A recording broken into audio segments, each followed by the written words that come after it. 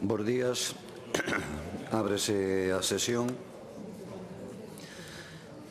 Xustificaron inasistencia o deputado Brais Ruanova Vilas Boas, que delega o seu voto na deputada Ana Pontón Mondelo, portavoz do Grupo Parlamentario do Bloque Nacionalista Galego, todo elo conforme ao artigo 84.3 do regulamento, e xustifican tamén inasistencia doña Patricia Iglesias e don Iago Suárez Fernández. E sin máis entramos na orden do día. O punto primeiro é informe anual do Valedor do Pobo correspondente ao ano 2024. Todo elo se fai en aplicación da norma terceira das reguladoras das relacións entre o Parlamento e o Valedor do Pobo, aprobadas pola Mesa o 28 de maio de 1991. O debate ante o pleno do informe anual axustarase ao seguinte procedemento. A valedora exporá un resumo do informe debatido ante a Comisión de Peticións o pasado 21 de novembro. O seu remate, a valedora abandonará o salón de sesións e as deputadas e os deputados iniciarán as súas deliberacións. Seguindo a orden de actuación prevista no artigo 80.1 do regulamento, as representantes ou representantes de cada grupo parlamentario poderán intervir por un tempo máximo de 10 minutos cada un para fixar a súa posición respecto do informe presentado. Co motivo deste debate non poderán presentarse propostas de resolución dado o seu carácter informativo sen prexuízo de posteriores iniciativas regulamentarias. E para elo, voulle dar a palabra á valedora e pregolle a vicepresidenta primeira teña ben acompañala hasta esta tribuna.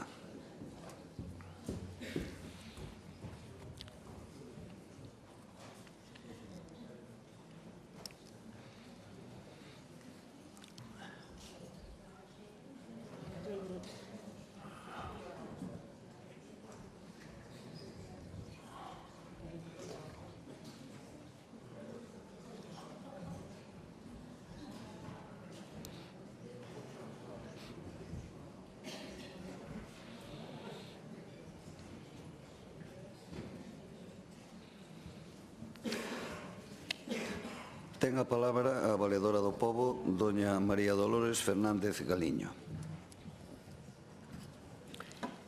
Bo día, presidente do Parlamento, membros da Mesa do Parlamento, diputadas e diputados.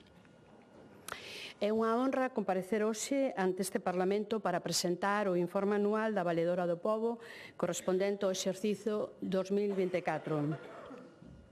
Nestes últimos anos vivimos un contexto marcado por desafíos sucesivos, a pandemia, as guerras de Ucraína e Gaza, a crise inflacionaria, e todo isto impactou tanto no tecido social como na capacidade de resposta das administracións, poñendo a proba a protección e a tutela dos dereitos fundamentais. Neste escenario, desde a Valedora do Pobo, quixemos reforzar o noso compromiso cunha acción pública baseada nun enfoque de dereitos humanos. O noso obxectivo é claro, que ninguén quede atrás en consonancia coa Axenda 2030. Débese garantir a igualdade real e a non discriminación e prestar especial atención á situación das mulleres, das persoas maiores, das persoas con discapacidade, da infancia, da mocidade e, en definitiva, dos colectivos en risco de exclusión, das persoas pobres, sin fogar, en situación de vulnerabilidade. A nosa actividade institucional centrouse, ademais, en fomentar a colaboración cas administracións e en manter sempre abertos tanto o diálogo como a escoita activa da cidadanía. Nesta liña, mantivemos unha relación fluida con entidades do terceiro sector de acción social coas que nos reunimos e organizamos eventos para dar a coñecer problemáticas sociais como a discapacidade, o senfogarismo, o antisitanismo ou as mulleres rurais. Un análise anual precisa de datos cuantitativos. Durante o ano 2024 registramos un crecemento importante tanto no número de queixas como na participación cidadá. Así, recibíronse máis de 16.500 queixas, Admitimos o 60%, admitimos o 94%, concluímos o 75% e inadmitimos o 3%. Desas 16.500 queixas, o 60% foron presentadas por mulleres. O uso de galego nas comunicacións superou o 80%. É o feito de que casi 2/3 das queixas se presentaron de xeito presencial ou postal. Cabe salientar as achegas colectivas á institución. Entre os exemplos podemos mencionar as máis de 8.500 sinaturas procedentes do Carballiño para reclamar melloras sanitarias, as 950 sinaturas de SADA en relación coa modificación dunha liña de transporte, ou un escrito de 338 persoas de Tordoia sobre a falta de profesorado de apoio nun colexio. No ano tramitáronse 4.155 asuntos, o que supón un incremento dun 11% respecto do ano anterior e dun 43% desde o ano 2020. En atención á administración afectada, do total de asuntos admitidos, o 65% refiríronse á administración autonómica e o 34% implicou as deputacións e os concellos. Por temática, as queixas centráronse nos servicios públicos máis demandados: sanidade, inclusión social e educación de competencia autonómica. Ademais, destacou o volumen de queixas relacionadas cos servicios municipais e co emprego público. Como consecuencia das súas investigacións, a institución da Valedora do Pobo emitiu 608 resolucións.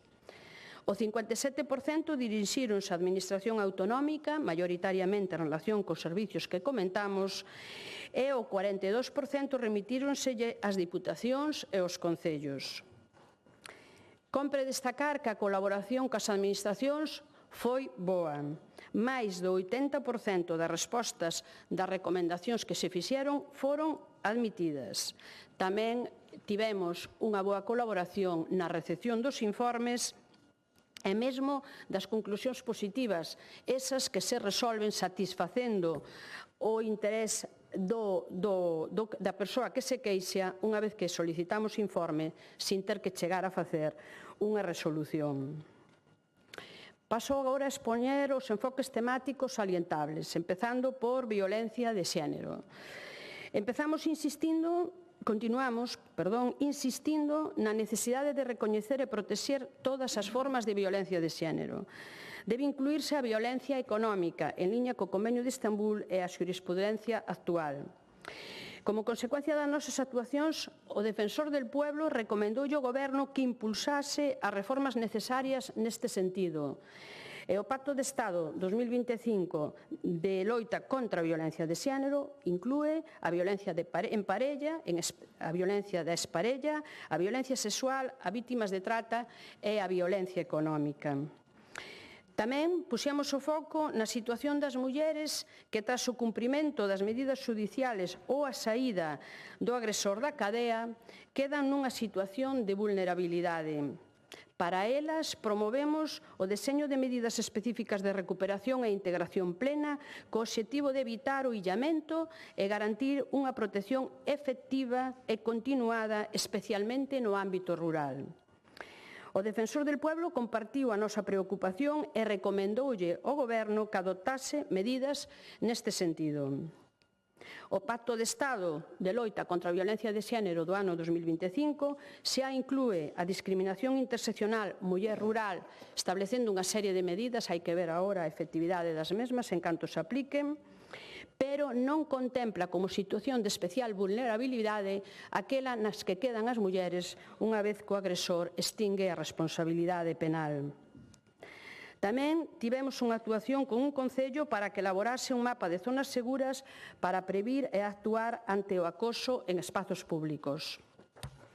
Vulnerabilidade económica.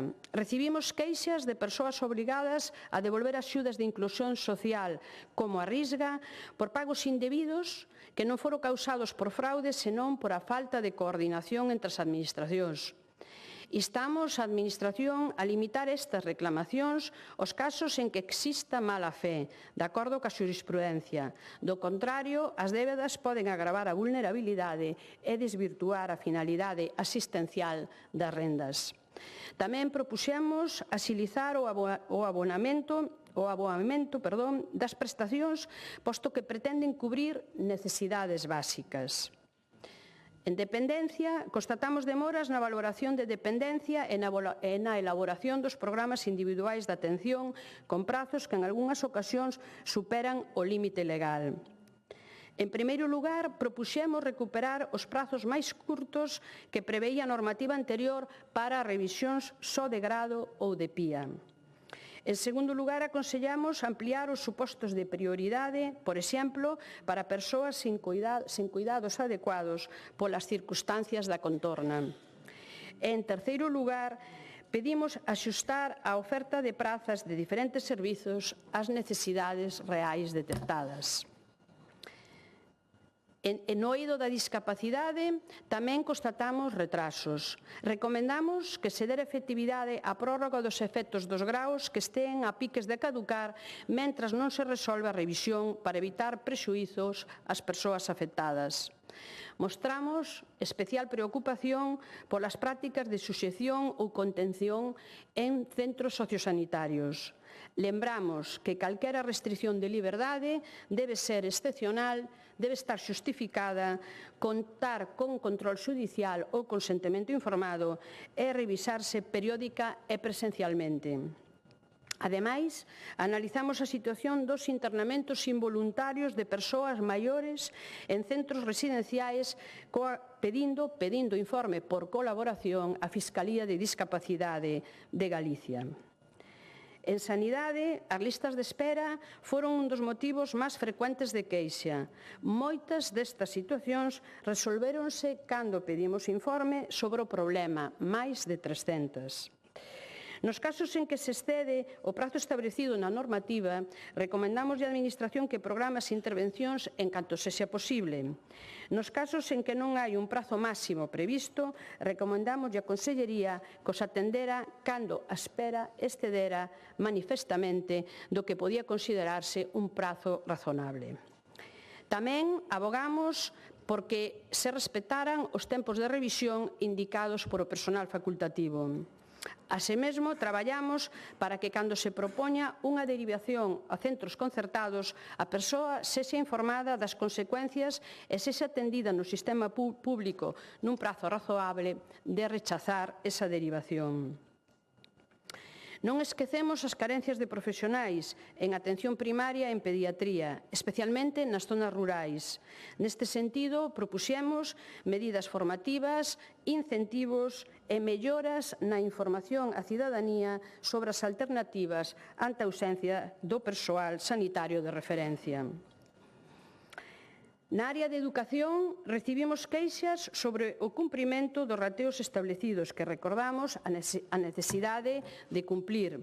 Tamén nos achegaron protestas sobre EDISGAL e propuxemos flexibilizar a obriga dos centros de continuar no programa que na actualidade se estende durante 4 anos desde que se acabe de implantar na etapa educativa. En fin, tamén abordamos, como en anos anteriores, a problemática do acoso escolar e incidimos na necesidade de formar a comunidade educativa para reforzar a prevención, a detección e a reacción. Por unha banda, o alumnado de secundaria e bacharelato manifestounos preocupacións sobre a discreción dos puntos laranxa físicos e abogaba porque todos os centros dispuxesen dun punto virtual.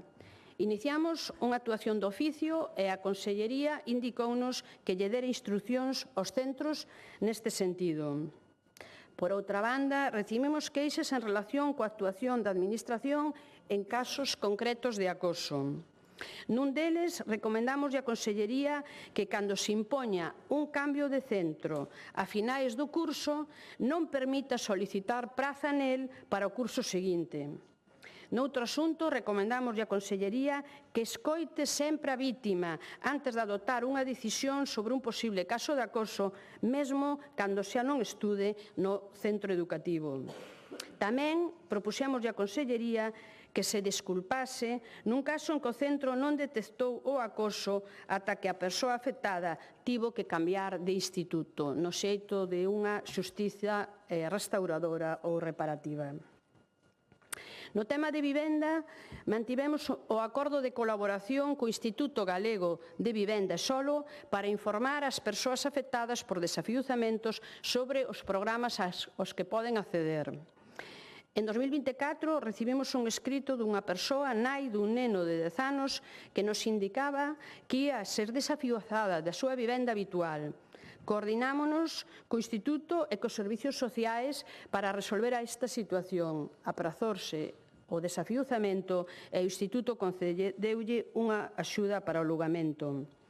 Tamén instamos ao Instituto para que resolvese as solicitudes de axudas para alugamento. A Administración indicounos que recibira un volumen elevado de peticións e resolveu todos os casos que deron lugar ás queixas. Relacións ca Administración. Unha boa parte das queixas proceden do silencio administrativo ou demoras para resolver procedementos. Instamos que se cumpran os prazos e se reforcen os servizos onde haxa colapsos. Tamén abogamos por informar de forma transparente sobre o estado dos procedementos. Isto levou á implantación dunha nova aplicación informática no Instituto Galego de Consumo e da Competencia.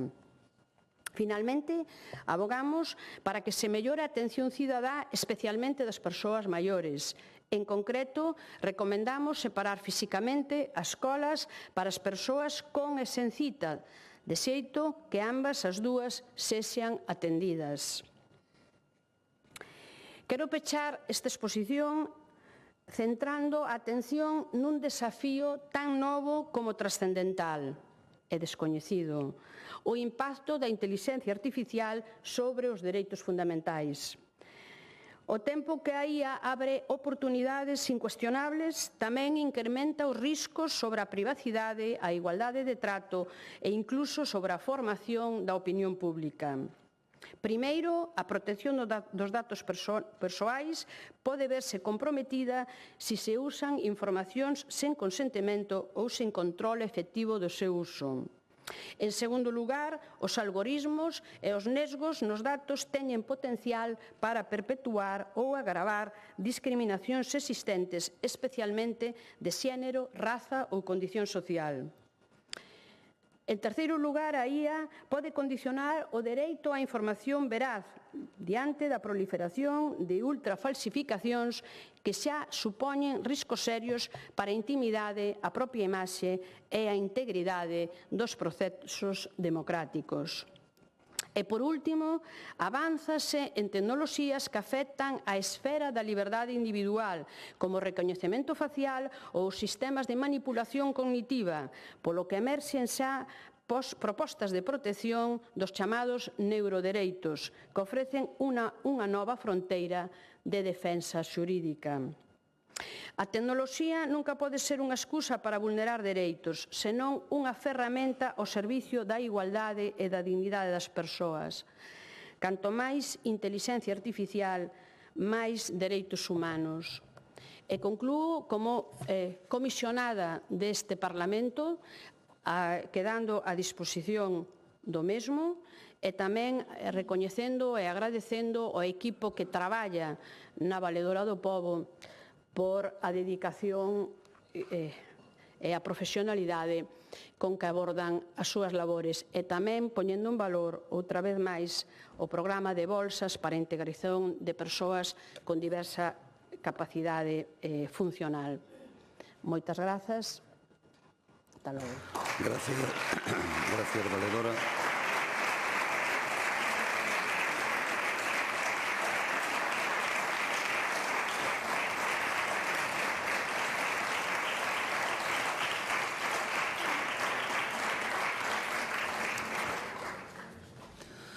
Pasamos á rolda dos grupos parlamentarios para fixar a súa posición.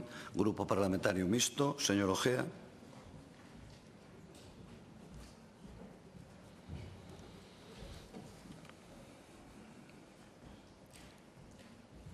Gracias, presidente. Bos días, señorías. Gracias á señora Valedora do Pobo polo polo informe.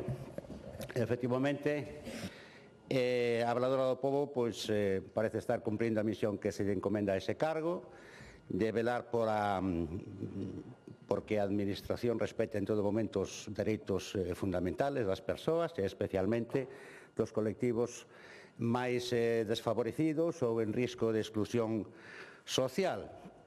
Nombrou diferentes exemplos da actividade que están realizando en relación coa esa defensa de dereitos humanos das persoas, sobre todo, efectivamente, cando se enfrentan á burocracia e cando se enfrentan ás administracións. Interesante reflexión que fixo acerca dos novos riscos que supón a inteligencia artificial e as novas tecnoloxías a hora de poder agredir ou de poder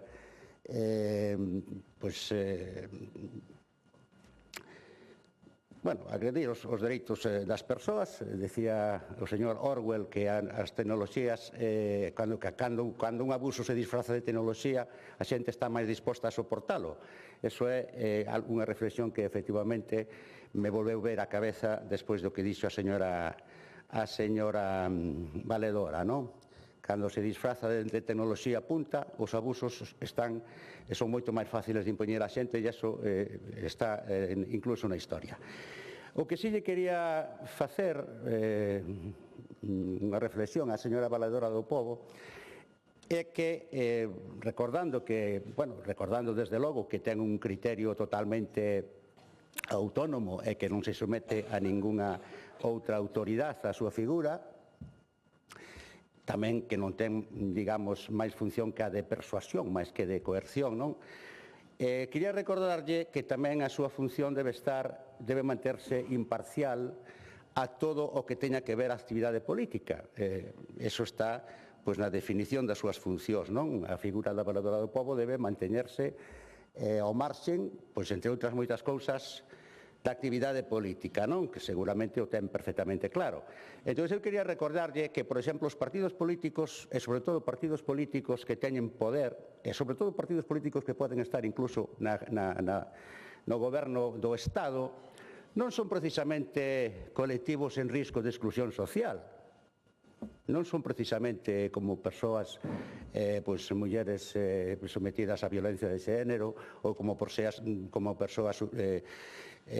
con algún tipo de discapacidade física ou de outro tipo que teñan dificultades para enfrentarse a unha administración. Non, os partidos políticos, especialmente os partidos políticos que son mayoritarios, que están en gobernos, non son precisamente colectivos con riscos de exclusión ou desfavorecidos que non teñan ferramentas para enfrentarse ao que interpreten como abusos de algunha administración. Entón, claro, se atenden a peticións desa clase de partidos, está deixando de atender ao mellor funcións máis perentorias ou a defensa de dereitos fundamentales das persoas. Os partidos políticos, sobre todo os partidos políticos grandes, teñen ferramentas para defenderse das administracións que sexan, indo ao xulgado, indo ao fiscal, someténdose as cuestións ao Poder Xudicial, e non restar recursos á Valedora do Pobo, que teñen mellor destino, desde logo, defendendo do que ela, fundamentalmente, a señora Valedora falou nos últimos minutos, persoas que ven conculcados os seus direitos sanitarios, os seus direitos da educación, etcétera, etcétera. E persoas que non dispoñen, ou colectivos que non dispoñen a veces das ferramentas potentes para enfrentarse á administración ou ás administracións das que dispoñen os partidos políticos. Porque se atenden a determinadas peticións dos partidos políticos por parte da Valedora, está lle dando titulares. E en política un titular é un activo. E é unha interferencia, o feito de prestar atención a esa clase de conflictos por parte da Valedora, é, na miña opinión, unha forma de interferir na actividade política.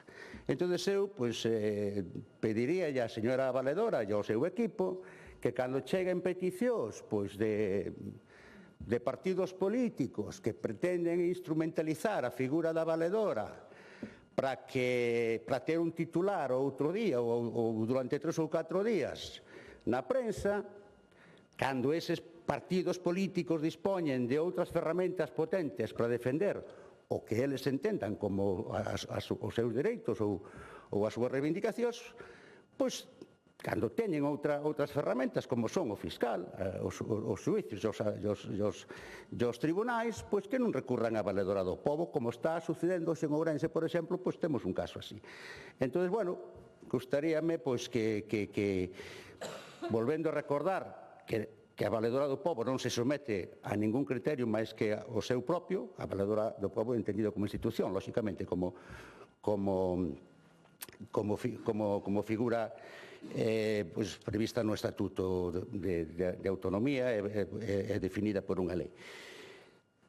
Reconocendo desde logo esa capacidade de actuar de forma autónoma, pois tamén lle recordaría esa obligación de manteñerse ao marxen das confrontacións políticas e ao mesmo tempo recordaríalle tamén esa misión de persuadir que ten, e que utilizase para persuadir os partidos políticos, especialmente os partidos políticos grandes, de que non usasen a súa figura para con fins políticos ou con fins de promoción política, e recordándolle que esos partidos políticos teñen outras ferramentas a súa disposición e non son precisamente colectivos con risco de exclusión. Nada máis, moitas gracias.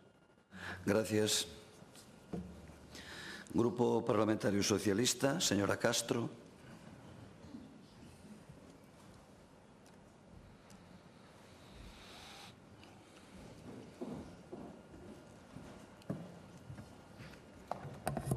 Grazas, presidente. Bo día a todos e a todas.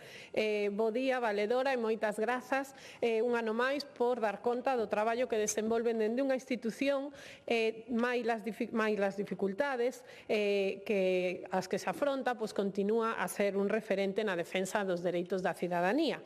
E maila tamén o Goberno de Rueda, que para incrementar a opacidade da súa xestión, pois decidiu apartar a valeduría do pobo do control da transparencia en Galicia, transferindo esta función a un órgano, como é o Consello Consultivo de Galicia, cuxa composición está baixo o seu control o ter maioría absoluta.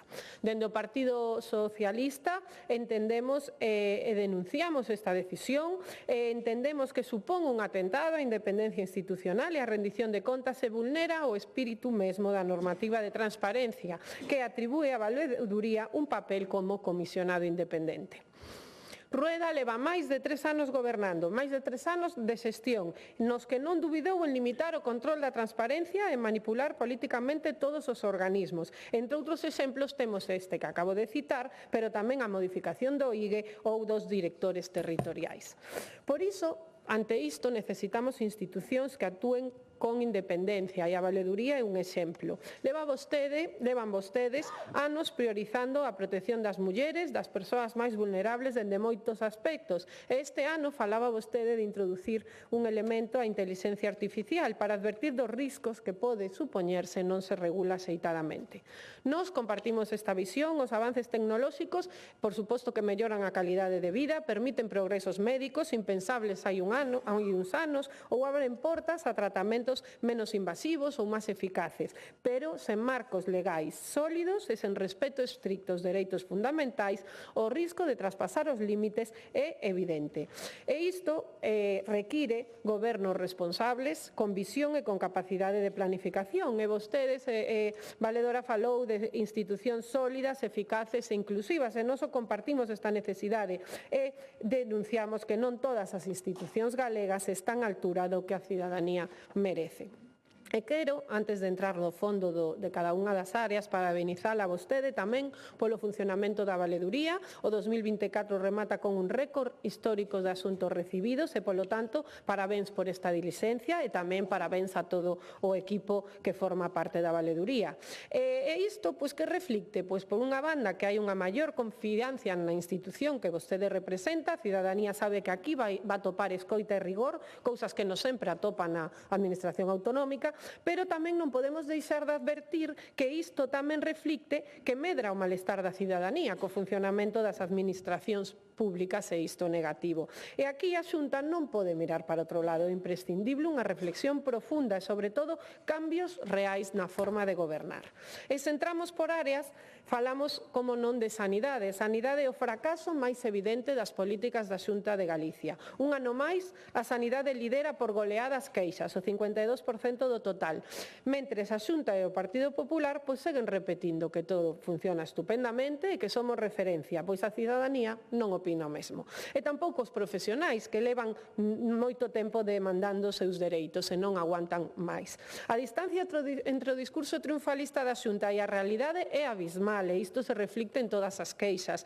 Se recollen reclamacións sobre listas de espera inasumibles, incumprimento reiterado dos tempos máximos, retrasos en consultas e probas diagnósticas que afectan directamente a saúde da xente, tanto en rehabilitación, oftalmoloxía, traumatoloxía, tax, resonancia, e se podería seguir así porque a lista é interminable. E por riba, a derivación forzosa a privada, que o conselleiro sempre nega, pero que é unha realidade.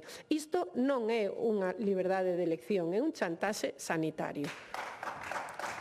E a valedora é clara nas súas conclusións. Compre garantir tempos razoables, ofrecer solucións a curto, medio e longo prazo e apostar de verdade por unha sanidade pública, non desmantelala. A falta de médicos e pediatras é esencialmente máis importante, cobra especial relevancia no rural, segue sen solución, máis as reclamacións colectivas en comarcas como a de Carballiño, Chantada ou a zona da Mariña. A Xunta leva anos mirando para outro lado. Política social, pois, é a segunda gran fenda, sen visión nin compromiso. A política social concentra o 19,3% das queixas. Falamos dun sector clave para o estado do benestar, que a Xunta leva anos convertendo en parches, bonos e fotos, sen planificación, sen aposta polo servizo público e sen compromiso coa igualdade real. As entidades sociais fan malabares para manter servicios básicos e os concellos están asumindo competencias que a Xunta debería garantir, e falo, por exemplo, da xestión do SAF. As señorías do Partido Popular é unha vergoña e era para que todos os concellos, incluídos os do Partido Popular, se puxeran en folga e cruzaran de brazos porque están nos afogar económicamente. E vostedes, de forma capciosa, o único que din é que ofertan máis horas, cando saben que é inasumible para todos os concellos poder coller máis horas co sistema de confinanciamento que teñen na actualidade. É porque estamos a falar, como dicía, de persoas e do dereito a unha atención digna e os concellos son responsables e non merecían un plantón generalizado. E tamén o abandono evidente das persoas con discapacidade que están a ser asistidas únicamente por asociacións do terceiro sector. Están vostedes tamén sometendo as mesmas un endebedamento terrible por non actualizar as achegas da forma que corresponden. En materia de discapacidade tamén é moi relevante a notoria cantidade de queixas que hai en relación á accesibilidade universal, algo que tería que ser inconcebible no ano 2025. Reclamacións recurrentes tanto na Administración Autonómica como de moitas municipais en relación á existencia de barreiras físicas, servizos mal deseñados e espazos públicos que exclúen unha parte da cidadanía. Non hai desculpa posible. Que dicir dos recursos residenciais insuficientes, saturados, listas de agarda interminables? A Xunta presume de benestar, pero a realidade de moitos maiores é moi distinta. Os menores, outro tanto do mesmo, anos de abandono e desinterese político. Os menores tutelados amosan que lo que vivimos nos denunciando hai moitos anos, que non é unha prioridade para este goberno, que faltan programas, recursos e vontade política. Sen oportunidades, o que se está a condenar estes nenos a un futuro de vulnerabilidade. E no acollemento familiar, pois igual, falla de impulso político e non hai aposta por isto. E despois a Xunta di que non se pode acoller a menores migrantes porque non hai espazo. Pois claro que non hai espazo porque levan desatendendo un sistema que debería estar preparado precisamente para isto durante anos. A sistema educativo, outro pilar do estado de benestar, pois igual, as queixas falan de recortes, reducción, abandono no rural, un 11,9% das queixas. Ningunha sorpresa para nós que vimos denunciando durante tempo o desmantelamento da educación pública galega por a reducción do profesorado, recortes nos servizos complementarios, deterioro da escola rural, incumprimentos reiterados dos acordos asinados cos sindicatos. En esta situación, pois falar de educación inclusiva é un exercizo de ficción.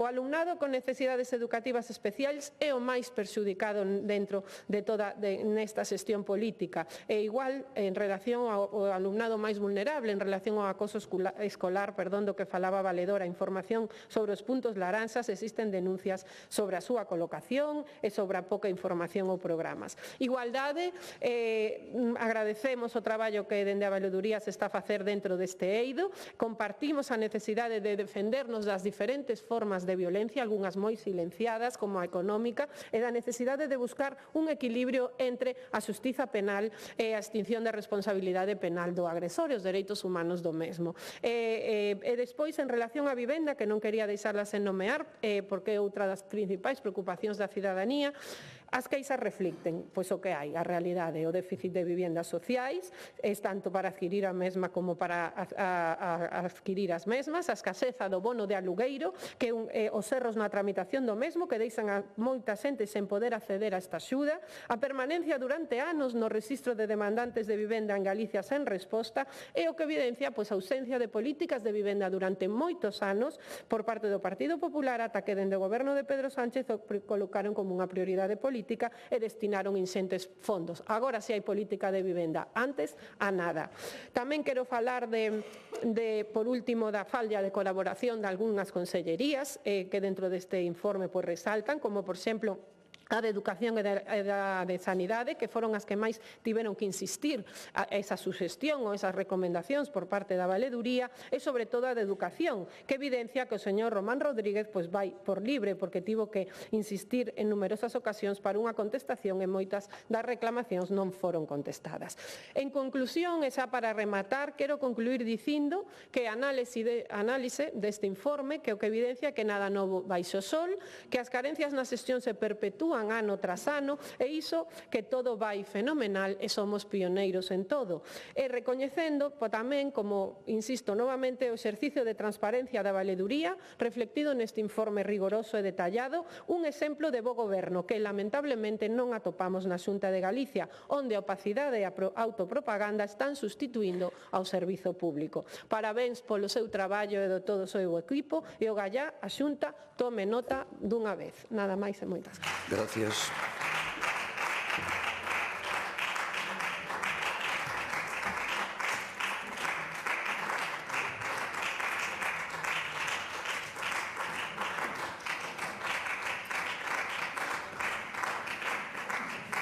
Grupo Parlamentario do Bloque Nacionalista Galego, señor Insua.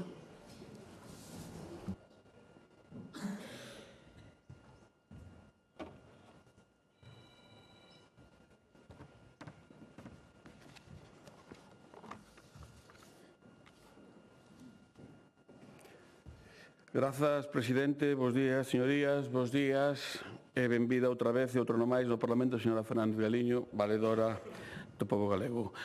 Como lle dixen a semana pasada na comisión, xa van 6 anos e medio dende que foi elexida como valedora do povo neste Parlamento, 31 de xullo de 2019, un mandato que está esgotado, caducado desde xullo de 2024. Xa sabemos que vostede non ten culpa ninguna, pero compre dicirlo aquí, na Cámara da Soberanía Galega, que é a que debera activar o proceso de elección cada 5 anos, e non cando o Partido Popular lle pete, tal e como dispón o artigo 2 da Lei 6/84, que di que o valedor do povo será elixido polo Parlamento de Galiza para un período de 5 anos.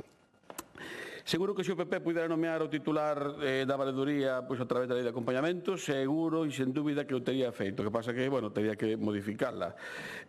Fan falta 3/5 partes do Parlamento, non? Unha cousa parecida que pasou tamén co director da antiga CRTVG, e xa sabemos que pasou, o sea que tampouco que ninguén se extrañe se aparece unha iniciativa legislativa para modificar a lei da valeduría do povo. E todo isto por qué?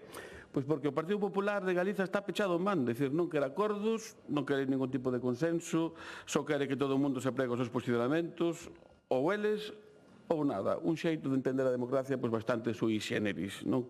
Parecido que había, pois, igual, fai máis de 50 anos. É dicir, hai unha obriga legal de renovar esta institución cada 5 anos, pero o PP non sabemos por que motivo, a ver se un día o explican aquí, pois pasa de todo, non? A forza da lei só existe para eles, é dicir, para as leis que lle conveñen, non? Sin saber que a forza da lei pois non entende de rúbricas nin de títulos. O que piden ao Goberno do Estado, pois non o fan aquí. Acusan o Goberno Central de non presentar orzamentos, que é unha obriga legal, pero aquí o PP, ante a obriga legal de renovar aos 5 anos esta valedoría, pois non o fai. Esta é a hipocresía do Partido Popular de Galiza. Pásase a lei cando lle peta polo forro. Estamos ante unha hipocresía do PP que vai de legal, de cumpridor das leis, coas institucións galegas, pero son os primeiros en quebrantar, vulnerar, infringir, violar, desacatar, desobedecer ou chamarlle como que queres, conculcar a lei, é dicir, como esta da Obraría do Pobo. É dicir, temos hoxe ao PP máis ultra da historia da democracia. E todo isto por qué?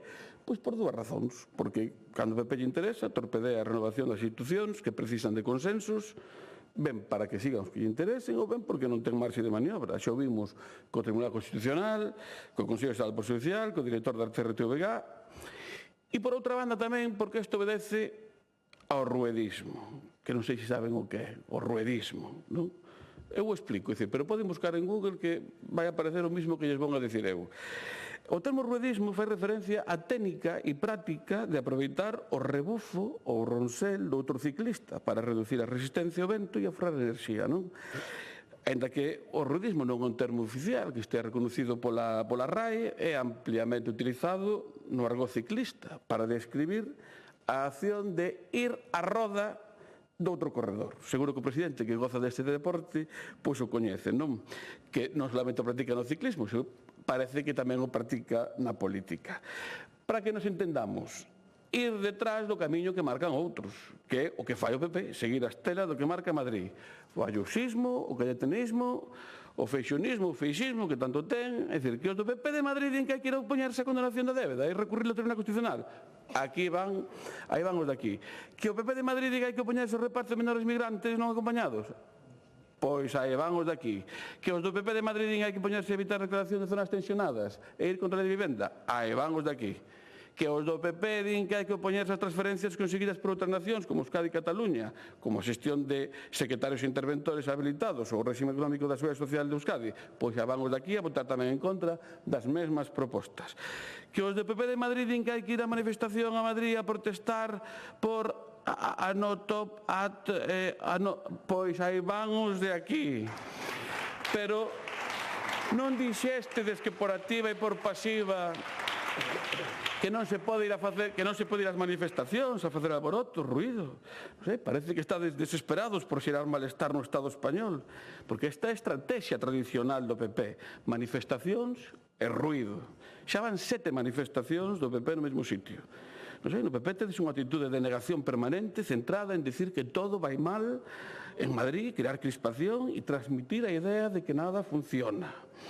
Non? E ali van os do PP de Galiza a servir os intereses políticos do PP máis rancio de España, a coller as pancartas e a algarada con bandeiras rosigualdas e desa crear tensión como estrategia non política, en vez de traballar e gobernar o noso povo, que está paralizado, non tedes ideas, nin proxectos, nin temas interesantes que levar ao Consello da Xunta, que cada vez, pois, a verdade que son máis significantes. É dicir, un domingo máis a madrugar e a respirar aire puro no refugio climático da metrópole. Sí, por certo, que nos pagou o autobús? Foi a caixa de resistencia do Partido Popular, pero non decides que ninguén pode pagar para poder ir ás manifestacións, non sei. E dermos tamén bocadillo.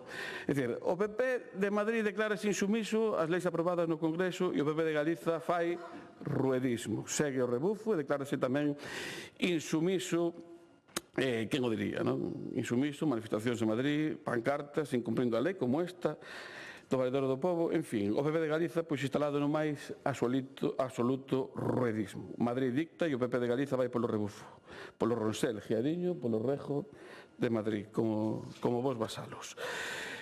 non sei, que alguén coñece algunha decisión do señor Rueda propia, que sería do presidente, unha soa, porque eu non coñezo, pudo ter cesando polo menos o Consello do Mar, pero nin eso que dimitiu antes de que o cesara, en fin, que temos realismo para un tempo.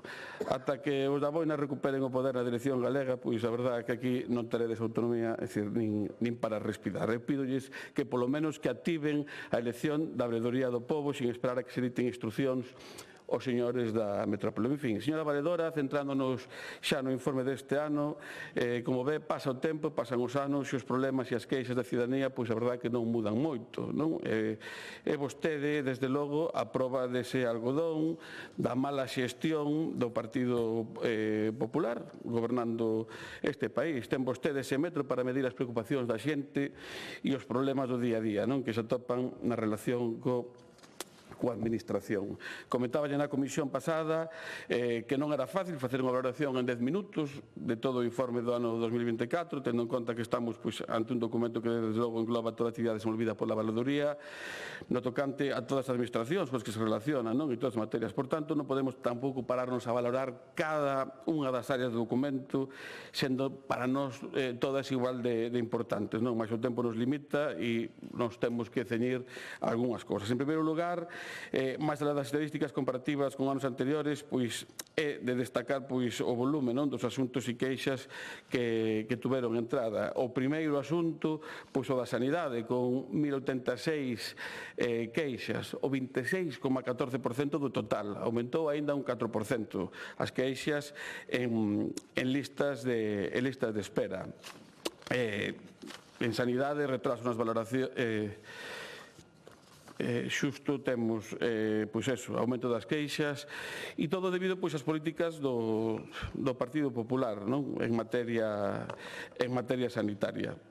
A verdade é que diga vostede certas cousas, non? Porque cando decimos nós aquí, din que non les inventamos, pero está ben que queden patentes no seu informe. Sobre o tema da inclusión social, que é o segundo problema máis importante, con 530 queixas, o 12,73%, sube 2 puntos e xa é a segunda área con máis queixas. Eu quixera destacar aquí algunhas cousas, non? Retrasos na valoración da discapacidade. É dicir, isto o saco do informe. Os días de espera para valoración de discapacidade seguen sendo superiores ao previsto no prazo de 3 meses. Se hai un prazo de 3 meses e resulta que na Coruña se tardan 422 días, e Lugo 675, casi 2 anos. Ourense 452, Pontevedra 690 días, case 2 anos, cando o plazo é de 3 meses. Santiago 356 e en Vigo 426. Retrasos na valoración da dependencia e na aprobación de programas. Isto o poden ver no informe. O prazo para resolver son de 6 meses. Na Coruña 442 días, 14 meses. En Lugo 386, 13 meses. En Ourense 456 días, 15 meses. E en Vigo 288 días, 9 meses. E despois vostedes din que todo vai ben e que fan o máximo posible. Pois entonces non sei a que se debe. Listas da garda tamén para residencias, é tremendo. Retrasos, na perspectiva de xénero na valoración da discapacidade, pois a verdade esa falla de priorización na solicitude das mulleres que son vítimas de violencia de xénero queda tamén reflectido no informe. O dereito á accesibilidade universal, en fin, no tema da dependencia, retrasos nas valoracións das listas da garda, nas residencias, espera das ofertas a persoas con necesidades específicas, as esperas no SAF, nas libranzas, nas persoas falecidas, pois en espera tamén desa atención. Comentaba outro día na comisión que non hai residencias preparadas tamén para os da ELA, que a vostedes se enche moito da boca, que son os primeiros por tema da ELA. Non temos residencias en Galiza para enfermos da ELA. E o terceiro problema, o de educación, xa digo, non dá tempo a todo, a falta de recursos para os colectivos máis vulnerables. En fin, eu simplemente quero dicirlle, señora Fernández Galiño, que volvemos a darlle as grazas polo seu traballo, polo seu esforzo, por resolver as queixas e os problemas da xente que acode como último reduto. a esta institución que ostenta, sobre todo esa xente que se atopa nunha situación de vulnerabilidade, non? A xente máis indefensa da sociedade polas situacións particulares que teñen, non? Entón, moitas grazas polo seu bo facer. Señorías do Partido Popular, volvo a repetirlle, sexan formais e cumpran ademais coa lei que regula esta institución, cando menos escoiten as suxestións e recomendacións da verdade do povo e, polo menos, no tocante á sanidade, os servicios sociais, fágalle, se remata o presidente, algo de caso a que vostedes mesmos avalaron no cargo, non? E cambien dunha vez e fagan políticas para a xente en vez de facer políticas contra a xente e contra o noso povo. Moitas grazas. Gracias.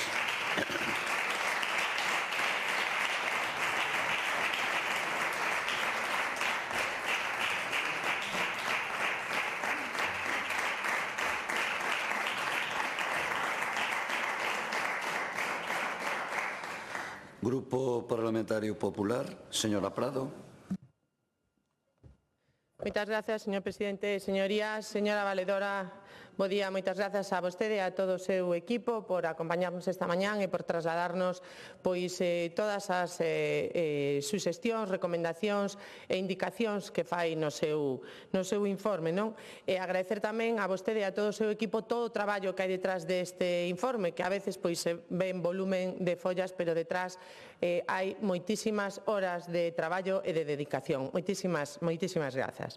Ben, antes de entrar no contido do informe, vanme permitir que, dada a razón de ser da valeduría, que é a defensa dos dereitos fundamentais e dos principios de bo goberno consagrados na nosa Constitución, aproveite para denunciar a situación de emerxencia democrática que vive o noso país. Unha emerxencia provocada polo progresivo proceso de colonización das institucións e poderes concibidos para ser independentes e que tristemente están hoxe ao servizo dunha única persoa, Pedro Sánchez, e dunha esquerda que perdeu por completo o respecto á democracia.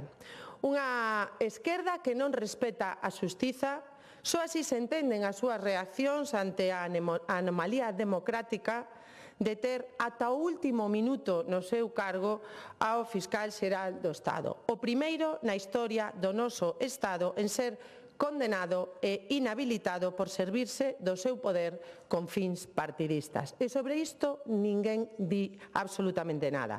Por unha banda, temos a un goberno que nomeou o fiscal atacando ao Tribunal Supremo por facer xustiza. E por outra, a señora Pontón falando de lawfare e dicindo sen rubor, e abro comillas, que hai togas que queren facer política porque non aceptan o resultado das eleccións. E logo ven aquí o señor Insua a intentar darnos leccións de legalidade. Señor Insua, teñen moitas que aínda dar dentro do seu grupo e do seu partido e despois veña a darllas aos demais. A este respecto, señorías, só lle vou dicir unha cousa. Como demócrata e como xurista, cando as sentencias xudiciais deixan de respectarse, a democracia comeza a desmoronarse, porque sen confianza na xustiza, todo poder se volve arbitrario. Estamos ante unha esquerda que tampouco respecta a pluralidade política. Só así se entenden os ataques violentos como que o pasado 25 de novembro o Bloque Nacionalista Galego instigou a través do seu sindicato a sede do Partido Popular de Santiago. É tan escandaloso como lamentable que precisamente nun día como o 25 de novembro para a eliminación da violencia contra a muller, que ten que ser de unidade, o BNG decidira unha vez máis optar pola confrontación, pola polarización, pola división e pola violencia. Xa que esta vez foron máis alá, chegando ata o punto de exercer coaccións, intimidacións e recorrer a violencia verbal contra traballadoras do Partido Popular de Santiago e mesmo contra xornalistas. Señorías, violencia enxendra violencia. O peor é que non o condenan porque, no fondo, o BNG considera que hai mulleres de primeira e de segunda e que as do PP merecimos iso, pero xa lles digo que nós, como Rosalía de Castro, nin caladas nin sumisas. Dito isto, entrando no propio informe, vemos que as cuestións que máis espazo ocupan son as relacionadas coa sanidade e coa inclusión social, algo que é lóxico porque son dúas das principais preocupacións da cidadanía. Preocupacións que, por sorte, tamén comparte o Goberno galego e que se traducen nun traballo constante pola mellora dos servizos. Porque, por exemplo, no que se refire ás listas de espera sanitaria, e aínda que evidentemente sempre hai marxe de mellora, hai que poñer en valor que sexamos a segunda comunidade na que os pacientes teñen que esperar menos días para unha consulta. Por exemplo, para unha primeira consulta co especialista, os galegos esperamos 39 días menos que o resto de españois. Do mesmo xeito, pido respeto, como eu respetei aos seus compañeiros cando falaron. Deso vai a democracia. Primeiro falan uns e despois falan outros. Do mesmo xeito, somos tamén a cuarta comunidade na que os pacientes teñen que esperar menos días para unha cirurxía. En concreto, preto de 50 días menos de espera respecto ao resto de España, onde a media hai que esperar case 4 meses. Eu entendo que son datos que non lle gustan, pero son os datos reais de Galicia. Uns datos que, como digo, podían ser mellores, pero para iso, por moito que cada vez a Xunta invista máis recursos en sanidade, señorías, faltanos un recurso fundamental, os médicos especialistas. Un problema que, como todos vostedes saben, é común en toda España, ademais a todas as comunidades autónomas, goberne quen goberne e a todos os niveis. Que lle digan ao ministro Marlasca que non é capaz de encontrar médicos para os cárceres, ou a ministra Mónica García, que tampouco é capaz de cubrir as prazas de Ceuta e Melilla. Por tanto, cando o PSOE e o BNG queiran falar de sanidade, falen primeiro co goberno que sustentan en Madrid e díganlle que dunha vez por todas poñan riba da mesa as solucións que levamos anos demandando dende todas as comunidades. En Galicia sí estamos a traballar e ofrecer solucións e a proba está en que a Xunta xa actuou para cumprir as recomendacións da valedora no que se refire a ofrecer incentivos entre os facultativos para cubrir as prazas desertas de difícil cobertura e cubrir de xeito voluntario as quendas de traballo vacantes. Por certo, co voto en contra do Partido Socialista e do Bloque Nacionalista Galego. E, señor Insua, seguindo o símil do ciclismo, que parece que lle gustou, non? Pois sabe que fai o BNG? Pois levan tempo facendo a goma. E sabe que significa facer a goma en ciclismo? Pois mire, engancharse ao líder do pelotón, pero vostedes amosan cada vez que lle faltan menos forza para seguilo.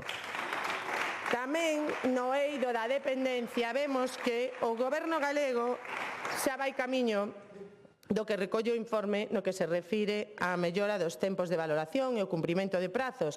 De feito, así se fai constar. Parece que o señor Insua esa páxina ou a saltou ou intencionadamente non quiso falar dela aquí, porque miren, aí está o plan de choque aprobado pola Xunta e que permitiu avanzar neste sentido, reducindo en 47 días o tempo de tramitación, alcanzando unha ratio de cobertura das prestacións de case o 99% e simplificando o proceso para o recoñecemento automático da discapacidade.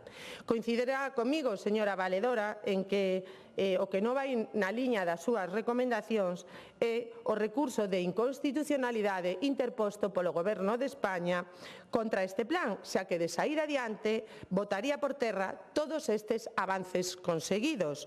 Un Goberno central que só pon a trancos porque o que é poñer cartos en riba da mesa, iso non. Estaría ben que as señorías do PSOE e do BNG, tan bravos aquí e tan mansiños en Madrid, pois fosen quen de reclamar, como fai a Xunta, os case 3.000 millóns de euros que nos adebeda en materia de dependencia. E se os tiveramos, señorías, señora Castro, eu me comprometo, como secretaria xeral do Partido Popular de Galicia, a que todos os concellos do Partido Popular xunto cos do Partido Socialista, xa que vostede veu aquí a decir que fósemos todos unidos, fósemos a Madrid a pedirlle ao señor Sánchez que nos dé eses 3.000 millóns de euros que adebeda para a dependencia, porque con iso resolveríamos o problema do SAF. E tamén, señora Castro, prazas de residencias, pero claro, Si o Goberno de España non pon o 50% que ten que poñer conforme lle obriga a lei da dependencia, pois dificilmente se pode cumprir. Explíquenlle aos seus alcaldes e aos seus portavoces que isto é a deuda que ten o Goberno de España con Galicia. No eido da igualdade, eu quero agradecerse, señora Valedora, que se faga con este informe da desprotección que sufren as mulleres vítimas de violencia de xénero, porque os representantes do PPDG tivemos que escoitar nesta tribuna que ata aí moi pouco tempo como se nos acusaba de negacionistas por denunciar que o sistema de protección non estaba funcionando. Tanto das pulseiras AliExpress que puso o Goberno de España en marcha e desprotexendo as mulleres, como a lei do solo sí e sí, que o único que fixo foi poñer na rúa ou reducir penas a agresores sexuais, e agora pois temos que escoitar que iso é negacionismo. Fallos das pulseras que vostede tamén recolle, que provoca a desprotección que sofren estas mulleres unha vez que teñen eses dispositivos, non? E tamén as disfuncións das valoracións de risco, que vimos como moitas mulleres pois, que tiñan no sistema de Biogen foron asasinadas a pesar de estar nese sistema que non as protexeu.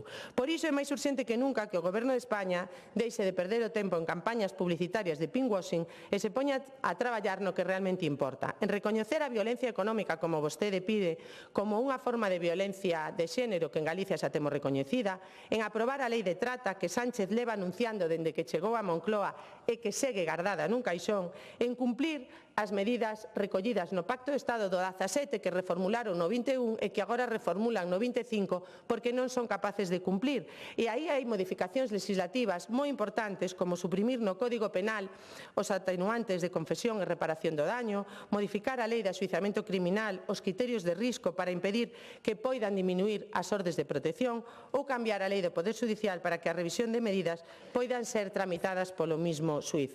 Cando vostedes, señorías do BNG e do PSOE, sexan capaces de reclamar todo isto, estarán validados para falar de violencia de xénero. Mentras tanto, seguirán sendo cómplices do goberno que máis atentou contra os dereitos das mulleres neste país. Dito isto, xa para rematar, señorías, como dicía ao principio, nós si tomamos boa nota das preocupacións dos galegos e das galegas e das recomendacións da Valedora. Pero penso que tamén estaría ben que fixesen isto pois ali onde gobernan vostedes. Estaría ben que o fixese a alcaldesa independentista de Santiago, un dos concellos do que máis queixas recibiu a Valedora e a que máis veces tivo que insistir para que colaborase ou enviase información requerida. Está ben que o fixese o presidente socialista da Deputación de Lugo, ao que se lle tivo que recordar que non pode prohibir aos deputados da oposición acceder ás dependencias provinciais. Estaría ben que fixese tamén os alcaldes socialistas de Vigo, Lugo e A Coruña, dos cales se recibiron queixas por negarlle acceso á documentación a concelleiros da oposición. Por tanto, leccións de transparencia, señorías, ningunha. Todas estas cuestións inciden na falta de respecto á democracia e na emerxencia democrática que vimos denunciando. Remato xa. Nós, dende logo, seguiremos facendo porque no noso obxectivo está a mellorar a vida dos galegos. Nunca haberá cabida para o conformismo, máis ben todo o contrario. O que hai é ambición, responsabilidade e, por suposto, traballo diario para ofrecer uns servizos públicos de calidade e a altura do que os galegos e as galegas demandan. Moitas grazas, señora Valedora, para axudarnos a seguir traballando nesa liña e a conseguir ese obxectivo. Grazas. Gracias.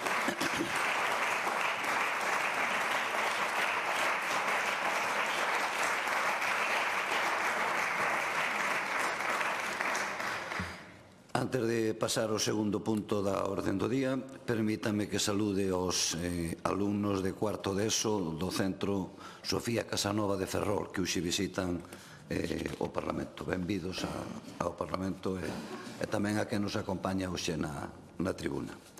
E continuamos xa co orden do día, texto legislativo Neste caso, debate e votación do ditame emitido pola Comisión Primeira Institucional de Administración Xeral, Xusticia e Interior sobre a proposición de lei de modificación da Lei 3/2012 do 2 de abril do Deporte de Galicia.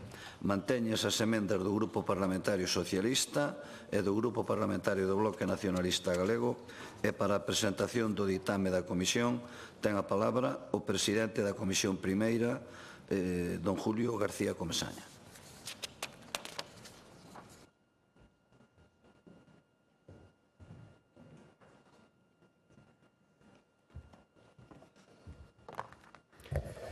Moitas gracias, presidente. Moi bo día, señorías. Esta proposición de lei do Grupo Parlamentario Popular tivo entrada no rexistro do Parlamento o día 17 de xuño de 2025, co número de rexistro 27.520. A proposición de lei foi tomada en consideración na sesión plenaria deste Parlamento o día 23 de setembro do ano 2025.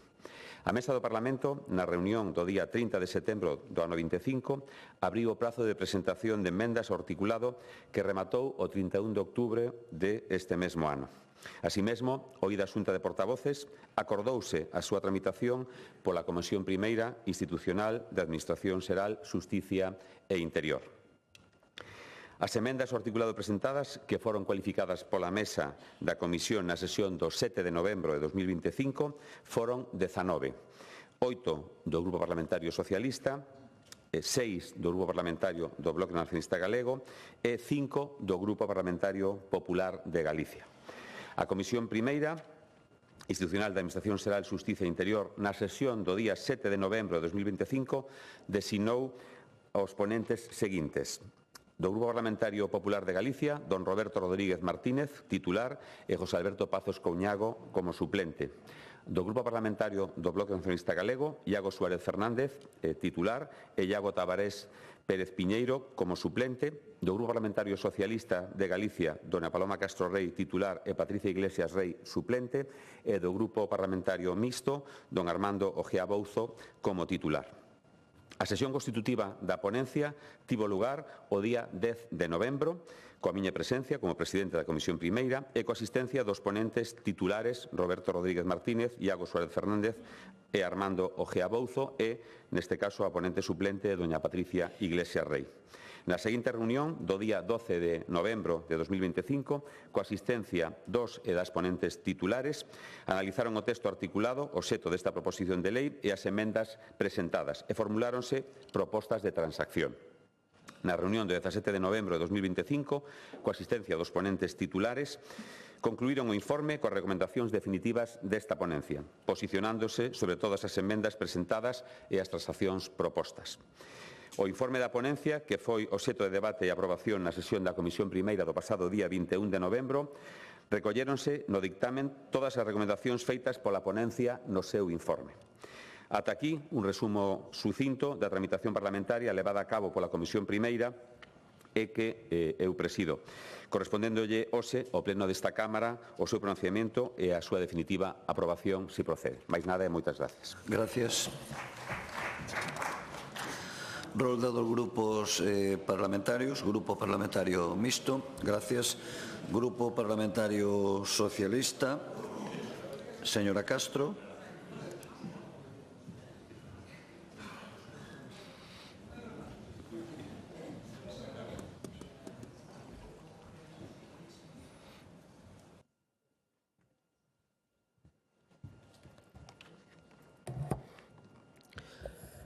Bo día e bo día a todos os alumnos que hoxe nos acompañan tamén. Quero iniciar a miña intervención pedindo perdón á Valeduría, que xa non está, pero seguramente sí que o escoita porque sei os debates parlamentarios, pola falla de respeto do Partido Popular, que no canto de facer unha valoración do seu informe ven aquí a falar dos seus problemas persoais, e con problemas persoais me refiro a que non goberna no Estado español. É unha falla de respeto total cara a esta institución. En entrando xa en materia, pois quería falar desta tramitación desta lei, unha tramitación express sobre o que foi unha raquítica e puntual modificación da lei do deporte, e por fin chegamos ao seu debate final e presumiblemente pois a súa aprobación tamén en pleno. E teño que volver a insistir en que nos enfrontamos neste momento unha nova oportunidade perdida. Deixamos pasar outra oportunidade para que Galicia avance, agora no eido deportivo.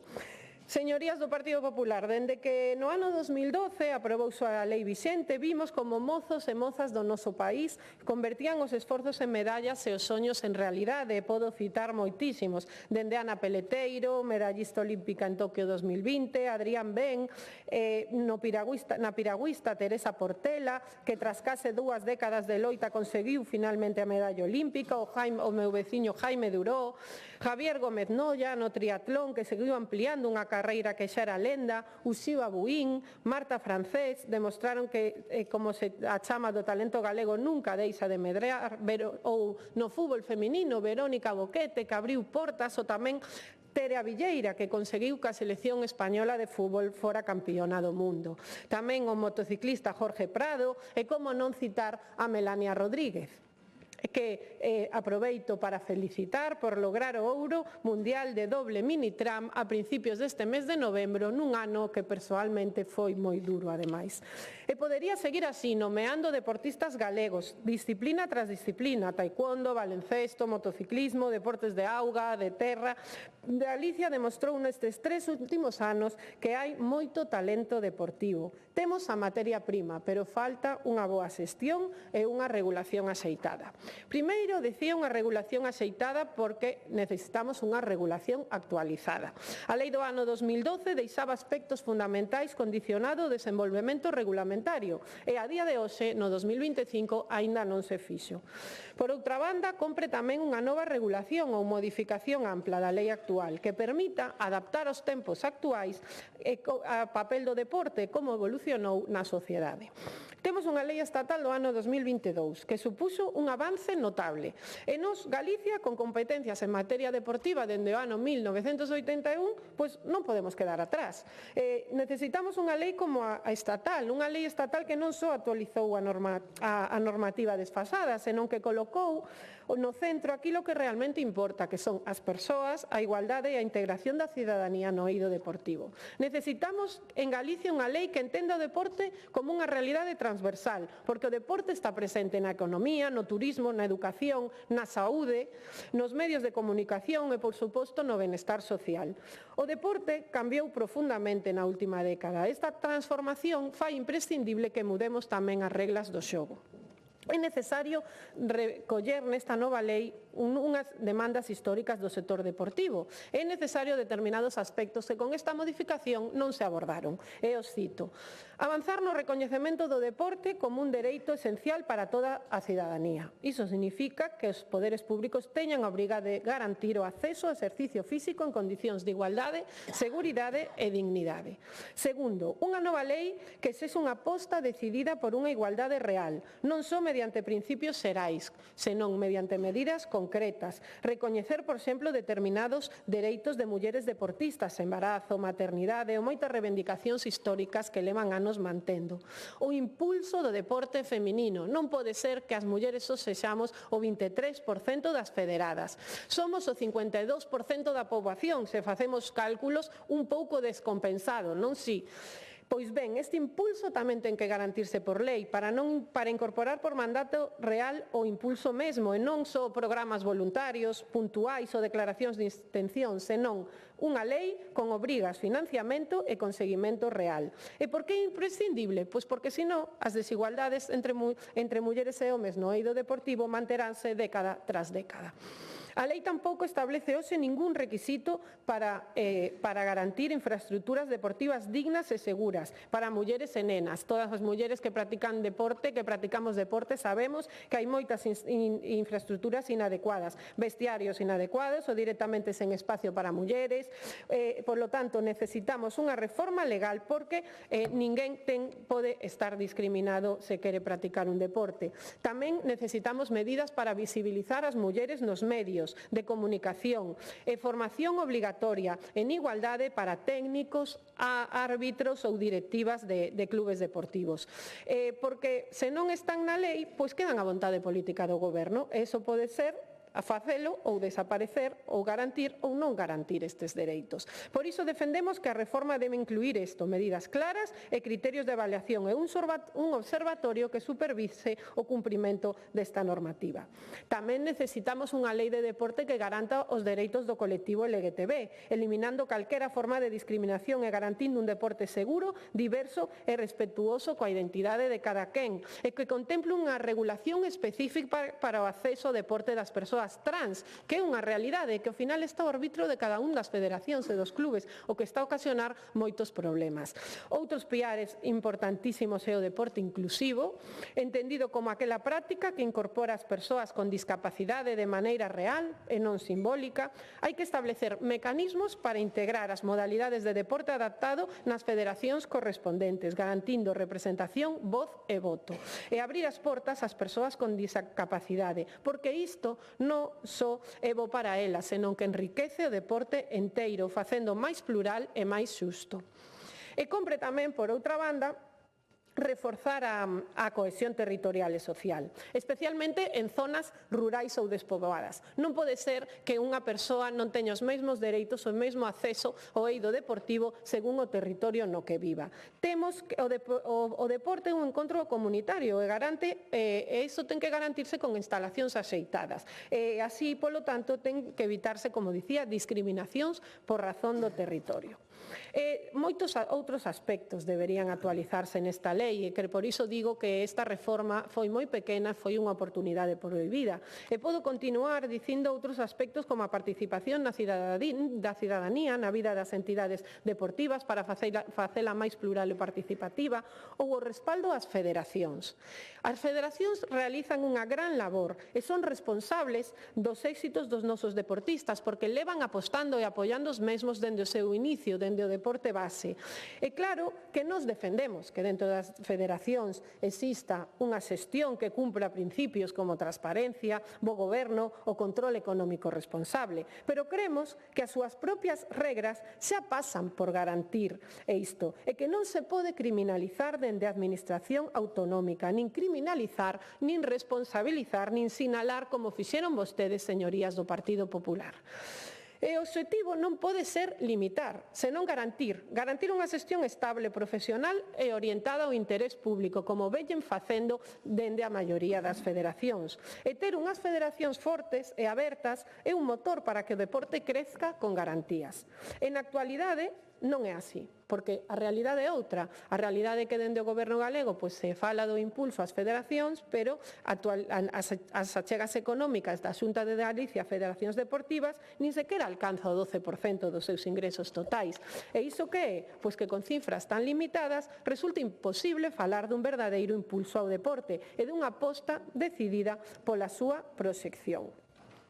Dentro do que nos votamos de menos nesta modificación legal tamén está o respaldo ás persoas deportistas, e o respaldo ás persoas deportistas pasan tamén por un estatuto da persoa deportista, que defina claramente os dereitos e deberes, que recoñeza as particularidades das diferentes figuras, pois tanto as profesionais como as non profesionais, os deportistas ocasionais ou incluso os de alto nivel,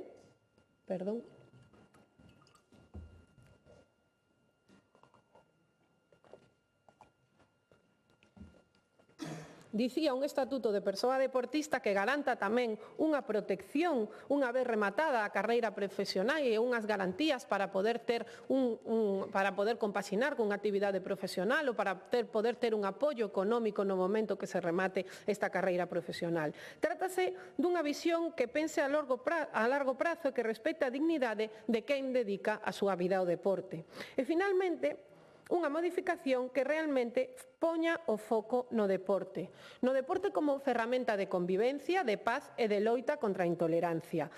Vivimos un acontecemento o ano pasado moi triste e que deixou en evidencia que falta moito control no eido do deporte no que se refire á violencia. Foi un pouco o que motivou a excusa a esta modificación legal, non? O goberno galego pois sempre pon parches publicitarios ante os problemas reais e iso así pasa o que pasa, o regula de forma escasa, mal e sen contar co sector. E iso é a consecuencia foi esta lei, non? Intentar facer que facemos algo cando xorde un feito terrible e así quedamos cubertos. Non tapamos así e facemos un envoltorio bonito e queda como a Xunta fai e a Xunta actúa. Pero a realidade que está detrás non é isa. Porque para promover valores de cooperación e xogo limpio, para políticas para combater a violencia, o racismo ou a xenofobia tanto dentro das instalacións deportivas como fora, pois fan falla outras medidas máis drásticas. E non pasa isto únicamente por engadir estes 3 artigos, permitindo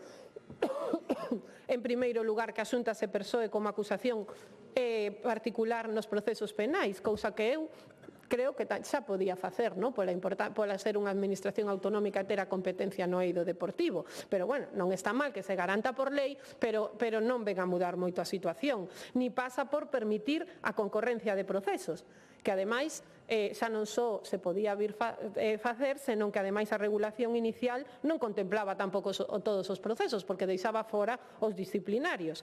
Ou tampouco pasa por endurecer os prazos de prescripción, porque isto é dar máis oxíxeno ao que logo falarei do Comité Galego de Xustiza Deportiva. Senón que se necesitaría para loitar contra a violencia no deporte unha reforma máis ampla e unha resposta axeitada á violencia no eido deportivo. Isto pasaría por medidas como, por exemplo, regular axeitadamente o Comité Galego de Xustiza Deportiva.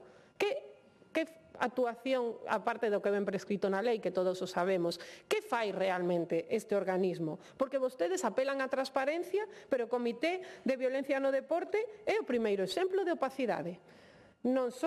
Non carece de financiamento suficiente, porque non sabemos moi ben canto financiamento, imposible averiguar que partida recibe e canto financiamento anual ten este organismo.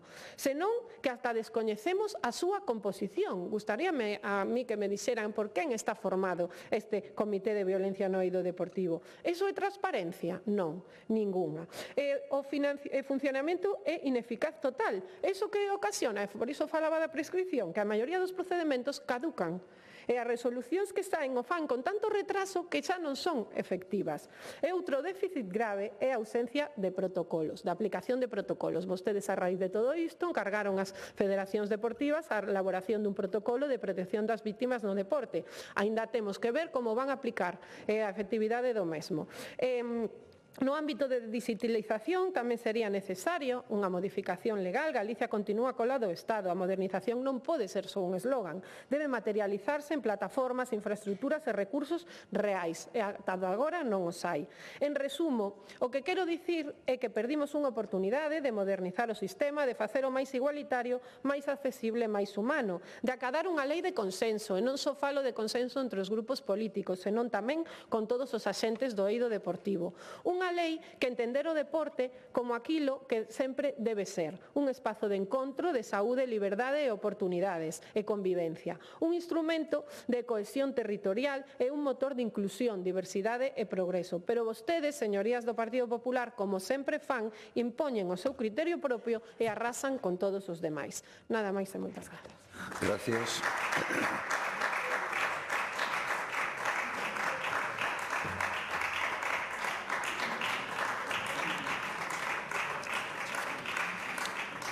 Grupo Parlamentario do Bloque Nacionalista Galego, señor Castro.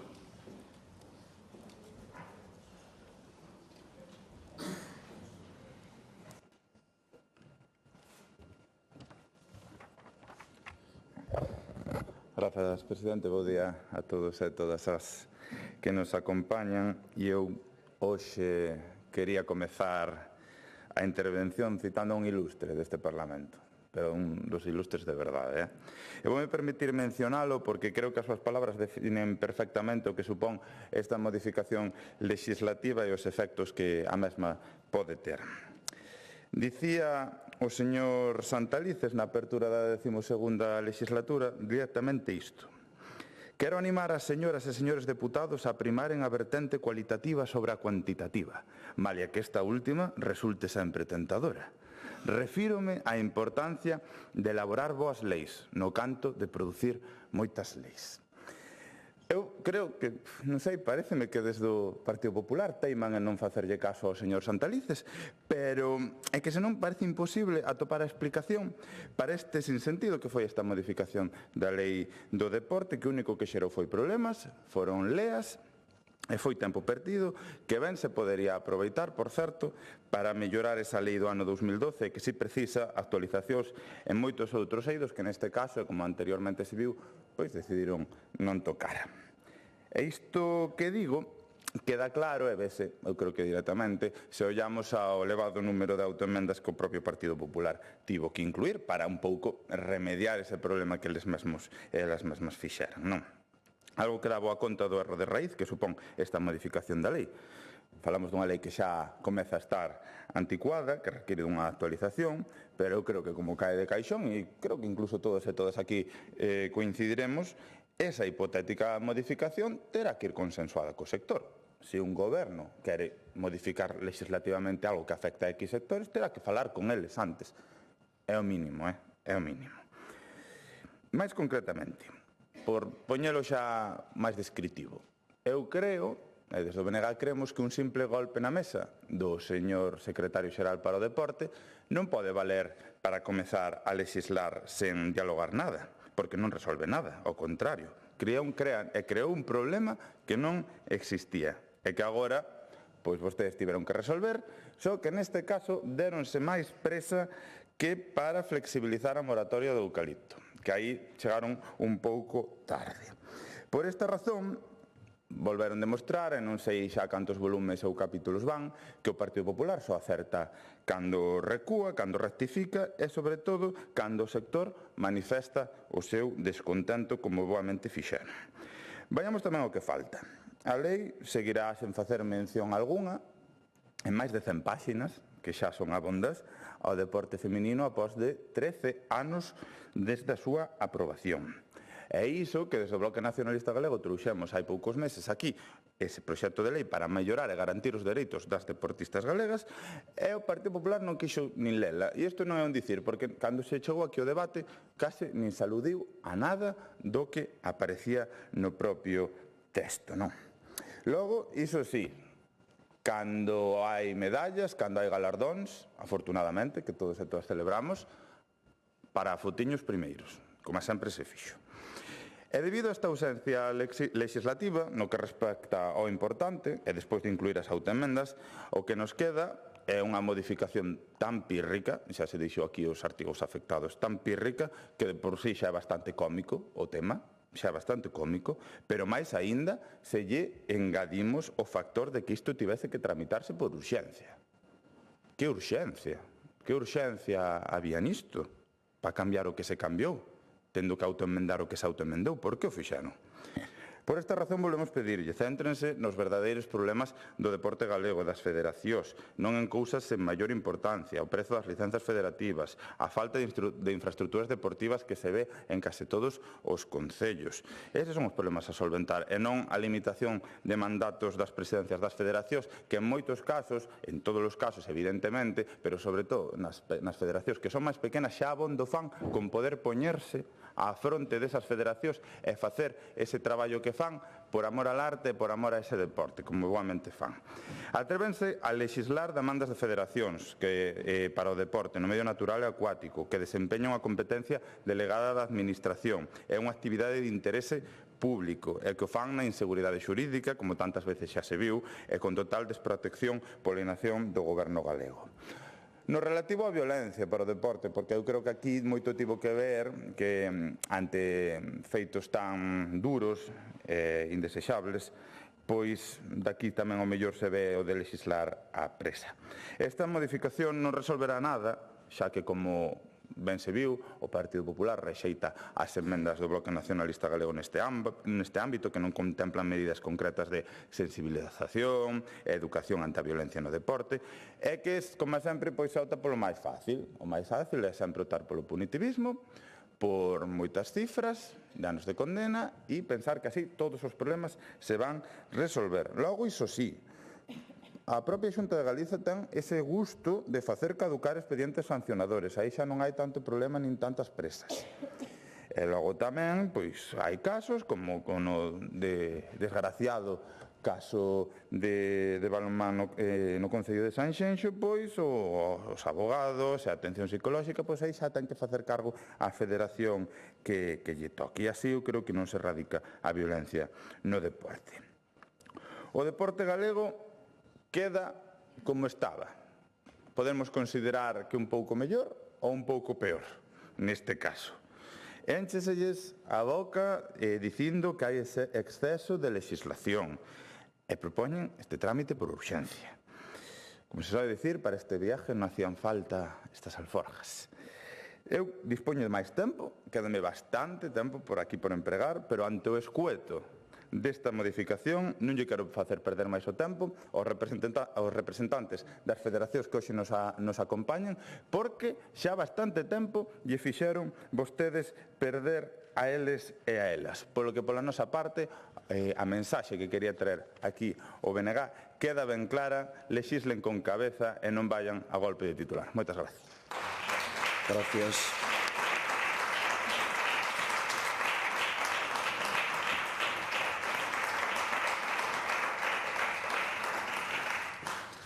Podía decir ya que lo de gracias por ser un bo alumno e atender as recomendacións que se fan. Bueno, é unha brincadeira.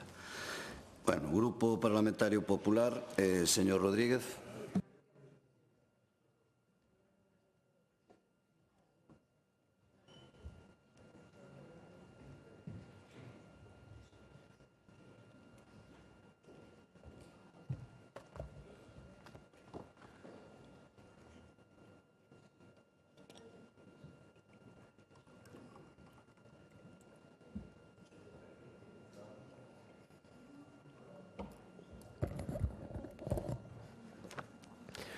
Grazas, presidente. Bo día a todos. As miñas primeiras palabras necesariamente teñen que ser para enviarlle un afectuoso saúdo a quen hoxe debería estar tomando a palabra no meu lugar para defender esta lei dende esta tribuna, o meu compañeiro, o señor Marnotes Argimiro, que se está a recuperar dunha recente intervención a quen, polo tanto, desexamos unha pronta e feliz recuperación para que, canto antes, utilizando a linguaxe deportiva, poida volver á cancha.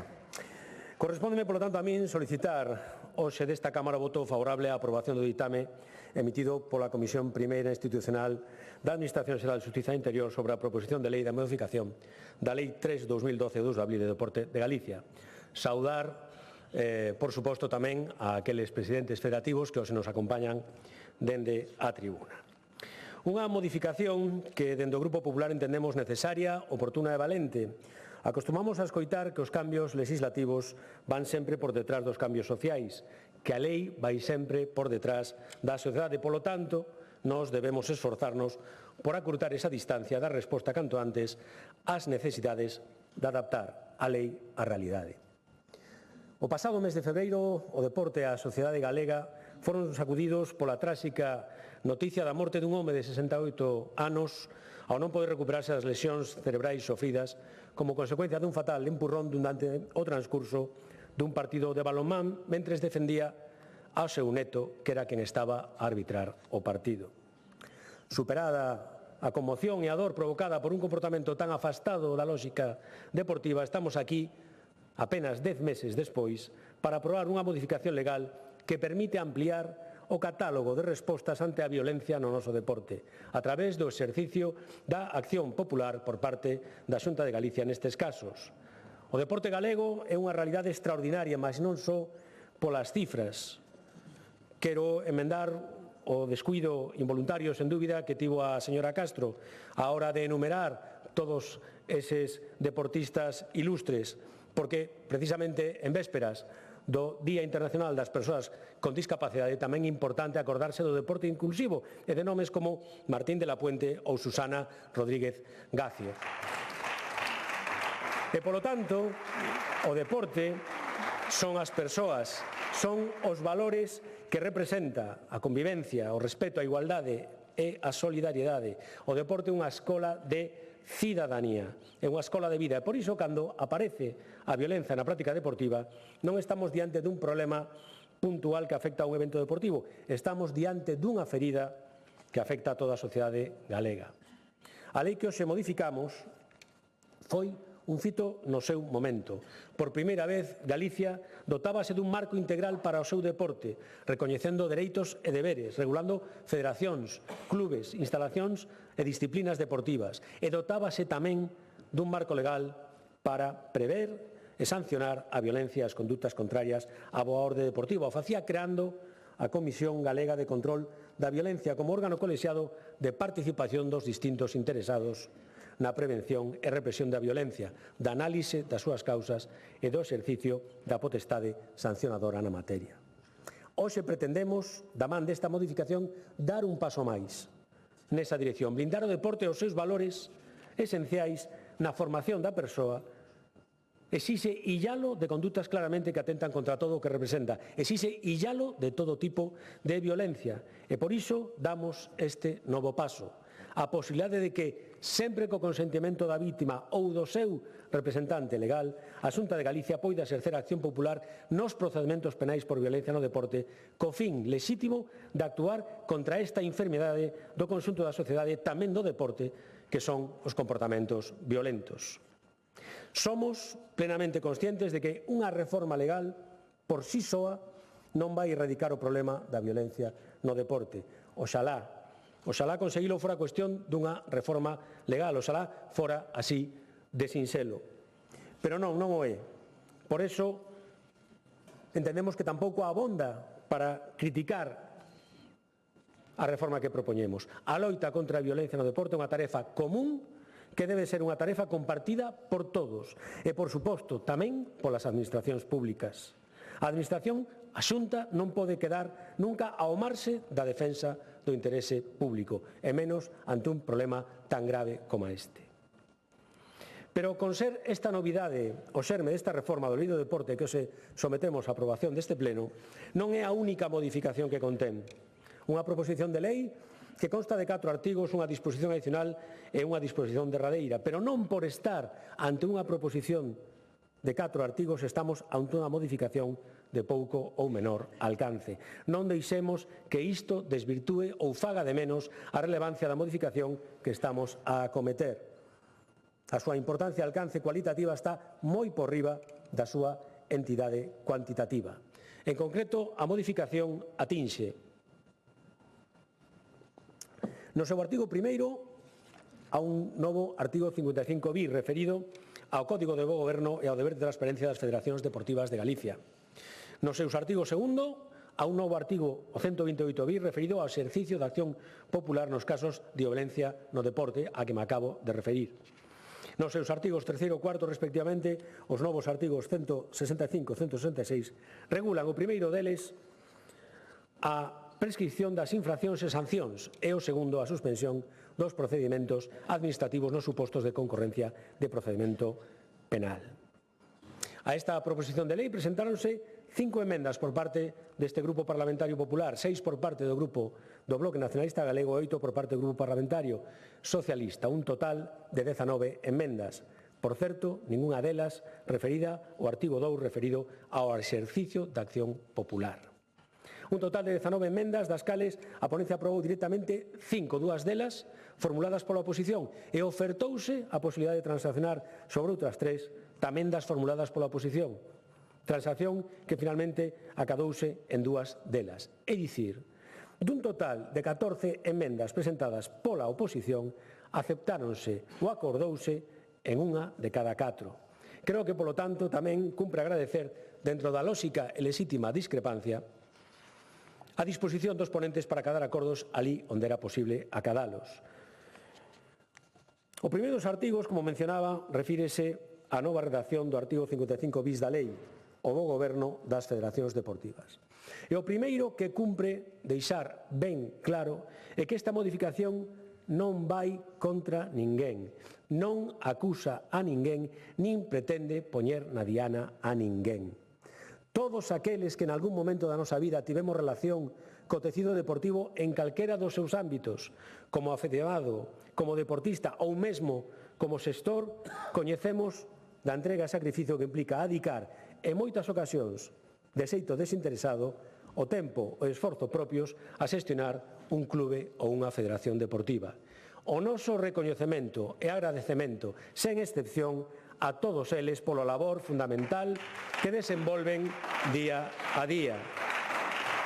Construen deporte, construen sociedade, en definitiva, construen Galicia. Entón, por que esta reforma? Por que é necesaria? Porque pretende levar a xestión deportiva á xestión das federacións o que se está implantado noutros ámbitos da xestión do ámbito público.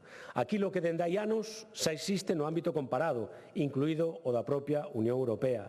O bo goberno no deporte do século XXI é un requisito esencial para o normal desenvolvemento da xestión de organizacións e federacións deportivas.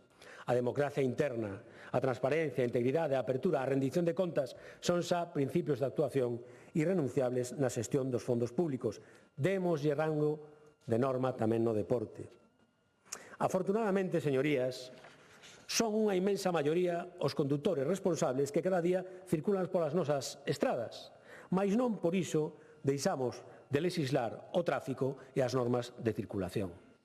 Tamén, no deporte, son inmensa maioría os xestores responsables, pero alí onde sexa necesario as federacións deportivas deben elevar o nivel de exixencia das súas normas de bo goberno a través de principios que garantan a xestión irreprochable dos seus recursos financieros, os controis para previr os conflitos de intereses ou a duración limitada dos cargos federativos, que tamén se aborda nesta modificación de tal xeito que para ninguén pode resultar traumático. 4 mandatos con opción dun único mandato adicional en atención a diversas circunstancias, e todo co obxecto de garantir a renovación destas entidades de natureza privada, pero que exercen funcións públicas e reciben fondos públicos que, lóxicamente, deben de estar condicionados á garantía da existencia e aplicación destas prácticas de bo goberno. En concreto, a este artigo formuláronse 6 enmendas, aceptándose 2 delas. Unha do Grupo Popular que deu redacción definitiva aos apartados D e E do artigo 55 bis, que establecen a obriga dos cargos federativos de informar sobre a existencia de relacións de carácter contractual, comercial ou familiar con aqueles que tiveran vínculos comerciais ou profesionais coa federación, e a incompatibilidade deses cargos co exercicio de funcións retribuídas por servicios profesionais coa federación. Eliminouse da redacción inicial a prohibición taxativa de relacións comerciais. En ambos casos tamén eliminouse a extensión desa prohibición aos cónxuxes, ascendentes ou descendentes desa incompatibilidade, cambiándose por esa obriga de información. E outra emenda transaccionada co Bloque Nacionalista Galego que deu redacción definitiva a limitación de mandatos a 4 con opción dun máis adicional baixo determinadas condicións, unha única candidatura á presidencia, a aprobación de 2/3 da Asamblea Xeral ou cando concurran razóns de interese deportivo, en todo caso, coa autorización por parte do Departamento Autonómico competente. Como consecuencia desta reforma, enténdese necesario abordar outras 2, que son a modificación que recollen os artigos 3 e 4 da proposición de lei. Por un lado, unha delas aporta maior seguridade xurídica no relativo ao réxime de prescricións e sancións que finalmente consiste nunha remisión xeral ao establecido na Lei 40/2015 de réxime xurídico do sector público. Preténdese así, por fin, a lagoas interpretativas que estaban a provocar certa inseguridade xurídica que non beneficiaba a ninguén e que en algúns casos era mesmo incompatible coa periodicidade das reunións do Comité Galego de Xustiza Deportiva. Establécense agora uns prazos certos e inequívocos. 3 anos, 2 anos e 6 meses para a prescripción das infraccións moi graves, graves e leves respectivamente.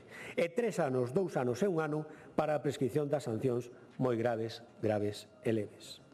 E por outro lado, se aborda a reforma do procedimento a seguir en caso de concorrencia de procedementos penais e administrativos aceptando a mesa presentada polo Grupo Socialista que finalmente recollerá o tenor literal do xa previsto para estes casos na Lei 19/2007 contra a violencia, o racismo, a xenofobia e a intolerancia no deporte. A incoación dun proceso penal non será obstáculo para a iniciación, se é o caso dun procedimento administrativo, mais non se ditará resolución ata que recaia unha sentencia ou un auto de sobreseemento firme na causa penal.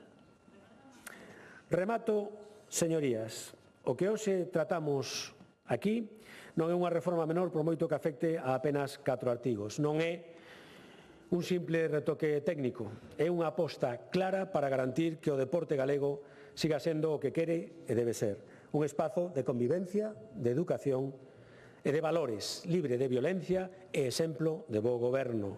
O deporte en Galicia é unha realidade inmensa, centos de miles de licenzas federativas, milleiros de clubes, decenas de federacións, miles de instalacións municipais, autonómicas e provinciais e grandes eventos internacionais que proxectan a imaxe de Galicia. Pero o verdadeiramente importante non son as cifras, xa o dixen antes, son as persoas, son os nenos e nenas que cada semana participan nas competicións do noso deporte base, son os adestradores, os árbitros e son, por suposto, as familias de todos eles. Entre todos forman o tecido deportivo galego e transmiten os seus valores. Para todos eses, señorías, e para quen estamos a lexislar hoxe. Polo de agora, máis nada e moitas gracias. Gracias.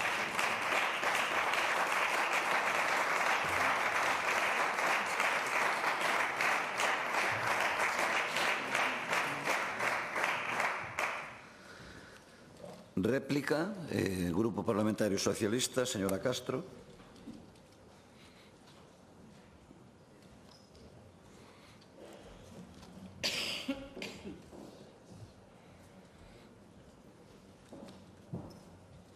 Presidente, novamente, señor Rodríguez, a verdade é que agradezo que na súa intervención non falara vostede do problema persoal do Partido Popular, e se cinguira únicamente ao eido deportivo.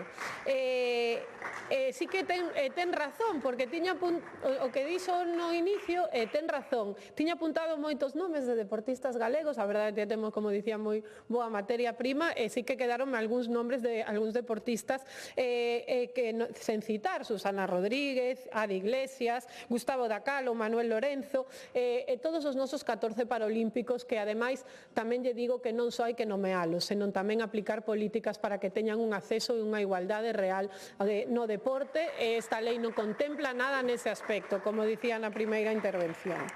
E quero saludar aquí tamén aos presidentes das distintas federacións deportivas que na miña primeira quenda non o fixen porque, como había tantos estudantes, pois quedaron no medio e non os vira.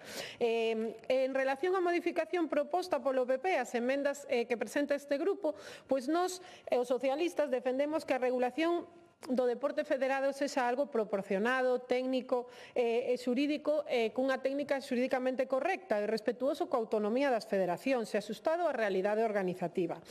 E por iso as nosas críticas a este proxecto de lei. Ademais de por todo o que expuxen xa na miña primeira quenda e ceñíndome ao articulado, as nosas críticas centranse niso, que centranse en que introducen cambios que consideramos necesarios, redundantes ou desaxeitados, porque xa existe un marco normativo neste sentido. Hai moitas carencias no marco normativo actual, pero isto sí que estaba regulado. E tanto na lei como en cada unha das normativas de cada unha das diferentes federaciones. Ademais, creemos que tamén era unha forma de actualizar isto a vía regulamentaria, non mediante unha modificación legal que incrementa a rixidez. En materia de gobernanza, entendemos que as federacións deben conservar un marxe de autonomía para adaptarse á súa diversidade interna, especialmente no tocante á limitación de mandatos, onde o proxecto de lei se considera excesivamente uniformador. Son distintas as realidades de cada unha das federacións dos diferentes deportes federados que existen en Galicia. Cada unha ten a súa singularidade e, ademais, é pouco respetuosa esta modificación.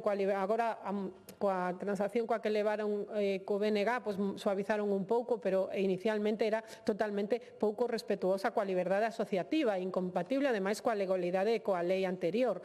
Porque creemos que, ademais, limitar mandatos escollidos democráticamente non ten sentido, e moito menos que o faga o Partido Popular, que se perpetúa nos os cargos, non? En que o que vean a palla no ollo alleo non no propio, non? E vostede fala de que a alimentación non é traumática para os presidentes. Non estamos a falar dun trauma para cada un dos presidentes, estamos a falar de inoperatividade para moitas federacións, porque ao final é unha carga presidir algunha federación en moitos casos, e non podemos pensar que todas son como a Federación de Fútbol, non? Que caen millóns do ceo. Hai moitas que constitúen moito esforzo persoal e incluso económico propio para levar adiante e tirar a cara adiante con unha determinada disciplina deportiva. E francamente, creo que a esas alturas a ninguén se lle escapa que vostedes o que querían era apartar a determinados presidentes incómodos de algunha federación. No ámbito das compatibilidades, pois o mesmo, creemos que a transparencia debe ser o principio reitor. Así temos que evitar as prohibicións absolutas, por iso non estábamos de acordo con este artigo. Creemos que as prohibicións absolutas poden facer inviable o funcionamento de moitas federacións, sobre todo das federacións máis pequenas ou incluso en determinados concellos máis pequenos, non? Porque moitas veces se traballa con persoal ademais de carácter voluntario que non recibe ningún tipo de retribución. E porque tamén creemos que aplicar criterios de contratación pública propios do sector público, cando a maioría das federacións non dispoñen desa estrutura, pois poden, como dicía, comprometer a súa operatividade e a calidade das competicións ou do acceso ás mesmas. O réximen sancionador creemos que tiña problemas de técnica legislativa e de proporcionalidade, por eso planteamos varias modificacións técnicas, tamén en relación á concorrencia de procedementos, que incluíamos aquí os disciplinarios federativos, que creemos que deben seguir manténdose se concorren cos penais.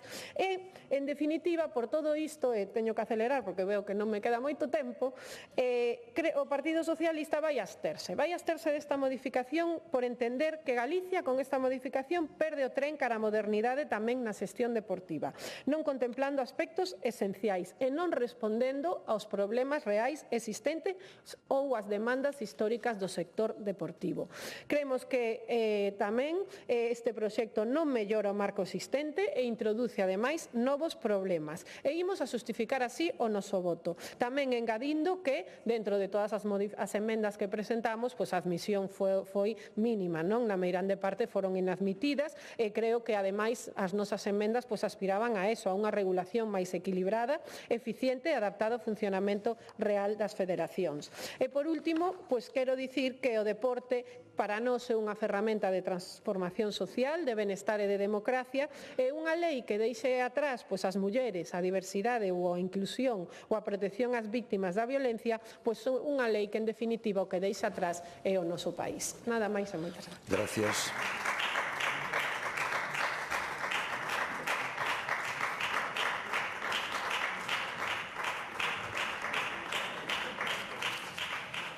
Grupo Parlamentario do Bloque Nacionalista Galego, señor Castro.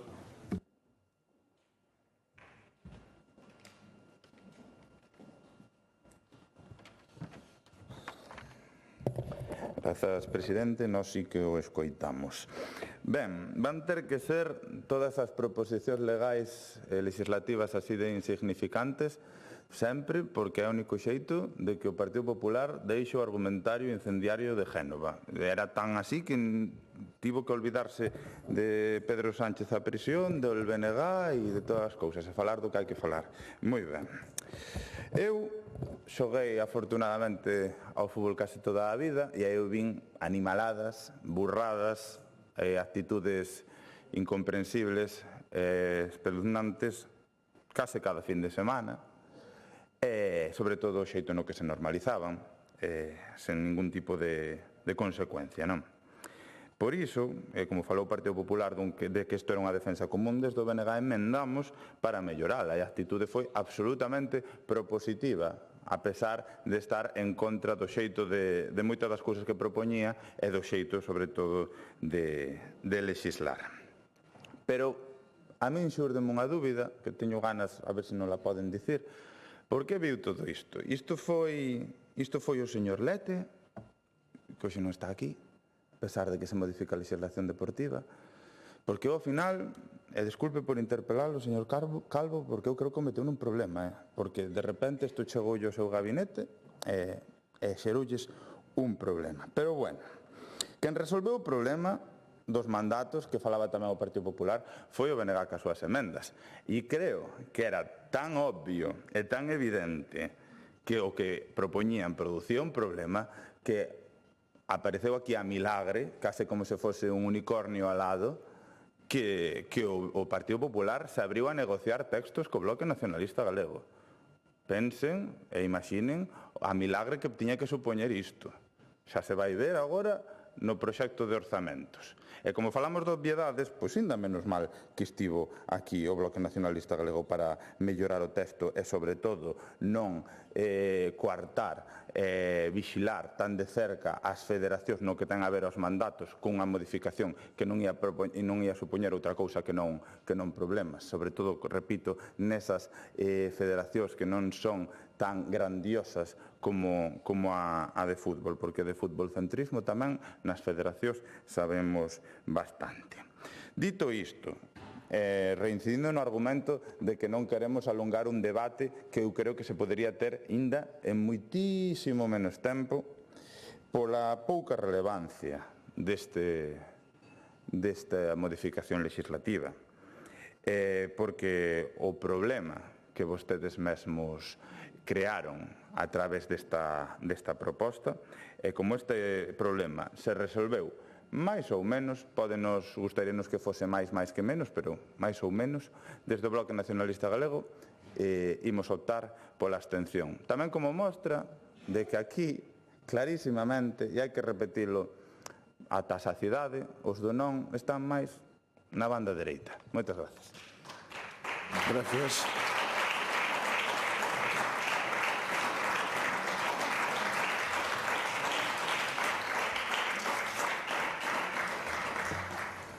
Grupo Parlamentario Popular, señor Rodríguez.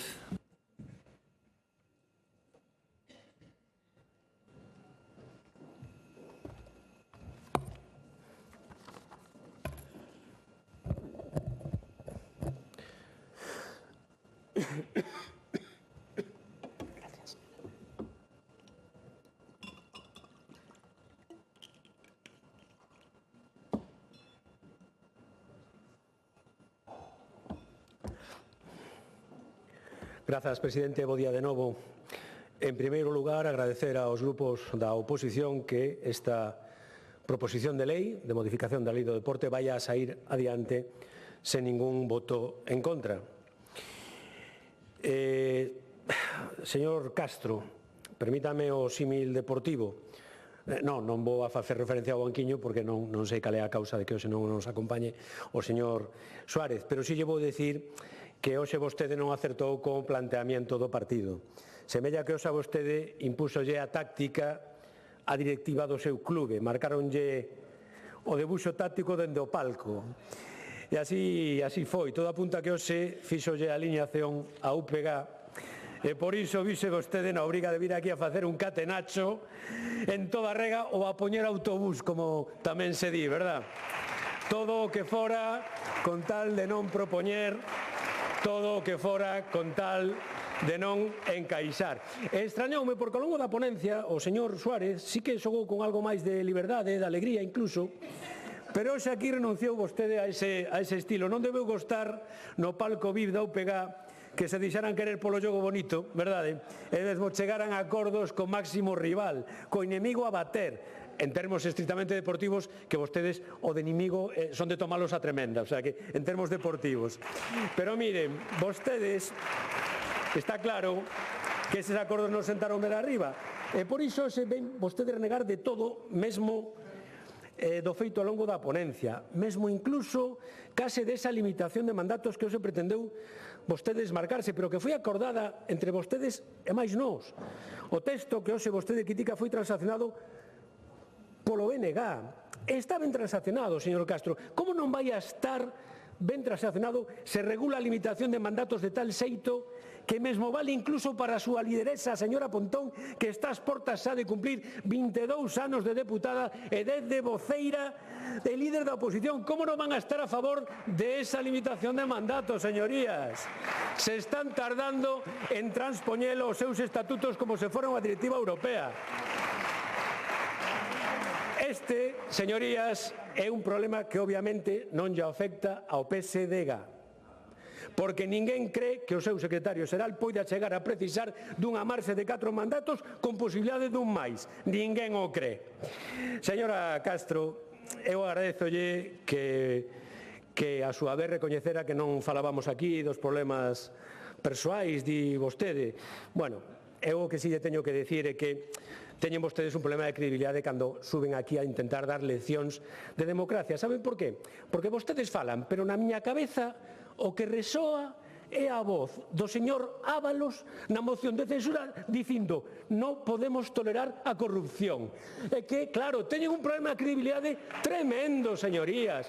Por lo tanto, tápense un pouco cando vostedes queren subir aquí a dar leccións de prácticamente calquera cousa. Pero seguindo cos símiles deportivos, xa o dixo antes a nosa voceira, vostedes están a facer a goma. Saben que ocorre? Que vostedes teñen un problema, non están a facer a goma coa cabeza da carreira, co Partido Popular, están a facer a goma coa cola do pelotón, están en un certo risco de chegar fora de control porque a pájara que vostedes teñen é tremenda, señorías. É certo que correr para un equipo ciclista patrocinado por unas saunas é unha empresa constructora que fai de todo menos construir, non o mellor dos escenarios. Fáganme caso, señorías, créanme, porque o digo con coñecemento de causa.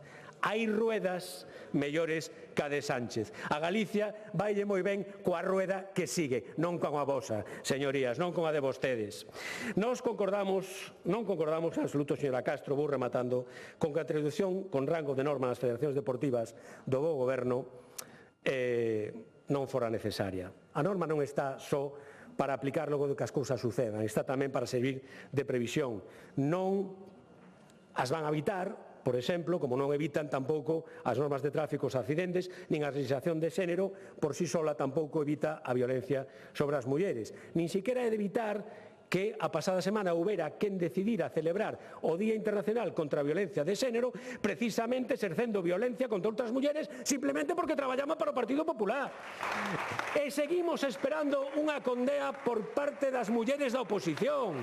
Pero que feminismo que vostedes defenden. E logo temos que vir aquí a escoitar que toda esta reforma da limitación de mandatos se fai para apartar a determinados presidentes. Home, xa llo dixen algunha vez, miren, dos coches aínda apartamos. Ou sexa, que queremos apartar algúns presidentes e damoslle 20 anos de marxe. É que somos un desastre. Pero como pode vostede aquí subir e dicir tamaña, con todos os respetos, tontería? É dicir, queremos apartar a presidentes, entón regulamos unha limitación de mandatos que lles dá o contador a cero e 20 anos por diante. Remato xa. Señorías, vostedes pretenderon facer un problema onde non había. Esta reforma non é só unha resposta a acontecementos recentes pasados, por graves que foran, é tamén unha aposta no longo prazo e mirando cara adiante, unha nova peza nun taboleiro que combina prevención, educación, disciplina, acción penal e transparencia institucional. Se queremos que Galicia sexa un referente deportivo, non chega con ter éxitos internacionales, non chega con organizar grandes eventos, temos que garantir que o noso sistema deportivo sexa limpo, íntegro, seguro e respectado. Cando un neno ou unha nena entra nun espazo deportivo para practicar o seu deporte, as súas familias teñen que saber que están a practicalo nun espazo seguro. Cando unha federación recibe fondos públicos, a cidadanía ten que saber que se están a xestionar con boas prácticas. E cando se produce unha agresión ao deporte, a sociedade ten que saber que a Xunta de Galicia estará presente para defender o interese xeral. Máis nada e moitas gracias.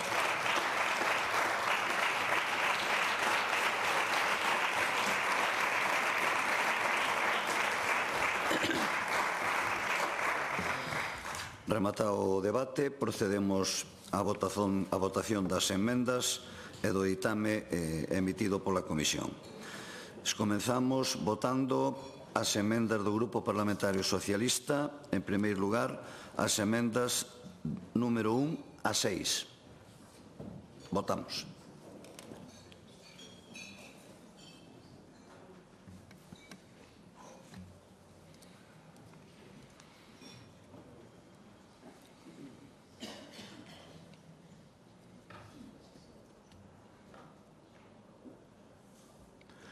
Presentes 70 máis 1, afirmativamente 8, en contra 38, 25 abstencións, polo tanto, quedan rexeitadas. Votamos ahora as restantes emendas do Grupo Parlamentario Socialista. Votamos.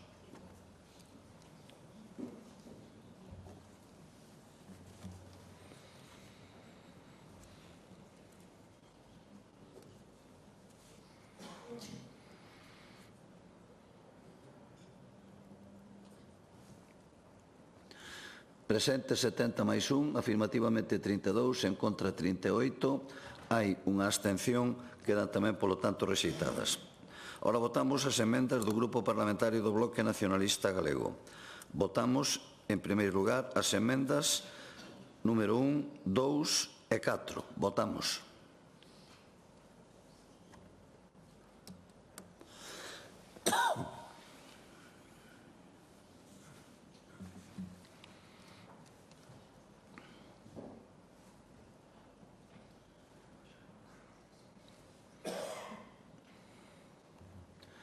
Presente 70 máis 1, afirmativamente 24, en contra 46, hai unha abstención, polo tanto queda rexeitada.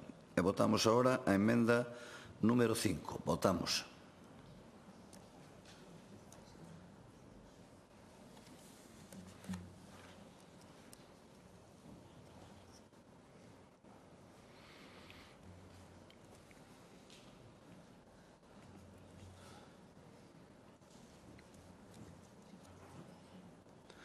Presente 70 máis 1, afirmativamente 32, en contra 38, unha abstención, polo tanto queda rexeitada. E votamos agora o ditame da Comisión.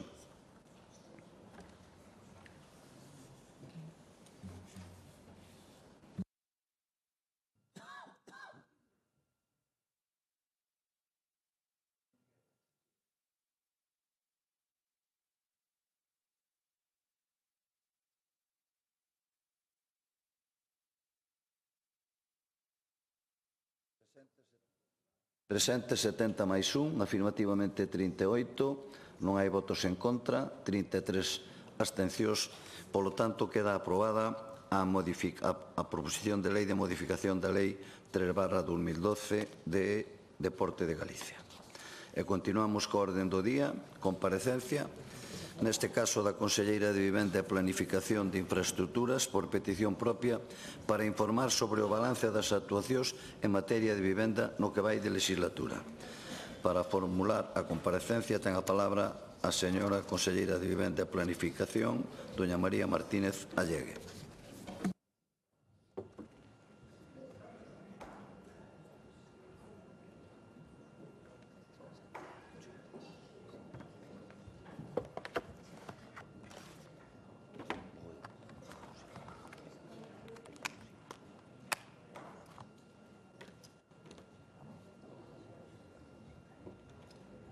Vamos allá.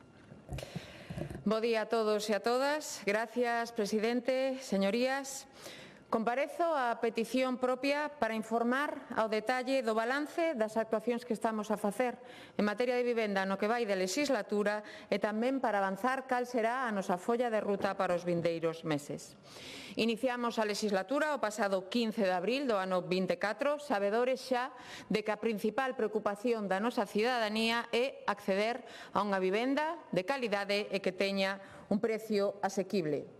O problema é claro. Hai máis demanda que oferta de vivenda, polo que temos que incrementar o número de vivendas dispoñibles no mercado.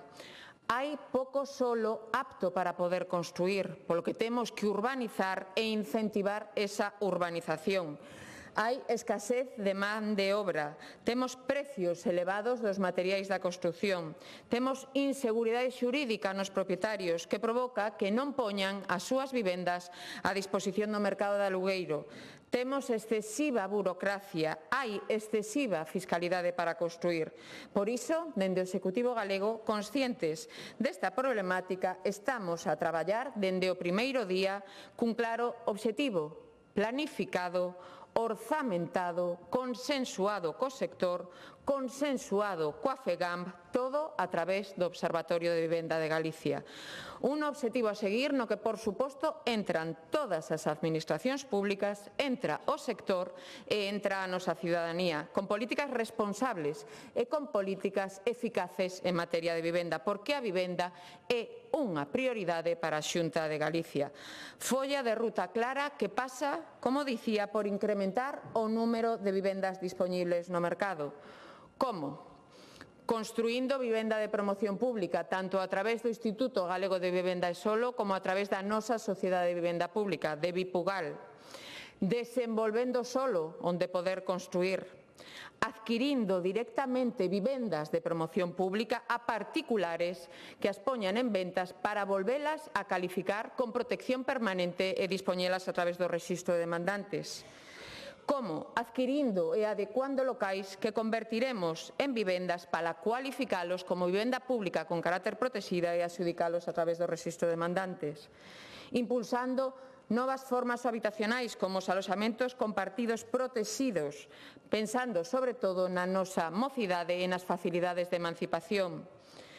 Como? Incentivando a promoción de vivenda protexida, tanto dende un punto de vista privado como dende un punto de vista público, porque temos que ter un parque inmobiliario accesible e protexido para a nosa sociedade, mobilizando vivenda baleira, dando seguridade xurídica aos propietarios, apoiando, por suposto, aos concellos para que teñan tamén o seu propio parque público municipal de vivenda, aproveitando parcelas xa urbanizadas aptas para construir vivendas sen necesidade de ter que modificar planeamiento. Rehabilitando, por suposto, tanto rehabilitación pública a través do noso programa Rexurbe. Esta mesma fin de semana entregamos 3 vivendas en Betanzos, co cal conseguimos non só crear novos fogares, senón tamén embelecer os nosos cascos históricos e asentar poboación nestes cascos históricos. Tamén, por suposto, axudar os concellos a rehabilitar os seus inmobles de titularidade municipal para que se destinen a alugueiro accesible. Tamén axudar a particulares para a rehabilitación de vivendas e rehabilitación de edificios a través das comunidades de propietarios, con novas liñas de axuda que serán unha realidade no 26 específicas para os concellos de menos de 5.000 habitantes que alcanzarán os 30.000 euros por vivenda. Axudando tamén a rehabilitación das vivendas que se atopan nos áreas de rehabilitación integral municipais e tamén, por suposto, nos áreas supramunicipais, é dicir, nos áreas do Camiño de Santiago e da Ribeira Sacra. E, por suposto, axilizando tempos, desburocratizando, axilizando e primando a nosa mocidade para facilitar a súa emancipación.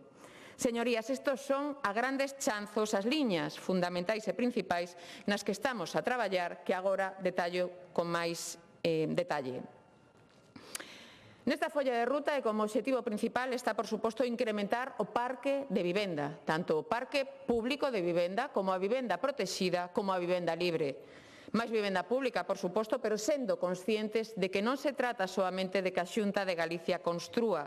Temos que incentivar o sector a que se construa vivenda protexida, tanto en réximen de alugueiro como en réximen de venta, que terá sempre un precio taxado. Sodes, todos os aquí presentes e os galegos e galegas, coñecedores do noso reto.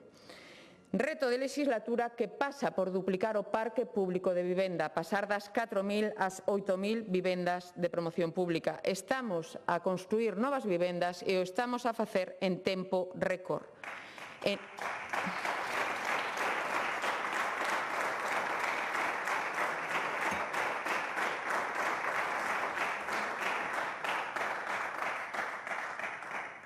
En ano e medio de legislatura fomos quen de pôr en marcha máis de 3.000 novas vivendas de promoción pública.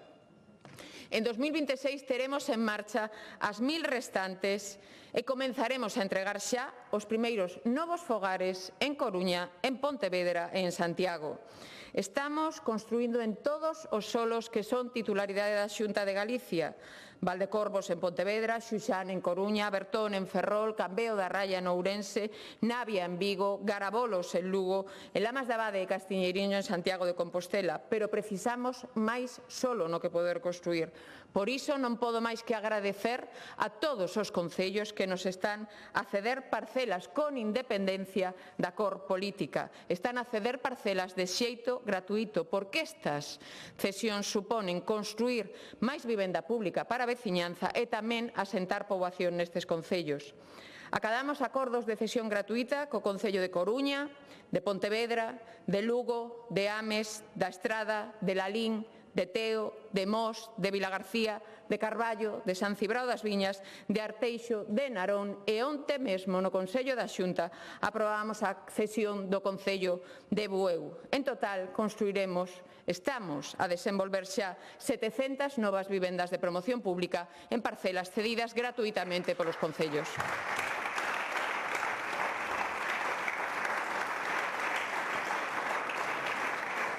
Porque ese é o único modo de conseguir o obxectivo, colaborando, indo da man, sen disputas, por riba de cores políticos.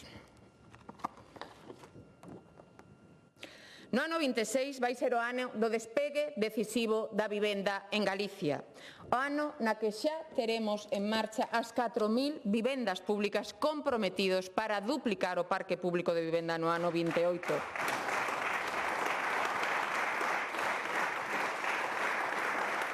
Vai ser o ano no que entreguemos xa as primeiras novas vivendas de promoción pública e parte deste éxito o ten tamén a posta en funcionamento e creación ex novo da nosa Sociedade de Vivenda Pública de Galicia, da nosa Vipugal, que é unha sociedade real, con orzamento, con persoal, que está operativa e a pleno rendemento desde principios deste ano 25 e que ten posto en marcha xa máis de 1.900 novas vivendas. Señorías, cada luns, en Consello da Xunta, aprobamos novos fitos, aprobamos novas licitacións de redacción de proxectos, de dirección de obra, de coordinación de seguridade e saúde, de execución de obra, novas cesións que nos están a facer. Un traballo sen descanso dun magnífico equipo que temos na Consellería de Vivenda e Planificación de Infraestructuras e a que, por suposto, quero agradecer nesta Cámara a labor que están a facer. Un traballo do noso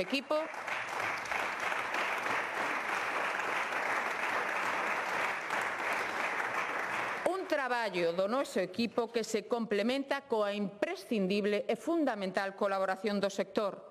Arquitectos, arquitectos técnicos, consultoras, constructoras, axentes da propiedade inmobiliaria, promotores, a colaboración público-privada é fundamental, é decisiva. O sector da construción é fundamental e, por iso, o Executivo galego declarou en febreiro deste ano 25 o sector da construción como sector estratégico, porque os datos o avalan 5,7% do PIB, xeran emprego, dinamizan a economía e, por suposto, tamén axudan a contribuir a ese reto que temos para dar cumprimento á demanda da nosa sociedade nos compromisos de vivenda. Porque temos que facilitar, non poñer atrancos, temos que axudar, non castigar nen restringir, temos que mirar cara a futuro, proxectar novas vivendas que habitaremos, as que estamos construindo, e para iso temos que ir da man do sector, e por iso quero dicir que votamos en falta, e sempre reitero, a man e a colaboración do Goberno central. Nós, dende o Executivo galego, temos medidas para este incentivo, para incentivar o sector. Medidas como, por exemplo, esa convocatoria de axudas con fondos exclusivamente autonómicos para que promotores e cooperativistas construan vivenda protexida. Fondos que nesta legislatura axudaron a que hoxe teñamos en marcha 559 novas vivendas protexidas. Unha medida exitosa que, como tal, fará que no vindeiro orzamento do ano 26 tripliquemos a contía para axudar a promotores e cooperativistas, que alcanzará os 15 millóns de euros.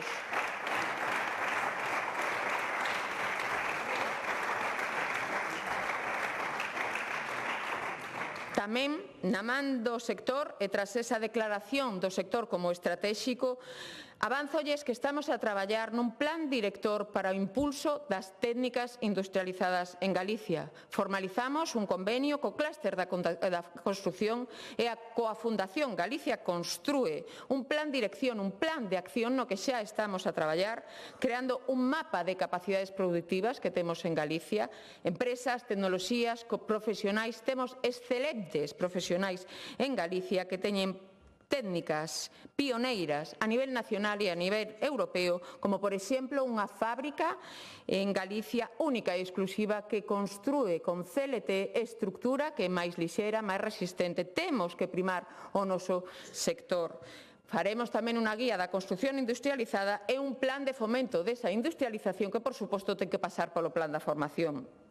Deixeme dicirlles que dende a Xunta de Galicia temos que predicar co exemplo e por iso xa estamos a construir máis de 400 novas vivendas de promoción pública que están a utilizar estas técnicas industrializadas que axudan a axilizar tiempos, que son máis sostibles e que palían problemas como a escasez de man de obra. Galicia ten talento dabondo. Galicia será punta de lanza no eido da industrialización. Por lo tanto, estamos a construir vivenda, estamos a axilizar tempo e a gañar calidade no uso destas técnicas industrializadas, pero temos que habilitar solo onde poder construir, porque sen solo non hai vivenda e todos os presentes somos conscientes de que existen milleiros de metros cuadrados urbanizables ao longo de Galicia que precisan dunha urbanización. Por eso, nunha acción pioneira e única e sen precedentes en España, a Xunta de Galicia, previo estudio daquelas zonas onde existe máis demanda de vivenda protexida, aproba en Consello da Xunta a Estrategia de Desenvolvemento de Solo Residencial que xa estamos a executar. Desenvolveremos solo que permita a construción de 25.000 novas vivendas, das cales 20.000 serán protexidas.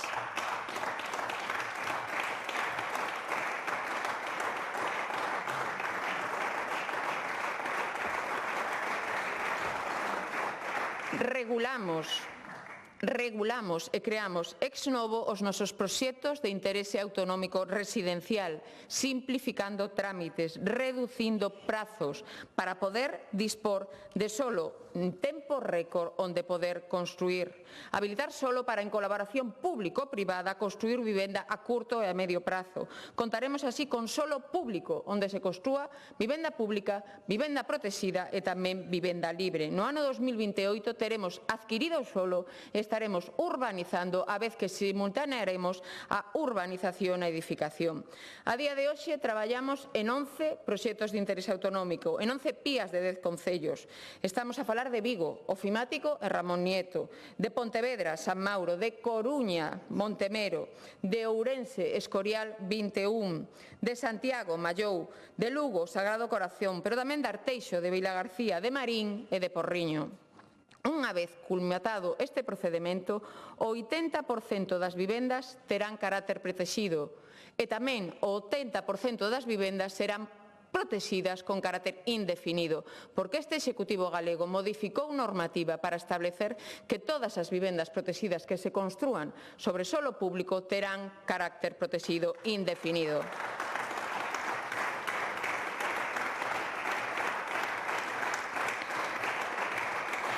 E non me quero esquecer neste punto de que os concellos teñen moito que aportar e así o están a facer.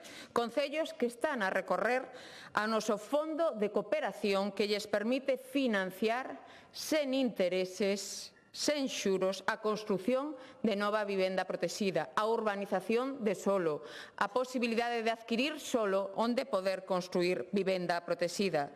Tamén son moitos os concellos que se están adherindo á nosa plataforma de solos, concellos que convenian coa Xunta de Galicia con esta consellería onde os seus solos de titularidade municipal que son aptos para construir vivenda protexida serán concursados polo Instituto Galego de Vivenda e Solo, de modo que a tramitación administrativa, contractual, xurídica a deleguen na Xunta de Galicia, creando así unha ferramenta aberta para que promotores e cooperativistas sepan, por unha banda, onde existe solo público onde poder construir, unha licitación que realizaremos no ano 2026 con concellos xa adheridos. O primeiro foi As Pontes e seguiron Arnoia, Friol, Valdoviño, Valadouro, Ordes e esta mesma tarde firmaremos co Concello da Peroxa.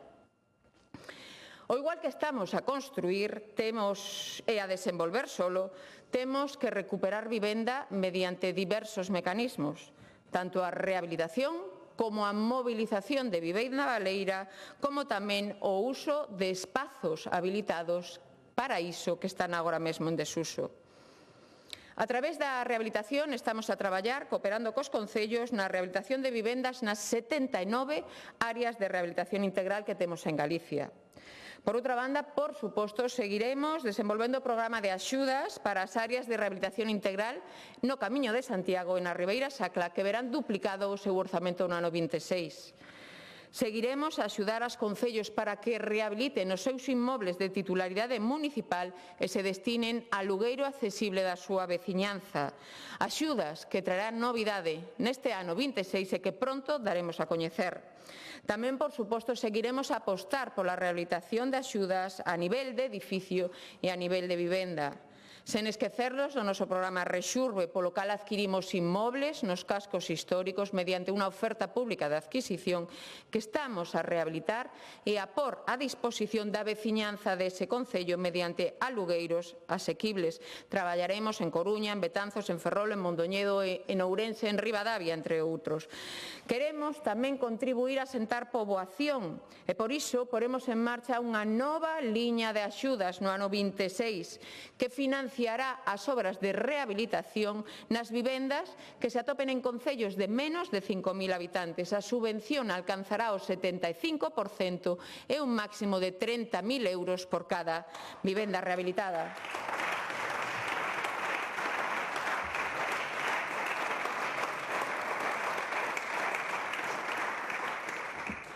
Outra medida moi importante é que temos que axudar a mobilizar as vivendas que están baleira.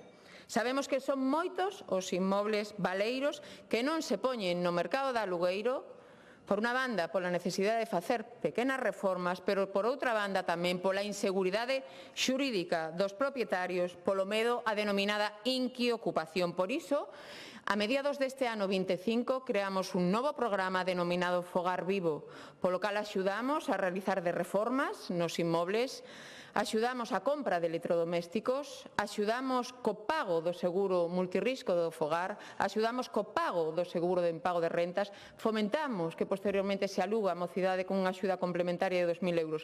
Axudas que alcanzan os 16.000 euros e que tiveron un gran éxito. Son 400 os inmobles que solicitaron adherirse a este fogar vivo.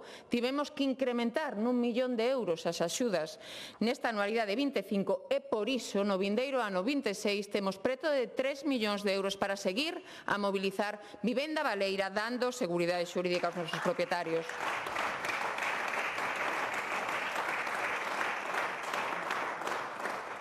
Máis medidas a través do aproveitamento dos espacios en desusos.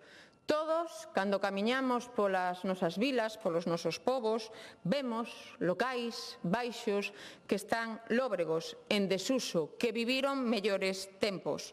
Son locais baleiros que supoñen unha carga para os seus propietarios e que afean as nosas vilas, os nosos povos e as nosas cidades.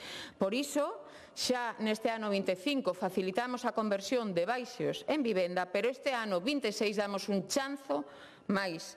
Desenvolveremos un programa piloto en Ourense.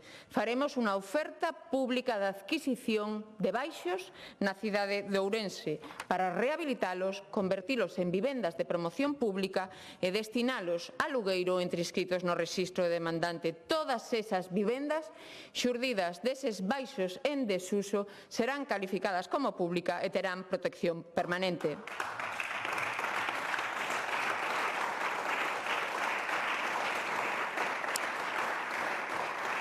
Outra medida valente. que entrará en vigor o vindeiro 1 de xaneiro, que está pensada tamén en axilizar tempos e en aproveitar espacios xa urbanizados que están abandonados. Refírome aos dotacionais públicos e privados que están en desuso.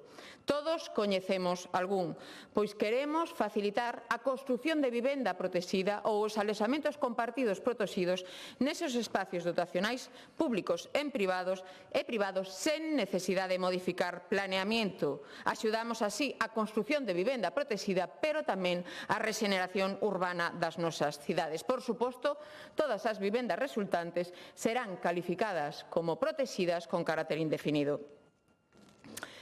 Pero temos que escoitar, e así o fixemos, o sector, a cidadanía, nos está a pedir axilidade, flexibilidade, desburocratizar. Temos que traballar para simplificar procedementos para as administracións, para promotores, para particulares, porque o acceso á vivenda, especialmente no contexto no que nos atopamos, require que non haxa tempo que perder.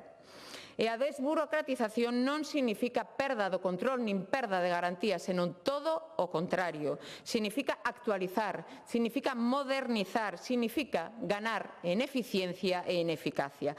Por iso, xa, dende 1 de xaneiro de 2025, adoptamos diversas medidas, como esa cualificación permanente indefinida de todas as vivendas de promoción pública, como esa protección tamén indefinida de todas as vivendas protegidas que se construan en solo público, como esos certificados de conformidade municipales, a SECOM, que terán a mesma validez e os mesmos efectos cos informes xurídicos e técnicos municipais, porque queremos aforrar tempo aos concellos e axudar os concellos, con esa simplificación da conversión dos baixos en vivendas, con esa permisión para rematar esos esqueletos que temos ao longo da nosa xeografía, excepcionalmente ata o 28, co compromiso de que ao menos o 50% das vivendas resultantes deses esqueletos rehabilitados e rematados sexan vivendas protegidas. Implantamos xa bonificacións fiscais para modificar esas vivendas baleiras, con 500 euros de deducción na tramo autonómico do IRPF, ou con deduccións de ata 15% dos custos das reformas realizadas e un máximo de 9.000 euros en 3 anos.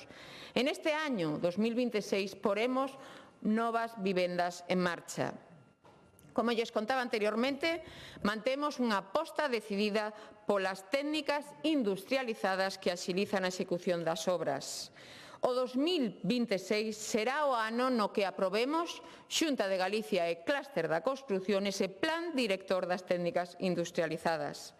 Pero tamén medidas para incentivar e axudar a promotores para que construan vivenda protexida. Reforzaremos esos apoios hasta os 15 millóns de euros. Tamén premiaremos os desenvolvementos dos solos urbanísticos cando se realicen para a construción de vivenda protexida. Así, e con independencia do que establezca a Lei do Solo, poderá incrementarse a edificabilidade nun 20% para aqueles desenvolvementos urbanísticos que alcancen como mínimo o 60% das vivendas protegidas do ámbito como protegidas. Permitiremos tamén que as entidades locais realicen eses proxectos de interese autonómico que estamos a facer dende a Xunta de Galicia, tanto de iniciativa pública como de iniciativa privada, eso sí, co mesmo compromiso de que o 80% das vivendas que resulten dese ámbito teñen que ser protegidas. Incrementaremos o número de vivendas públicas mediante a compra directa de vivendas públicas. O IGV se adquirirá directamente todas as vivendas de promoción pública que se poñan en venta en segundas e posteriores transmisións.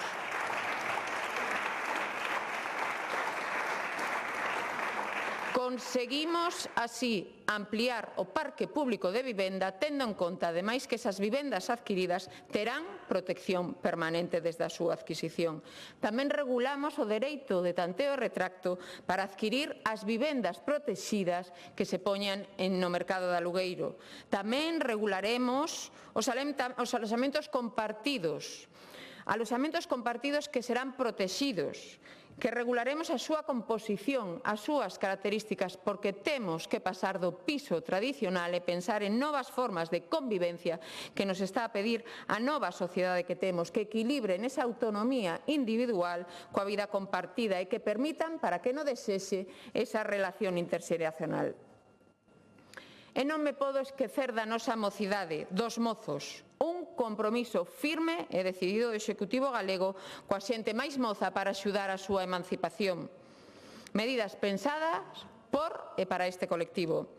Por iso, todas as vivendas de promoción pública que construamos e que se destinen a venta, o 25% serán para menores de 36 anos. E todas as que se destinen a alugueiro, o 40% serán para menores de 36 anos.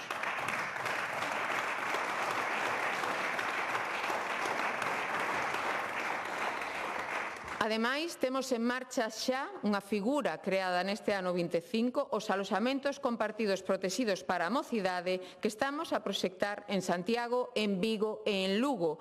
E terán obra xa iniciada no vindeiro ano 26. Reforzaremos as axudas para que os mozos e as mozas adquiran vivenda, para que compren vivenda. Preto de 3 millóns de euros para axudar. Así serán 15.000 euros de axuda para a compra de vivenda en concellos de menos de 10.000 habitantes, 15.000 euros de axuda para a compra de vivenda nos cascos históricos e 20.000 euros de axuda para aqueles mozos que compren vivenda protexida. Sen esquecernos, por suposto, do noso aval mozo. A Xunta de Galicia garante o compromiso, o 100% da hipoteca, o 80% a entidade financiera, 20% a Xunta de Galicia, unha axuda que facilitou xa máis de 4 millóns en avais dende o ano 2023.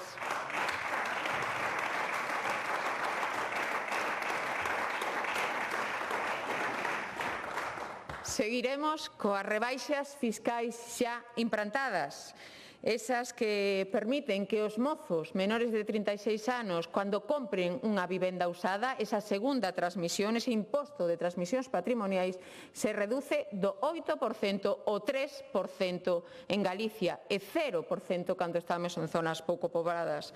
Tamén os actos xurídicos documentados que rebaixanse do 1,5 ao 0,5 para mozos. E, por suposto, seguiremos con axudas ao alugueiro. En este sentido, fao saber aquí nesta Cámara que neste mesmo mes incrementaremos o bono alugueiro mocidade en máis de 11 millóns de euros que resolveremos tamén este mesmo mes e que contamos con que creza nuns 2.000 beneficiarios que estaban á espera desta concesión do bono.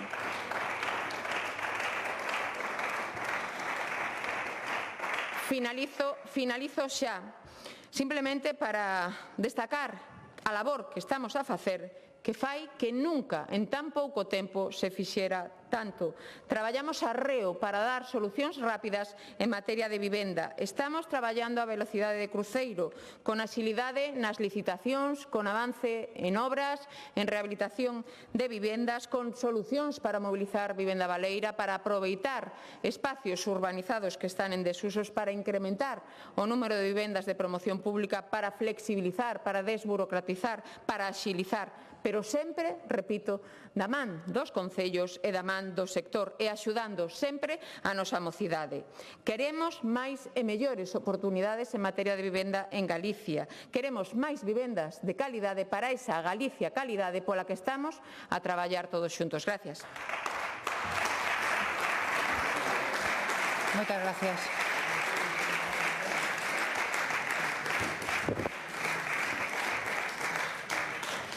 Empezaríamos ca rolda de todos os grupos parlamentarios. O voceiro do Grupo Parlamentario Mixto indícame que renuncia ao seu turno de intervención e tería agora a palabra o representante do Grupo Parlamentario Socialista.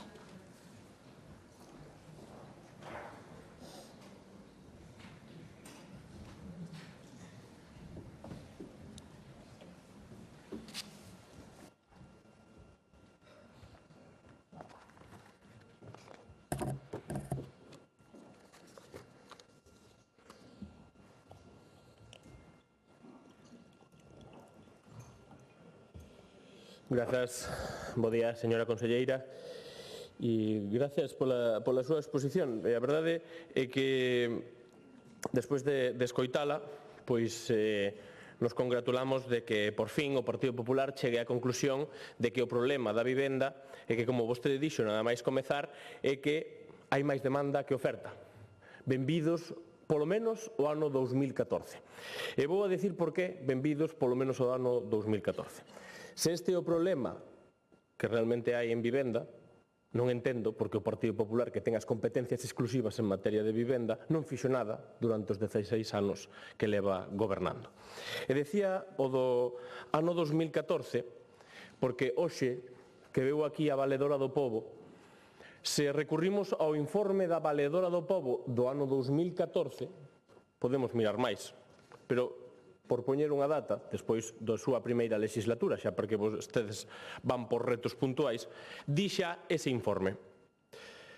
Nas queixas sobre vivenda e dun modo xeral ponse de manifesto a frustración das persoas ou grupos familiares polas dificultades coas que se atopan a acceder a unha vivenda. Ano 2014. No ano 2025, a piques de comezar o 2026, a conselleira de Vivenda, con competencias exclusivas en materia de vivenda, nos ven aquí a dicir que a conclusión da Xunta é que o problema é o que xa estaba detectado pola Valedoría do Pobo no ano 2014. Pois benvidos, señores do Partido Popular. Pero claro, é que se facemos un análise dos propios informes da Valedoría do Pobo, vemos cal foi esa evolución. E casualmente, cando vostedes chegaron ao goberno, se vemos o informe da Valedoría do Pobo do ano 2010, saben que era o que recollía a Valedora do Pobo? Outras queixas obedecen a atrasos na entrega de vivenda de promoción pública xa adxudicadas. Saben vostedes por que as queixas eran polas xa adxudicadas? Porque realmente o goberno anterior ao Partido Popular o que fixo foi construir vivenda pública. E vostedes, cando chegaron, o que fixeron foi deixar a vivenda á marxe. Esa é a realidade e por iso hoxe nos atopamos na situación que vamos a facer agora mención. Se vemos o propio desglose dos orzamentos da Xunta de Galicia son moi ilustrativos de por que hoxe, no ano 2025, chegamos ata aquí. Chegamos ata aquí porque, como dixen, no ano 2014 xa alertaba a Valedoría do Pobo desta situación e nada fixo a Xunta de Galicia. Pero é que, se seguimos, no ano 2018 conclúese a escaseza ou falta de vivenda social en réxime de alugueiro. Que fixo a Xunta de Galicia? Absolutamente nada. Pero é que no ano 2020 alertaba a Valedoría do Pobo, que tanto se congratula o Partido Popular de facer caso, de ter en conta os seus informes, evidencia o propio informe, leo literalmente o informe da Valedoría do Pobo, non o Partido Socialista, a Valedoría do Pobo, di, evidencia que o principal escollo que se atopan para lograr e cumprir a súa obriga xurídica de facilitar a ocupación dunha vivenda que o solicite continúa sendo a ausencia dun parque de vivenda público con capacidade suficiente para absorber a demanda existente. Isto é no 2020. Que fixo o Partido Popular en todo este tempo? Levan gobernando desde 2009. E a día de hoxe ven a que decirnos que o problema é que non hai vivenda pública. Claro que é o problema, porque non a fixeron, señora conselleira. Ese é o problema. E o problema está en que, mentres a Valedoría do Pobo alertaba claramente de que non existía vivenda pública, de que non podían acceder á vivenda pública, que foi o que fixo o Partido Popular nos seus orzamentos? Pois moi sinxelo.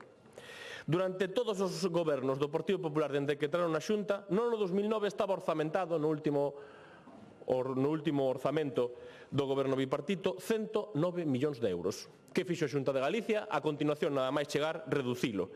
Chegando no 2017, é dicir, no ano do informe que me acabo de referir, a reducir o importe de acceso a vivenda a 3 millóns de euros. E si, digo ben, 3 millóns de euros. Iso é indecente. E por iso hoxe estamos aquí. Porque vostedes relegaron a vivenda xa directamente a que non podería ser ningún dereito, pero que non estaba recollido nin nos orzamentos, pero que deses 3 millóns de euros non executaron nin o 50%. Claro que a vostede faille gracia, pero o que non lle fai gracia é a todos eses demandantes de vivenda pública que a día de hoxe non teñen porque o Partido Popular despois de 16 anos non fixo absolutamente nada. Esa é a realidade. Pero é que a maiores, no ano 2018, a execución do propio Partido Popular, datos oficiais, do Goberno da Xunta de Galicia, no programa de acceso a vivenda é do 0,5%. e que é absolutamente indecente. Son os seus datos, señora conselleira, non se sorprenda. É que se non coñece os datos podo facilitarlos. Se quere entregolle na segunda intervención o libro da Xunta de Galicia onde vostedes indican que realmente executaron o 0,5% no programa de acceso a vivenda. Esa foi a política do Partido Popular de vivenda pública. Sí, é a que conleva a que hoxe esteamos aquí. Vostede afirmando que non hai vivenda. Claro que non hai vivenda. Non hai vivenda porque non a fixeron a vivenda pública. Esa é a realidade que nos atopamos. E tamén, se podemos ver os propios datos, só hai que ir á propia hemeroteca. La Xunta del PP construyó en 5 años 617 viviendas públicas, un 1.425% menos que en 2 anos do bipartito. É unha noticia publicada, entendo que vostede non a desminte, non? Non dirá que os datos que se recollen aquí son falsos. Pois di a noticia, o digo porque outro día na comparecencia vostede replicou os datos que eu din, que veñen desta propia noticia. Entre 2015 e 2019 se construyeron únicamente 20 viviendas públicas en Galicia. Los datos no dejan muy bien al Ejecutivo Popular, que desde 2009 y hasta ahora edificó menos vivienda pública en Galicia que en 2 años del bipartito, 6.300 viviendas en 13 años frente a 7.241 construídas por el Gobierno presidido por Touriño. Esa é a realidade, señora conselleira, de que hoxe cheguemos aquí con esa situación. Pero, a maiores, vostede falou tamén do bono alugueiro. E a verdade é que non entendí moi ben o que nos veu aquí a anunciar. Porque, aparte, aproveitou 30 segundos da súa intervención para falar de algo moi importante, non entendín o que quere decir con que se van a incrementar os fondos. Se van a incrementar os fondos por o propio orzamento que vostedes xa anunciaron. É dicir, se están enmendando o propio orzamento que ainda non está aprobado. Van a incrementar os fondos respecto ao 2026. Van a empregar os de 2025. Alégrome, pero se van a chegar a 2.000 persoas, quedan 10.000 persoas sen poder atender ao bono alugueiro. É que é a realidade, é que vostede se ríe, pero que é a realidade? É que o drama social é que a Xunta de Galicia non dispón dos fondos suficientes e se aumentan esa contía non no 2025, quere decir que xa é insuficiente para o 2026. É que vostede nos ven aquí a anunciar, como sempre, anuncios de pandereta. Non valen para nada, porque realmente eses anuncios o único que sirven é para ter un titular hoxe. Pero as políticas se teñen que facer de maneira útil. E a realidade que temos é que 3 de cada 4 peticións para as axudas do aluguer en Galicia quedaron fora ao esgotarse o orzamento. Houbo, señora conselleira, segundo os datos propios oficiais, di que houbo 16.740 solicitudes. Quedaron fora 12.200. Se vostede hoxe aquí anuncia, como se fora un gran éxito, que se van a conseguir 2.000 máis, van a quedar 10.000 persoas fora. Por lo tanto, non chegan os orzamentos. É insuficiente. A súa política en materia de vivenda é insuficiente, porque a política de vivenda non se fai a golpe de titular, a golpe de anuncio en un ano, nin nunha legislatura. Vostedes levan 4 legislaturas e o único que fixeron foi anuncios.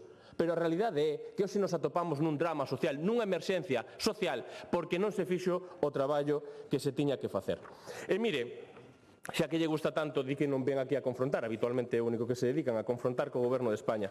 Pero eu teño aquí unha resolución que di: por estar en as súas solicitudes con posterioridade presentada ao esgotamento de crédito, quedan esas persoas denegada a subvención do programa de alugueiro. Sabe quen asina esta resolución que se publica no DOGA? Heriberto García Porto, director xeral do Instituto Galego de Vivenda e Solo, que leva 10 anos á fronte da vivenda e solo e que ningunha solución se ve que se puido construir realmente no ámbito da vivenda, cando hoxe vostede comeza a súa intervención dicindo que o problema é que non hai vivenda pública. Pois claro que sí, pero tampouco hai axudas públicas e tampouco hai unha política clara para poder dicirlle á mocidade que tanto está a esperar por unha política de verdade. E que hoxe nos escoita e que o que temos que decir é realmente que o que queremos é que o Goberno da Xunta de Galicia asuma as súas competencias, as competencias exclusivas en materia de vivenda, e que diga alto e claro que vai a rectificar todos estes anos de goberno ou de desgoberno do Partido Popular en materia de vivenda. El precio de la vivienda se nota la subida máis intensa en 20 años. É unha noticia de onte. Que vai a facer o Goberno do Partido Popular para isto? Porque mentre se poñen en riba da mesa solucións por parte do Goberno de España, vostedes din que invade a súa competencia e recurren ao Tribunal Constitucional, pero a súa vez lle exixen ao Goberno de Pedro Sánchez que poña solucións. É dicir, cunha man impiden que se poñan as solucións e con outra queren máis fondos. Pois, señores do Partido Popular, díganos entón que é o que queren. Vostedes non executan os seus cartos. Vimos como no 2024 executaron o 30% dos fondos, é dicir, deixaron sen executar o 70% dos fondos de acceso á vivenda. Señora conselleira, isto é un drama. E a día de hoxe, os últimos datos que temos da propia Xunta de Galicia é que levan vostedes executado o 5%. O 5% no que vai de ano na metade do 2025. Son os seus datos, señora conselleira, non me poñas a cara. Son os datos entregados pola Xunta de Galicia, o 5% no programa de acceso á vivenda. Quere decir que o 95% dos fondos, o 30% de xuño de 2025 estaba só o 5% e, polo tanto, falta o 95% dos fondos sen executar. Espero, señora conselleira, que nos poda explicar se van a executar os fondos e se realmente van a acometer algún tipo de cambio real na política da Xunta de Galicia que demostre que todas estas eivas que se produciron durante 16 anos de desgoberno do Partido Popular sexan reais e efectivas para que podamos dicirlle á mocidade que nos escoita, as familias que necesitan unha vivenda, que realmente vai haber unha vivenda pública de vivenda dende o goberno que ten as competencias exclusivas en materia de vivenda. Gracias. Moitas gracias. Antes de dar paso á voceira do Grupo Parlamentario do Bloque Nacionalista Galego, dámoslle a benvida e saúdo os alumnos e alumnas de sexto de primaria do Colexio de Educación Infantil e Primaria Raíña Fabiola de Santiago de Compostela. Benvidos e benvidas ao Parlamento. Ten agora o turno por parte do Grupo Parlamentario do Bloque Nacionalista Galego, dona Alexandra Fernández Gómez.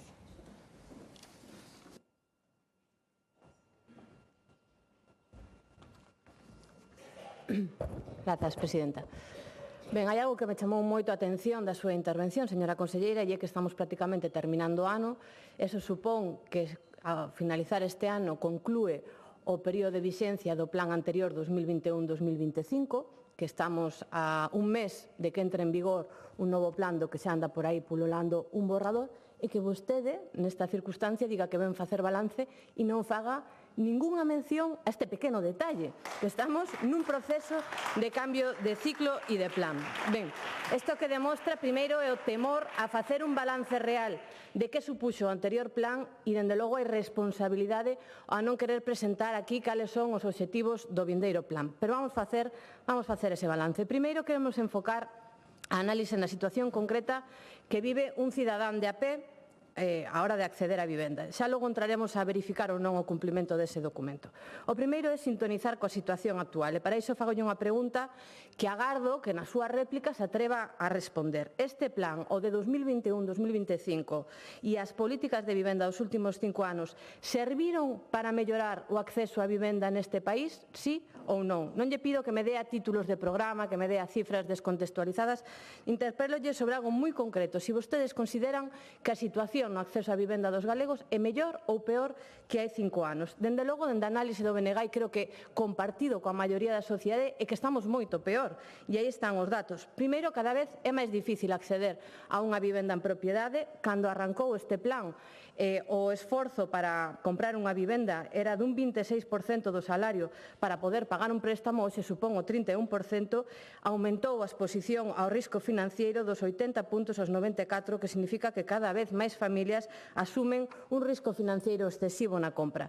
Nos últimos anos vemos como sectores que tradicionalmente accedían a vivenda en propiedade mediante a hipoteca xa non poden, non teñen esa vía. Hoxe comprar vivenda é algo que fan maioritariamente as persoas que teñen capital acumulado.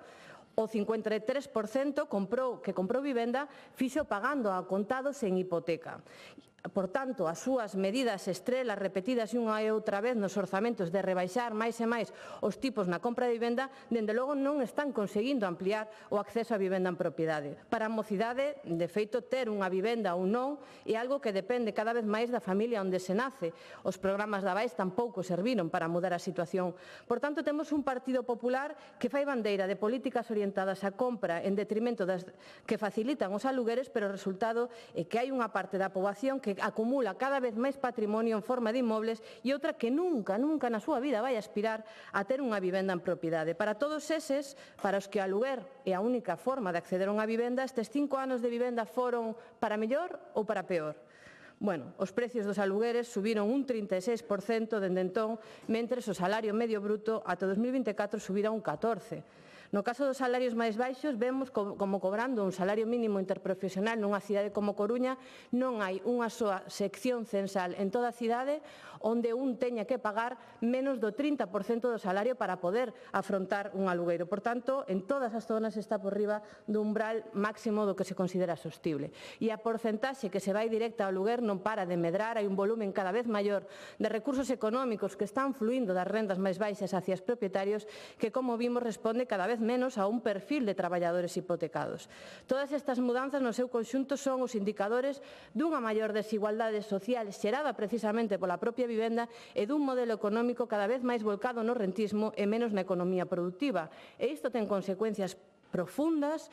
As políticas de vivenda, a ver se vostedes o asumen, son políticas de país e o que fixeron vostedes para este país nos últimos 5 anos foi maiores dificultades no acceso a vivenda, máis injustiza social e un mercado inmobiliario cada vez máis especulativo. Dende o BNG temos que recoñecer que non tiñamos moitas esperanzas, sinceramente, ni grandes expectativas cando se aprobou o anterior plan, xa dixemos que o enfoque era inadecuado, que non había unha responsabilidade coa situación, non se palpaba preocupación real porque non había metas nin obxectivos concretos.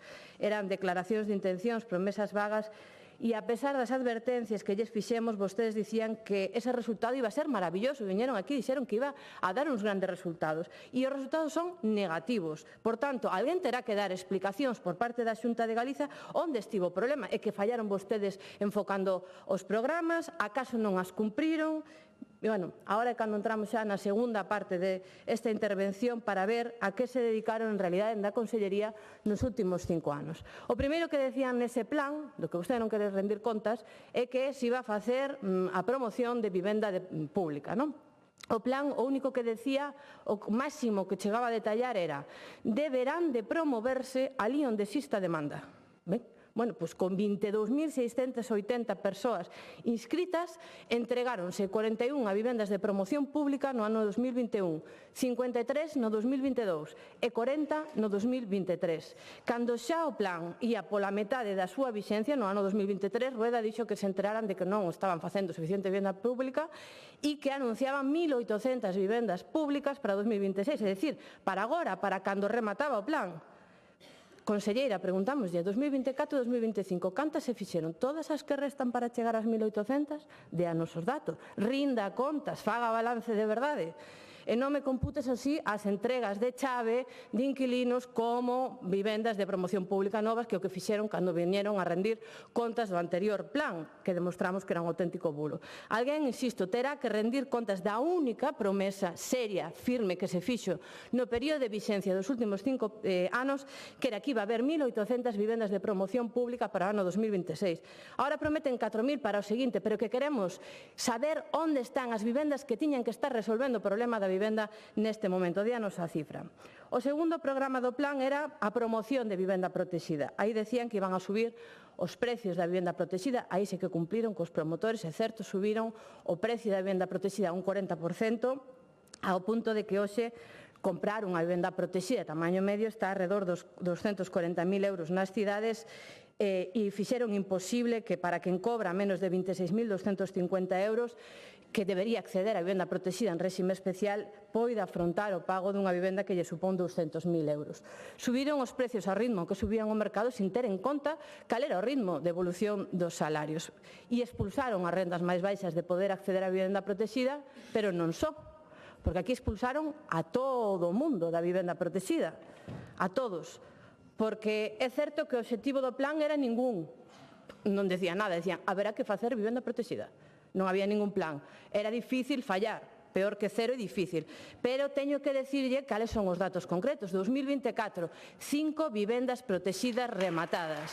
E no que vai de 2025, 3 vivendas protexidas. E vostede acaba de subirse aquí, acaba de poñerse moi seria, anunciando axudas para a adquisición de vivenda protexida para os mozos como medida estrela para resolver o problema, a bancada popular aplaudindo a que si non hai nada que comprar, si non hai nada, 3 calificadas definitivamente este ano. Non sei se era o que aspiraban ou considera vostede que fracasaron. Por certo, outro truco para non defraudar é o que fan agora. prometer 20.000 vivendas protegidas para non sabe cando, 2050, 2060, 2100, a ver se algún día nos dá a data concreta para cando van ser esas 20.000 vivendas protegidas. Isto, a verdade, é que é un truco a nivel experto, non? Porque, claro, cando antes non prometían nada, non tiñan propaganda que vender. E agora está moi ben, porque vostede pode repetir como un loro aquí 20.000 vivendas protegidas para un futuro incerto. Mentres tanto, se terminan 3 vivendas protegidas. Esa é a realidade do que está sucedendo coas súas políticas de vivenda. Os seguintes programas que se contemplaban no plan eran os propios da Xunta, que todos estaban dirixidos a promover a adquisición de vivenda, bonificacións fiscais, axudas para comprar vivenda que tiveron un impacto anecdótico. Por exemplo, concedéronse 42 axudas para comprar vivendas en centros históricos, os programas de avais á xuventude só se executou o 30% do orzamento disponible porque a xente moza non ten a capacidade económica para hipotecarse. E para que servían todos estes paquetes de axudas á compra de vivenda? Pois son o paquete de axudas fotocol, para que unha conselleira vai un día a sacarse unha foto con algún beneficiario, pero a realidade é que non transforman en nada as políticas de vivenda deste país. E había un último bloque dese plan de vivenda que era todo o que ten que ver coas axudas do plan estatal de vivenda e os fondos Generation. E aí é onde está o grosso do único que vostedes fixeron, que foi convertirse nunha especie de ventanilla de tramitación dos programas estatais. E para iso nin tan siquiera fixeron ben. Acaba de denuncialo a propia valedora do pobo, que vostedes fixeron mal durante estes anos as tramitacións, tardando na resolución ou incluso outorgando as subvencións en concurrencia competitiva. Por tanto, ata aí fallaron. Estes 5 anos, mentres a situación empeoraba en materia de vivenda, foron tamén os anos do non. Non a declarar mercados tensionados, non a limitar os pisos turísticos, non a gravar a vivenda baleira e tamén o de aproveitar todas e cada unha das leis de acompañamento para desregular urbanísticamente e para favorecer a especulación. Cambiar as normas para que baixos comerciais en ventilación, iluminación, privacidade poidan ser vivendas. Os minipisos de 30 metros cuadrados escondidos baixa a fórmula do coliving. Desgravacións fiscais a quen compre inmobles enteiros para arrendar. Subvencións a multipropietarios por arrendar, por facer obras de reforma, para pagarlles os seguros ou para cubrirlles os impagos. Isto non o deixaron escrito no plan de vivenda, nada desto, pero fixérono pola porta de atrás con cada orzamento. Máximo beneficio e mínimo risco para quen posúe varias vivendas, todo a costa do erario público. E mentres, o que medrou foi o risco financiero de quen se hipoteca.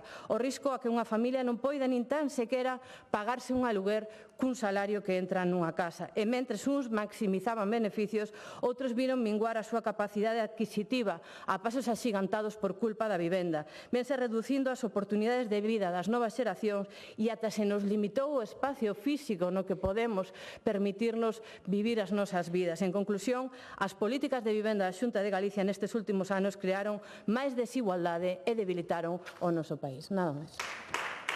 Moitas gracias.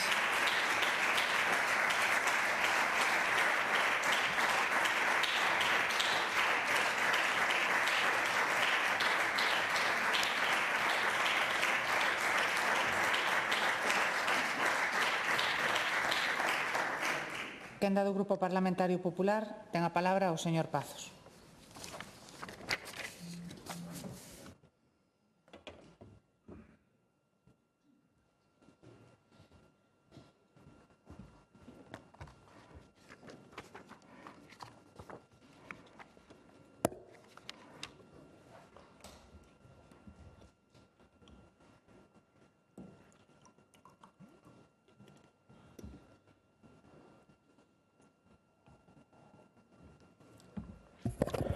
Moitas gracias, presidenta. Moitas gracias, conselleira, por achegarse hoxe a facer este balance. Vaime permitir que comece recordando cal é o motivo da comparecencia da conselleira, porque creo que algún das persoas que me antecedeu trabucouse un pouco no obxectivo. Non era outro que facer un balance da actuación do Goberno en materia de vivenda no que vai de legislatura. E penso que debería estar claro para todos os que estamos aquí que o que estamos a avaliar é se o Goberno está a cumprir os compromisos que adquiriu cos galegos en materia de vivenda. Os compromisos contidos no programa do Partido Popular de Galicia, no programa do PP. Quero dicir, porque compre lembrar que os nosos respectivos programas de vivenda xa foron avaliados polos galegos nas urnas, e foron os galegos os que decidiron que propostas merecían a súa confianza e que propostas non a merecían. E teño que dicirlo, señoría, que parece que non asumiron. Nin gustou a proposta do BNG de vivenda por expropiación, nin gustou a proposta do PSDG do modelo Garañón. Non gustaron. Os galegos somos xente peculiar. Nos gusta que respeten a nosa propiedade privada e nos gustan que se construyan fogares que non teñan que ser demolidos. Somos así, peculiares. Eu creo que se facemos unha análise obxectiva dos compromisos adquiridos por Alfonso Rueda en materia de vivenda durante a pasada campaña electoral, a conclusión só pode ser unha. Rueda prometeu e Rueda está a cumprir. Porque, señorías, cando aínda faltan algunhas semanas para que se cumpra o ecuador desta legislatura, os principais compromisos do Goberno nesta materia están moito máis avanzados do que cabería esperar. Das 4.000 vivendas públicas comprometidas, 3.000 xa están en marcha. O outro día desglosaban aquí as cifras. 1.000 vivendas xa en execución, 1.340 con proxecto de redacción, 312 en proxecto de licitación, outras 307 en distintos ámbitos xa de traballos avanzados. No ámbito da vivenda protexida, xa en marcha máis 550 novas vivendas. Xa está aprobada a estrategia de solo residencial para desenvolver esas 25.000 vivendas a través da colaboración público-privada, das cales o 80% vai a ser vivenda protexida. Xa están en marcha 11 proxectos de interese autonómico, 2 en Vigo, máis os de Pontevedra, Coruña, Ourense, Santiago, Lugo, Arteixo, Vilagarcía da Arousa, Marín e Porriño, en concellos de todas as cores políticas representadas por cento neste Parlamento de Galicia. Ademais de todo isto, a conselleira desgranou as medidas que están permitindo mobilizar vivenda baleira, protexer aos colectivos vulnerables, impulsar a rehabilitación de vivenda, impulsar a vivenda industrializada, desenvolver o aproveitamento de baixos comerciais en uso, implementar novos modelos habitacionais, como pode ser o de cohousing, ou eliminar barreiras burocráticas e, se mo permiten aínda máis importante, barreiras fiscais. Abais de ata o 20% da hipoteca para que os mozos podan adquirir vivenda. Rebaixas en actos xurídicos documentados para a adquisición de vivenda habitual. Do 1,5 que está previsto ao 0,5 se rebaixou ese porcentaxe. Ou a rebaixa do imposto de transmisións patrimoniais do 8 ao 3% e incluso ao 0% en aquelas zonas pouco poboadas. Medidas fiscais que benefician fundamentalmente a esa poboación a que nós chamamos mozos e vostedes chaman ricos. E se teñen oportunidade, eu vou a pedir, se teñen oportunidade de reunirse con algún dos mozos que se beneficiaron destas medidas, díganlle vostedes que foi gracias ao Partido Popular que os está a beneficiar aos ricos, a eles, porque claro, a ver que lle respostan eses supostos millonarios que gracias a esas medidas adquiriron por primeira vez unha vivenda, un fogar habitual no que poder iniciar un proxecto de vida, señorías. Sorprende que a oposición critica ao Goberno de Galicia por facer o que prometeu que ia facer. Igualmente sorprende que insista na aposta por políticas que foron maioritariamente rexeitadas polos galegos. A propostas de BNG e PSDG en materia de vivenda son sobradamente coñecidas. Criminalización dos constructores, criminalización dos promotores, criminalización dos propietarios, inseguridade xurídica, improvisación, subas indiscriminadas de impostos e, por suposto, unha permanente negativa a asumir calquera responsabilidade política nesta materia. Porque, señoría, resulta evidente que a Xunta ten competencias en materia de vivenda. Por iso comparece a conselleira responsable e por iso está a explicar a súa xestión. Pero se a única responsable da vivenda é a Xunta, para que existe un Ministerio de Vivenda? Para que temos unha ministra de Vivenda? Para que existen departamentos de urbanismo en cada un dos concellos? Eu creo que é evidente que, señorías, que as competencias de vivenda son concurrentes e cada quen debería asumir a súa cota de responsabilidade, como está facendo a Xunta. Pero cando falamos de vivenda, a esquerda prefire dividir o seu tempo entre impoñer políticas que fracasaron alá onde foron implementadas e inventar responsables aos que culpar deses fracasos. Falaba o señor Bouza e entendín de anuncios. En 2018, Pedro Sánchez anunciou que ia rematar coa burbulla da vivenda en propiedade. Desde entonces, o precio medio da vivenda en España incrementouse nun 41%. Anunciaba en maio de 2023 e aprobaba, ademais, a primeira lei de vivenda, seguro que recordan, que limita a subida dos alquileres. Dende entonces, o precio medio do aluguer en España incrementouse un 24%. Outra das medidas desa lei era blindar aos inquilinos frente aos propietarios malévolos. E a consecuencia deso, os impagos de alquiler hoxe están detrás do 77% dos desahucios, algo que debe ter algo con ese fenómeno da ocupación que vostedes tanto se empeñan en negar. Pero, señoría, a esquerda nunca busca solucións. Pero tampouco nunca lle faltan culpables, verdad? Culpables de todo isto quen é? Pois culpables os especuladores, por suposto, e o libre mercado, aínda que levemos anos de estricta regulación. Culpables, por suposto, as políticas neoliberais, aínda que levemos 7 anos de goberno progresista. Culpables os fondos voitres e os grandes tenedores, aínda que, según o Banco de España, o 92% do parque de vivenda este en manos de pequenos propietarios e, por suposto, culpables ás comunidades autónomas. Bueno, por suposto, sobre todo, dende a debacle electoral que sufriu nas autonómicas o Partido Socialista. A culpa das comunidades do Partido Popular, que teñen a competencia en vivenda, según o señor Bouza, en exclusiva, non sei de onde sacou o dato, aínda que iso sí, foi o Ministerio, o Goberno de España, quen se reservou o 100% dos fondos europeos, por certo, co apoio de Vox, non se esquezan disto, verdad? En contra do criterio unánime das comunidades autónomas que pedían unha coxestión real deses fondos, porque a competencia é das comunidades, pero os cartiños queda Sánchez con el. Este é o modelo socialista, vivir para ver. Todos culpables, absolutamente todos. Todos agás aqueles que todo o prometeron e todo incumpliron, sin máis explicación que a habitual de recurrir ao comodín do bulo ou ao comodín do cambio de opinión, supoño, non? A min, en fin, creo que afortunadamente hai formas distintas de gobernar e a Xunta que preside Rueda optou por alonxarse desas máxicas promesas valeiras de contido que tanto gustan á esquerda e centrarse no diálogo, na colaboración institucional, na planificación dos recursos. E por iso a Xunta dedicará 350 millóns de euros á política de vivenda, dos cales 163 millóns serán para construir vivenda pública.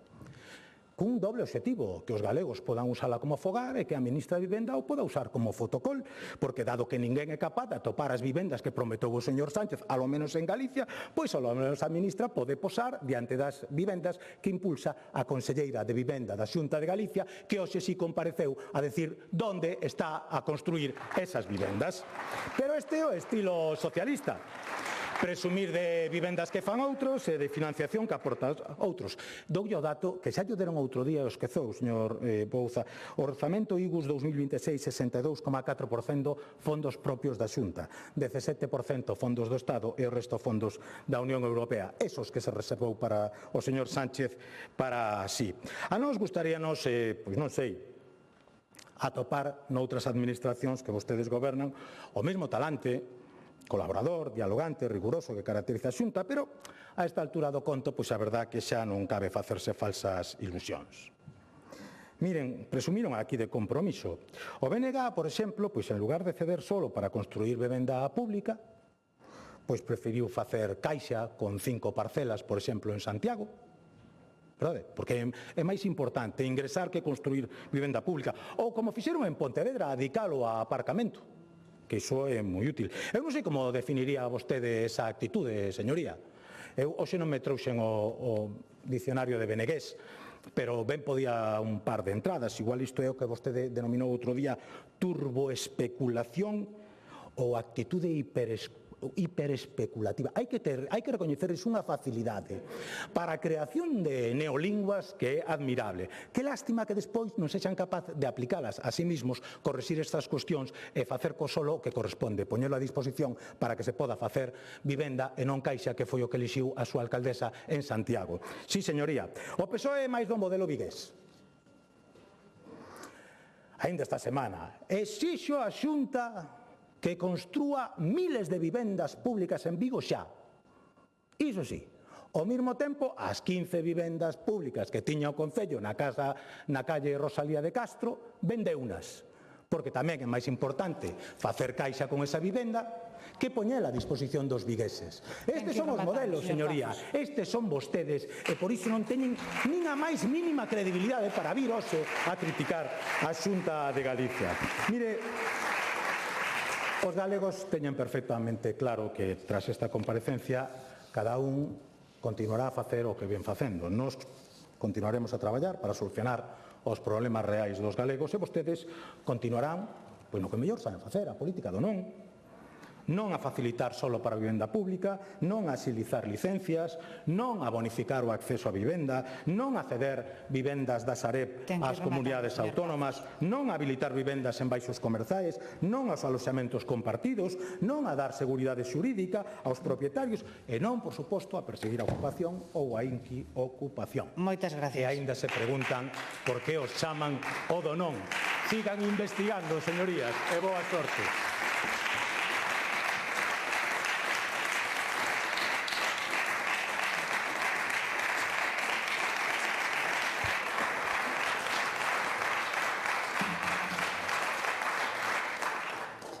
Réplica da señora conselleira de Vivenda e Planificación de Infraestructuras.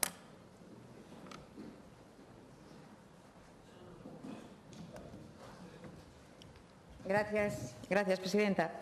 Señorías, vou comenzar como rematei porque nunca se fixo tanto en tan pouco tempo.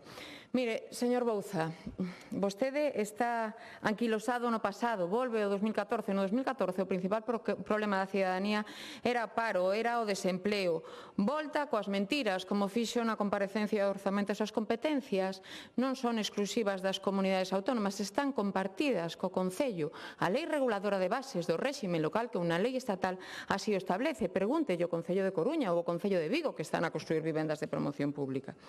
Fala vostede de 109 millóns de euros no bipartito. Acaba de dicirlle o señor Pazos que son 350 millóns de euros os que temos para o exercicio 2026. Volta outra vez cos datos de execución, que son datos falsos. Eu doulle os datos reais. Na época do bipartito a media é de 78,69% de execución. O ano pasado o Instituto Galego de Vivenda é solo 88,4%. Teño que recordarlle as reglas do gasto, A, D, O, K, porque a maioría das subvencións e as execucións das obras evidentemente son de carácter plurianual. Entonces, a dato de execución é cando se compromete o gasto, que é cando se concede a subvención, sí, señor Bouza, que é cando se concede a execución ou cando se adxudica a obra e se compromete o diñeiro. Volve a mentir outra vez.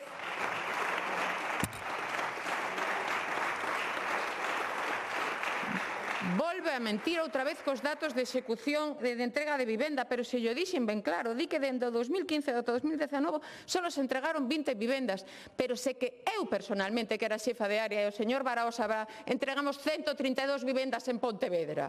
Que me está vostede a dicir?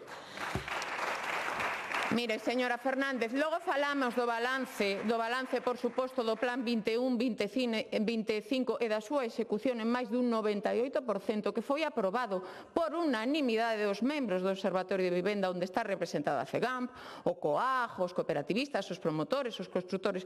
Logo, se teño tempo, falo deso, e do novo plan que efectivamente ten vostede un borrador e que foi informado favorablemente na pasada sesión do Observatorio da Vivenda. Se trabuca vostede, se pensa que a solución ao problema de vivenda é o alugueiro. Se trabuca vostede ten unha falta de respeto absoluto cando di que estamos facendo fotocol. Non, señor, estamos traballando arreo, diariamente traballando arreo. Se que de verdade cree que o noso compromiso é facer zulos. Eso é o que pensa vostede. De verdade cree que o noso compromiso é especular. De verdade o cree. Ten vostede unha mente moi retorcida. Moi retorcida. Mire, teño que dicirlle que teño que dicirlle que nun ano en 6 meses fomos quen de pôr en marcha 3.000 vivendas novas de promoción pública para acadar as 4.000 comprometidas no ano 28, que no ano que ven entregaremos os primeiros fogares, eses que empezamos a licitar a redacción de proxecto en 15 de abril do ano 2024, que estamos a traballar nos proxectos de interés autonómico, sí, para 25.000 vivendas, e o solo estará urbanizado no ano 28 para que se simultanee a edificación e a urbanización e se poidan empezar a construir esas vivendas no ano 2028. Calcule vostede os prazos de execución das vivendas en colaboración público-privada, por suposto, e aqueles concellos que queran sumarse, por suposto que o podan facer, que estamos aliados co sector, con todo o sector, e por suposto tamén cos concellos, mal que le pese, que temos axudas en marcha, valentes, innovadoras, porque a situación excepcional que estamos a pasar así o require mobilizar vivenda baleira, rehabilitar no rural, dar novos usos habitacionais a espazos que están hábiles para construir, pero que están en desuso e que desmerecen as nosas cidades. Nun ano puxemos en marcha o 75% do parque público de vivenda comprometido. Mire, o ano pasado triplicamos o orzamento con respecto ao ano 23, e no ano respecto ao ano 24, perdón. E no ano 26 temos un orzamento histórico consolidado do Instituto Galego de Vivenda solo, 269,62 millóns de euros, un 22% máis que no ano 25.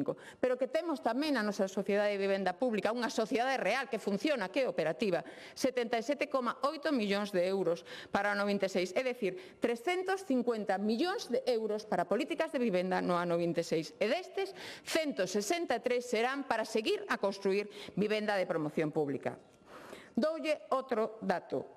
Deses 269 millóns de euros do Instituto Galego de Vivenda solo, 168 millóns de euros son exclusivamente de fondos da Xunta de Galicia e só un 17% son fondos finalistas de Estado. Outro dato, o esforzo licitador da Xunta de Galicia non ten parangón e así o demostran os datos obxectivos non só da plataforma de contratos, seno do informe da Federación Galega de Construción, que reflicten que entre xaneiro e setembro de 2025 a Xunta de Galicia liderou a licitación na nosa comunidade autónoma con 395 millóns de euros. Un de cada 3 euros licitados en Galicia provén da Xunta de Galicia. O Instituto Galego de Vivenda solo licitou en obra 55 millóns de euros de xaneiro a setembro e a nosa Sociedade de Vivenda Pública Bipugal licitou 10,5 millóns de euros. É dicir, 65 millóns de euros en obra pública de xaneiro a setembro, aos que hai que sumar 11,5 millóns de euros para a redacción de proxectos, para a licitación, para que proxectistas realicen os proxectos do futuro da nosa Galicia. Sabe cal foi a licitación do Estado en materia de vivenda en Galicia? Sabe cal foi? Cero. Unha vergoña. Temos, como ben lle dixe, estamos a executar con responsabilidade o noso orzamento. A día 25 de novembro deste ano 2025 vamos por riba máis de 2 puntos por riba da execución do ano 24, que foi do 88,4%, mal que lle pese.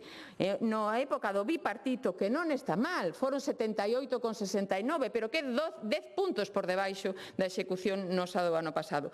E ten o cuajo de falar de fume e de propaganda. Propaganda é a que está a facer o Goberno Central cando fala de que entrega miles de vivendas en Galicia e non entregou nin unha sola. Con respecto ao Pacto de Vivenda de Galicia 2630, señora Fernández, efectivamente, vimos de rematar ao 31 de decembro ese Pacto de Vivenda de Galicia 21-25 que for aprobado por unanimidade de todos os membros do Observatorio de Galicia, porque en Galicia tenemos un Observatorio de Vivenda de Galicia onde están representados todos os axentes, onde están representados todos os axentes implicados. E o grado de execución foi dun 98%. Non quere datos? Voullos dar, de todos modos, os ten ese informe que amosou. 365 millóns de euros en axudas concedidas, 30.000 vivendas beneficiadas de acceso, de alugueiro, de rehabilitación de 42.000 vivendas. E sí, Estamos xa a traballar no vindeiro Plan 2630, que sí, entrará en vigor o vindeiro ano 2026, porque foi informado e consensuado por todos os representantes do Observatorio de Vivenda de Galicia. Mágoa que non tengamos o mesmo exemplo dese plan estatal que tamén remata ahora o 31 de diciembre e que Galicia ten executado o 100% do plan estatal. Mágoa que non siga no mesmo exemplo, porque Galicia dixo sí dende o minuto 1 a esa cofinanciación que ven imposta por parte do Estado e que sube e acrece o 40%. Galicia di sí, porque Galicia ten capacidade orzamentaria de abondo para facelo. Sí a multiplicar por 5 as aportacións que fixemos, que teremos que facer. De feito, xa o temos no 2025 reflexado, no 2026 reflexado. Xa reflectimos esa suba que nos está a solicitar o Goberno do Estado. Mire, o Goberno do Estado se trabuca.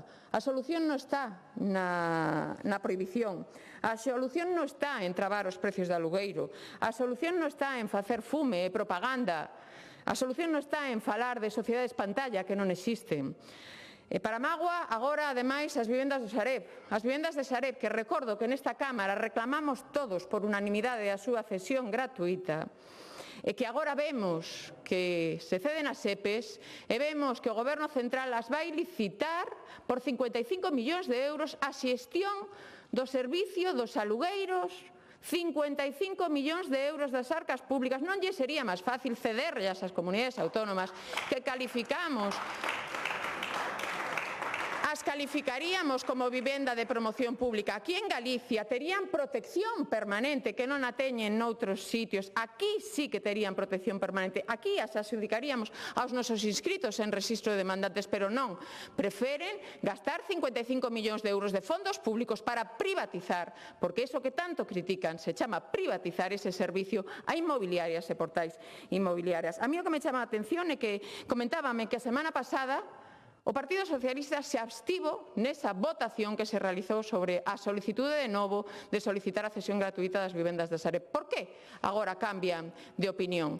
Porque lle recordo que fora unha reclamación unánime no debate de Estado de Autonomía. Por que o Partido Socialista de Galicia agora cambia e muda de opción? Mire, eu só lle podo dicir que o que teñen que facer, se así o desexan, é sumarse ao sentidiño, sumarse á planificación, sumarse a ter orzamentos, porque é a única vía para poder facer algo, sumarse á escoita, sumarse ao diálogo. Se realmente queren buscar unha solución conxunta, arrimen o ombro. Nós, dende logo, estamos a traballar con cooperación e con coordinación con todas as partes implicadas e así o seguiremos a facer. Moitas gracias. Moitas gracias.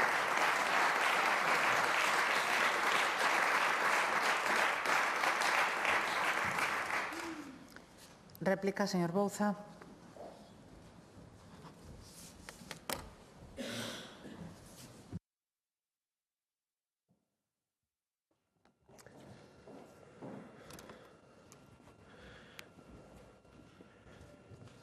Gracias. Bueno, a verdade é que pensei que cando se prometía ou xuraba o Estatuto de Autonomía, os deputados do Partido Popular e a señora conselleira coñecían o seu contido. Polo tanto, como vexo que non, polo que se acabo de decir aquí, vou a lelo. Artigo 27. No marco do presente Estatuto corresponde á Comunidade Autónoma Galega a competencia exclusiva, estou lendo literal, non sei se que non hai comprensión lectora, auditiva, ou cal é o problema? Están negando vostedes o Estatuto de Autonomía de Galicia? Competencia exclusiva de vivenda, señora conselleira, pono claro o Estatuto de Autonomía. Pero que están vostedes dicindo, por favor? Non queren aquí en evidencia do que están vostedes a dicir. Pero mire, nada falou da vivenda baleira.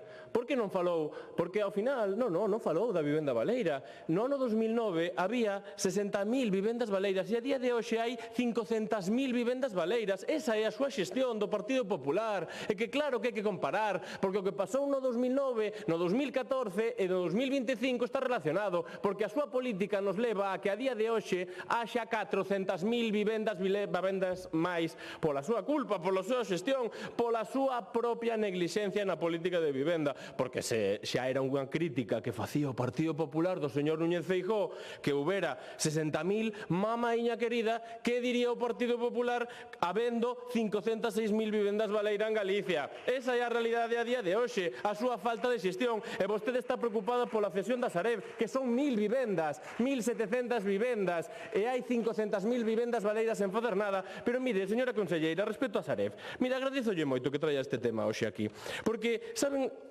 do creador da frase do señor Balseiro, la Xunta construiu menos vivenda pública por los ocupas, aínda non escoiteille a vostede que condenara estas afirmacións, nin tampouco lle escoitei que condenara aos do señor delegado de Lugo, del edificio máis ecológico es el que non se hace en perfecto castellano. Agardo que hoxe aproveite para condenar esas afirmacións, rexeitalas, polo menos, como conselleira de vivenda.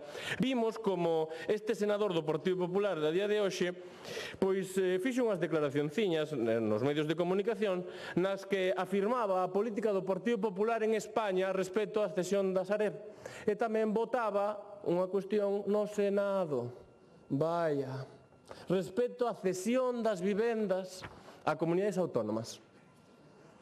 A que non sabedes o que votou o Partido Popular? En contra. En contra, pois sí, señorías do Partido Popular, ríanse, porque a verdade é que a súa incoherencia é absoluta. Veñen aquí a pedir unha cousa e en España piden a contraria. Votaron en contra de ceder as propias vivendas da Sareb. Esa foi traspasar a título gratuito, voto en contra do Partido Popular, do señor Núñez Feijóo, no Parlamento de España tamén. Vaya, no Congreso tamén votou en contra o señor do Partido Popular. Traspasar a título gratuito a la Xunta, así como cualquier outra comunidade autónoma, voto en contra do Partido Popular e do señor Núñez Feijóo. Pero vostedes que veñen aquí a decir? Non somos coherentes, seguimos defendendo o mesmo. A cesión non ten que ser da titularidade, señora conselleira. Seguimos defendendo o mesmo, claro que sí.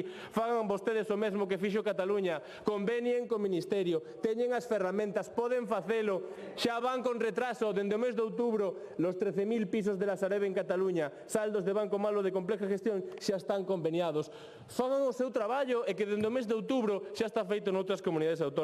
Claro que se pode facer, o que teñen que facer é poñerse a traballar sen intentar confrontar permanentemente. Dentro desas, sí, competencias exclusivas que lles marca o Estatuto de Autonomía. Pero nada dixo, pero corrixa vostede entón polo tanto os datos. Vostede fala da execución do IGUS, pero, señora conselleira, eu lle estou falando do programa de acceso á vivenda. Vostede cree que os datos que eu lle datos son falsos? Vostede me acusou aquí de mentir. Está vostede recoñecendo que os datos que facilita a Xunta de Galicia son falsos, son mentira? Imos preguntalo por escrito, porque xa que vostedes facilitaron uns datos que vostede veu aquí a decir que son falsos, imos a preguntalo por escrito para que vostedes confirmen se os datos que dá a Xunta de Galicia son falsos e os que están facilitados polo Partido Socialista, que non son máis que a propia execución orzamentaria, o son. E, polo tanto, o que evidenciaremos é que a Xunta de Galicia di que os seus propios datos son mentira. Eu non falei en ningún caso da execución do IGUS. Falei da execución do programa de acceso a vivenda. Son datos da Xunta de Galicia. O programa de acceso a vivenda 451B. A execución no ano 2025 é do 5% no 30 de xuño deste ano. Esa é a realidade. Vostede pode contar aquí o que queira, pero esos son os datos que vostedes facilitaron. E, polo tanto, eu non minto, señora conselleira. Non sei se vostede o que está intentando é manipular os datos para intentar ter a razón, pero os datos son eses, os que vostedes facilitaron. E nada dixo do número de vivendas. Se os datos que temos dende a oposición son falsos, son mentira, diga aquí, na súa comparecencia, canta vivenda pública fixo o Partido Popular ano a ano, dende o ano 2009 ata o ano 2026, cantos foron as vivendas públicas feitas polo Goberno da Xunta de Galicia. Eu agradeceríalle que non lo diga, seguramente non lo simplifique e podamos estar todos máis contentos e contentas desa gran xestión que fixo o Partido Popular. Na mentres, nos quedamos cos datos que están publicados, que son os datos reais. E, polo tanto, señora conselleira, nós o que pedimos é que haxa un cambio de rumbo nesta política, que deixen vostedes a confrontación e a partir de aí que comecemos a traballar todos e todas xuntas porque realmente a política de vivenda sexa unha política prioritaria para o Goberno que sí ten as competencias exclusivas na materia. Moitas gracias.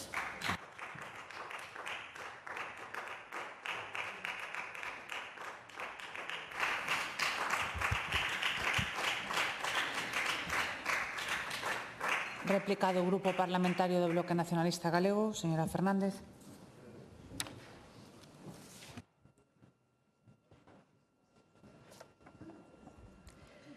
Ben, Fíxenlle unha pregunta bastante simple, se estamos peor ou mellor que hai 5 anos e vostede incapaz, como conselleira de Vivenda, nin tan siquiera de responder unha pregunta así.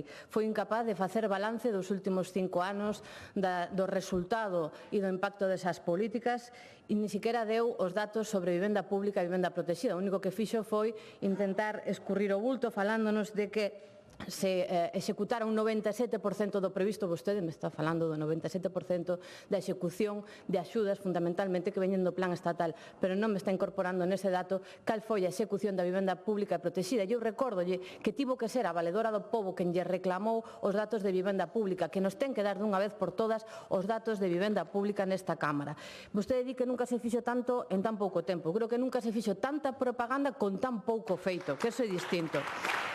Alguén terá que dar contas de por que medrou o rexistro de demandantes de vivenda ata os 22.000 galegos e galegas que neste momento conseguir unha vivenda a través dese rexistro é imposible. 84% dos demandantes dese rexistro pide vivenda de promoción pública. E insisto, en 2023 entregáronse 40 vivendas de promoción pública. Isto é inaceptable. E vostedes nos falan agora de duplicar o parque de vivenda.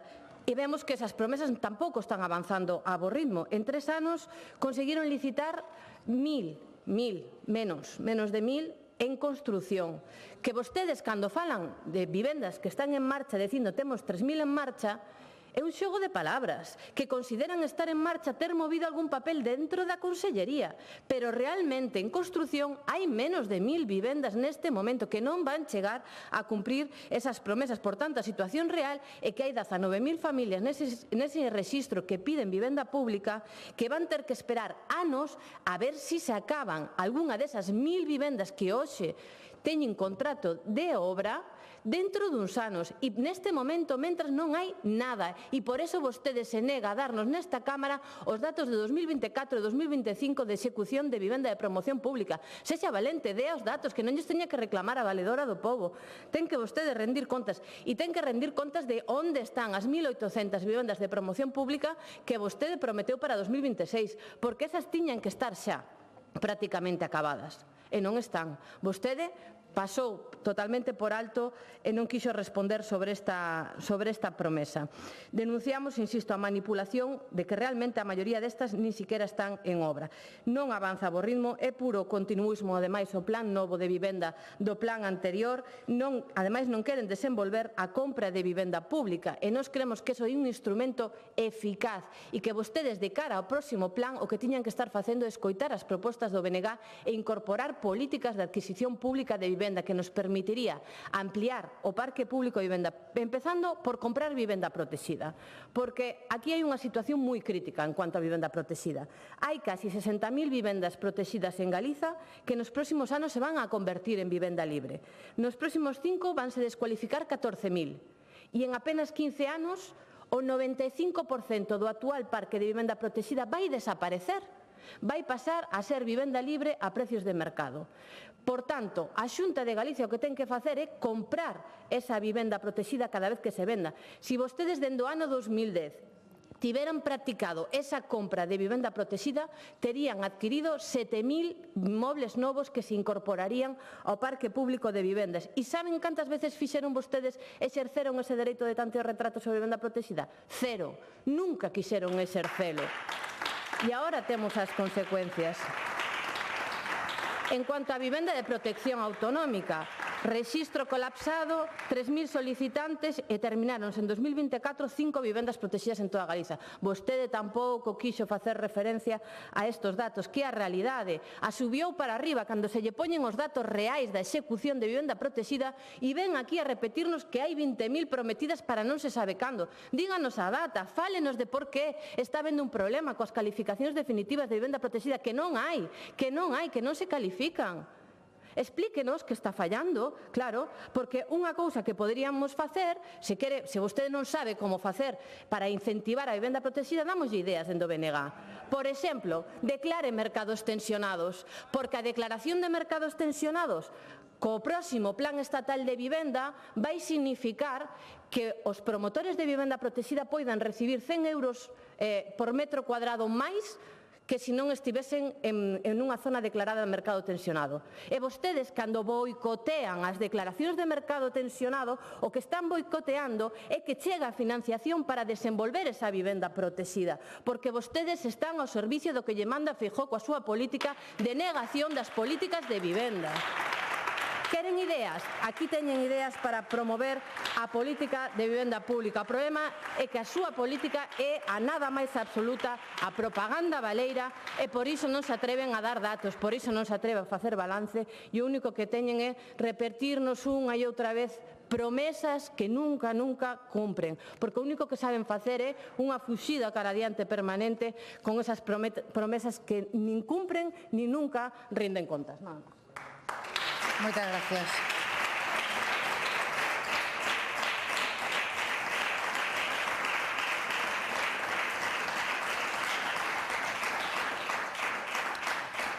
Réplica do Grupo Parlamentario Popular, señor Pazos.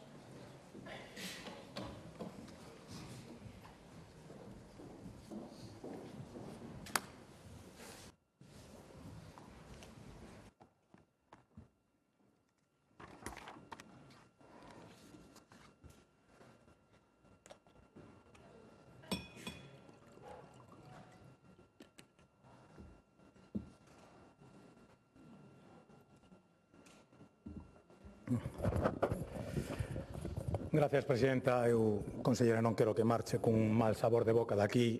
Non se preocupe, isto é habitual. O outro día viu o máximo responsable do IGUS, detallou todas as actuacións, deu as cifras exactas. A actitude é sempre a mesma, non? Porque non hai máis xordo que o que non quere escoitar. O que sí deberíamos é de ter un certo rigor nas cousas que se din aquí. El Senado pide al Gobierno que ceda a la Xunta casi 3.000 viviendas de la Sareb.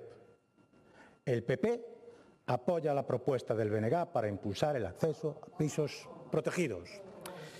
Señorías, eu de verdad que empezo a sospeitar que hai xente que ten un preocupante déficit de comprensión lectora.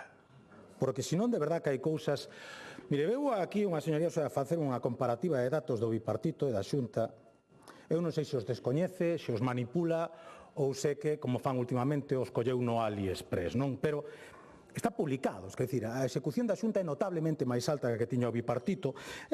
Non xa sabemos como funcionan vostedes nisto da estadística. Que non lle gustan o que votan os españois?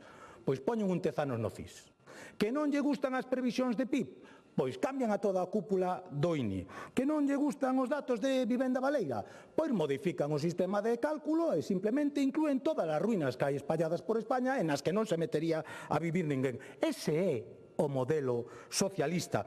Pero non sei, igual é que pasa que lee a estadística igual que lee o estatuto. Artigo 27, no marco do presente estatuto, corresponde á Comunidade Autónoma Galega a competencia exclusiva nas seguintes materias. Apartado terceiro.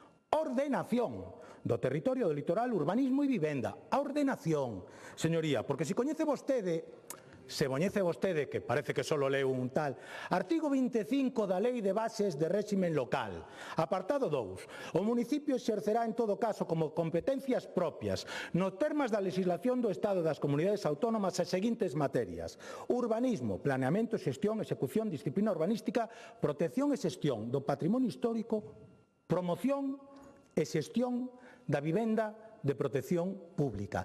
Ese día non debeu de ir a clase, señoría, non debeu de ir a clase. Eu entendo que hai que facer o que sexa para salvar o soldado Sánchez, pero, home, eu se quere fago un resume dos grandes hits, Miren, dende que chegaron vostedes ao goberno, 38% de subida de alimentos, 69% de subida na vivenda, 45% de incremento en vivenda nova, 45% máis nos alquileres, 3 puntos máis de presión fiscal, 23.000 millóns máis recaudados por IVA, 70.000 millóns máis por IRPF, 60.000 millóns máis de cotizacións sociais, primeiro país de Europa en pobreza infantil e o cuarto con maior número de traballadores en risco de pobreza. Claro, hoxe mesmo o señor Sánchez declaraba, desde el punto de vista personal, Ábalos era un desconocido para mí.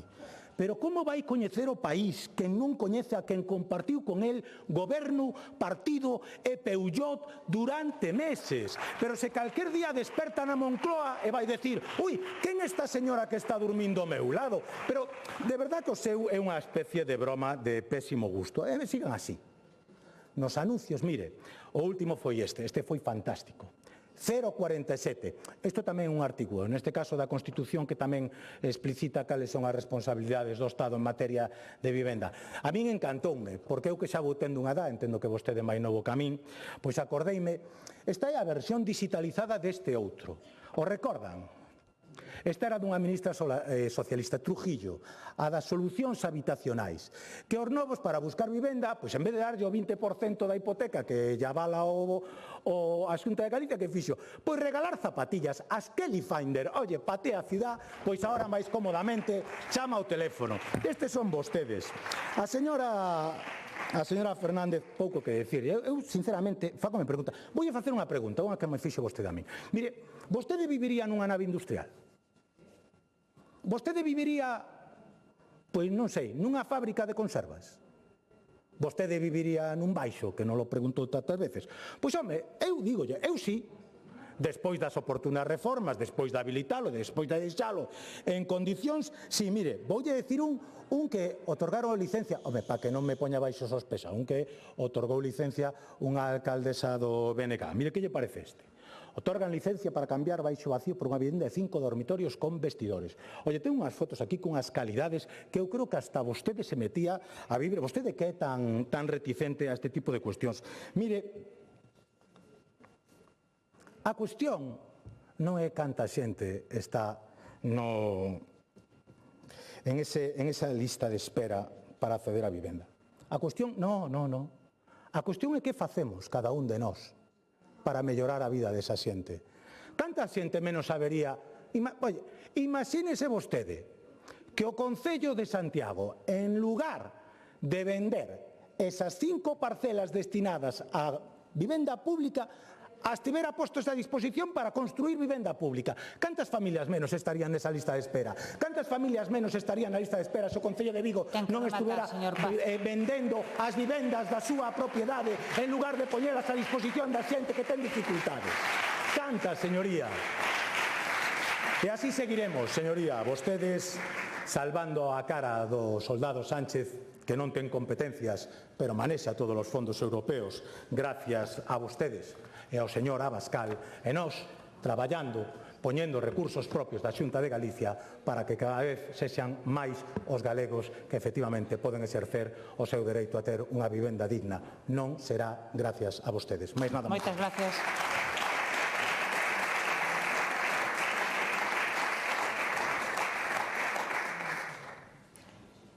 Dúplica, señora conselleira.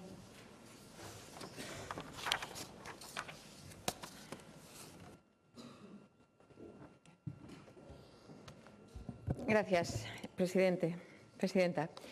Mire, señor Bouza, disculpe, creo que non é este o lugar onde falar ou explicar cal é o reparto competencial constitucionalmente establecido, pero o artigo 148 da nosa Constitución é clara e as competencias en materia de vivenda son exclusivas das comunidades autónomas, o que non obsta que existen máis administracións a parte do Estado da comunidade autónoma que son as administracións locais. E como moi ben acaba de ler o señor Pazos, o artigo 25 da nosa Lei Reguladora de Bases de Réxime Local otorga competencia aos concellos para promover e xestionar vivendas de promoción pública. Entonces, non minta. Señor Bouza, de verdade cree que non intentamos conveniar coa Sareb? De verdade o pensa? Que non reunime personalmente con a ministra para facer o que fixo con Cataluña. O que pasa que Galicia non é Cataluña. E para o Ministerio, Cataluña vale e que ningunea a Galicia porque o Goberno Central non quere formalizar esos acordos con Galicia. Por suposto que formalizaríamos os acordos da cesión gratuita. O fixemos no ano 2015. No ano 2015, cando a Sareb non estaba participada maioritariamente co Estado, a Xunta de Galicia e a Sareb conveniaron e a Sareb cedeu en usufruto vivendas, vivendas que cando chegou a participación maioritaria do Estado tivemos que comprar dende a Xunta de Galicia para garantizar a estancia deses inquilinos, porque senón a Sareb os botaba. Esa é a política do Goberno central.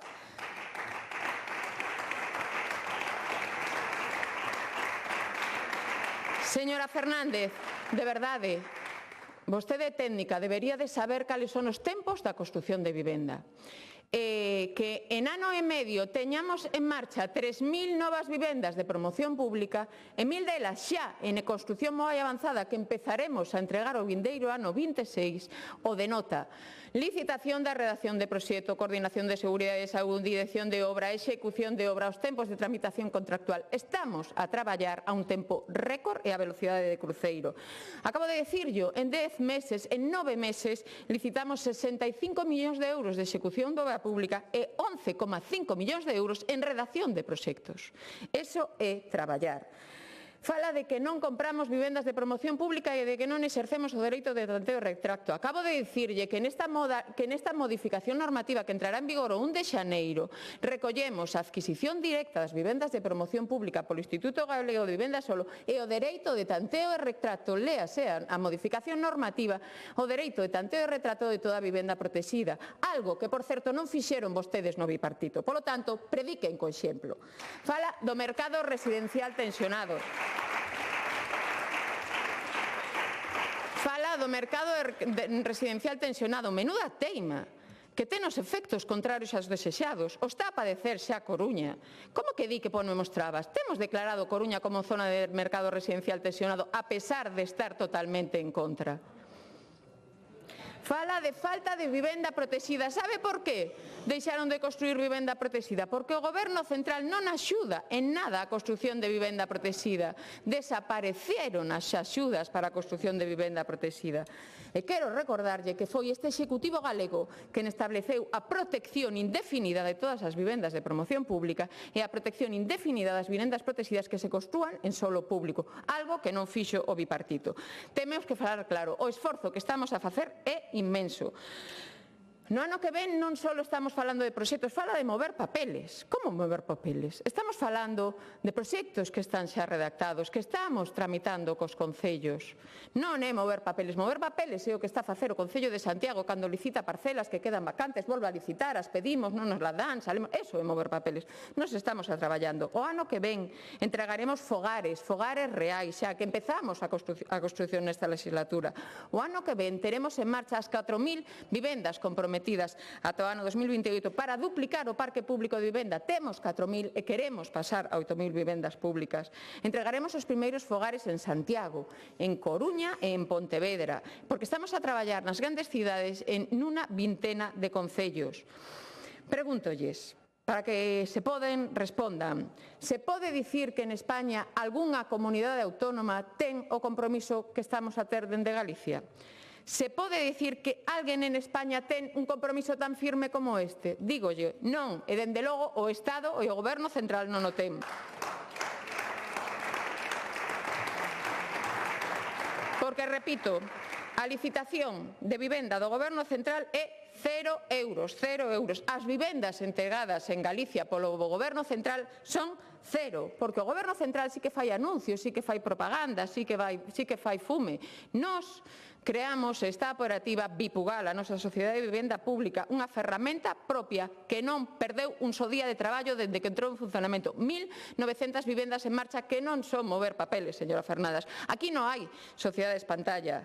Galicia fixo o que non fixera antes. Temos proxectos de interese autonómico. Escoita a data, que lle estamos dicindo que no 2028 teremos aprobado xa esa figura de proxecto de interese autonómico, teremos adquirido o solo, estaremos urbanizando, concursando as parcelas para simultanear a edificación e a urbanización. Por lo tanto, no 2028 teremos xa vivendas en construción que terán os seus plazos de execución, pois 18, 24 meses, depende do proxecto, porque non é igual, e vostedes saben moi ben, un edificio de 50 vivendas que un de 200 vivendas. Todas esas vivendas terán calificación protexida protegida, 80%, e todas, sexan públicas ou privadas, que sexan protegidas, terán protección permanente. Isto é planificar e isto é gobernar. Planificar é ter un orzamento sin precedentes, 350 millóns de euros para o ano 26. O esforzo licitador que estamos a facer non ten precedentes tampouco. Colaboramos co sector, sí, co sector, co que conveníamos ese futuro plan que servirá para Galicia para os vindeiros anos, 5 anos, que nós sí que aprobaremos entrará en vigor no ano 2026, non como o de Estado. Vimos de declarar o sector da construción como sector estratégico porque é fundamental para acadar este obxectivo. E tamén é fundamental a colaboración dos concellos cos que estamos a conveniar, con independencia das cores políticas. Todos están conveniando con nós, todos están adherindo ás nosas solicitudes. Hai algún que non o fai, pero bueno, non o quero mencionar. Todos os que así o desexan están adheríndose á plataforma de solos, sí, pola que cal concursaremos o vindeiro ano 26 os seus solos de titularidade municipal, que son para construir vivenda protegida, para que promotores e cooperativistas coñezan a disponibilidade desos solos. Temos medidas valentes, innovadoras, que pretenden axilizar. Non estamos perdendo garantía, ni moitísimo menos, como vostede pretende insinuar.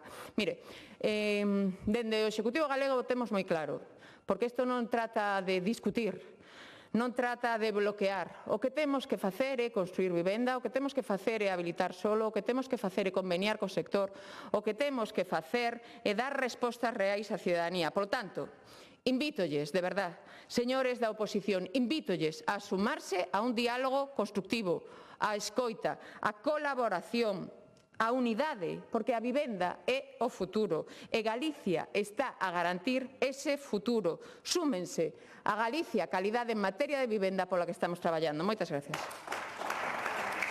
Moitas gracias.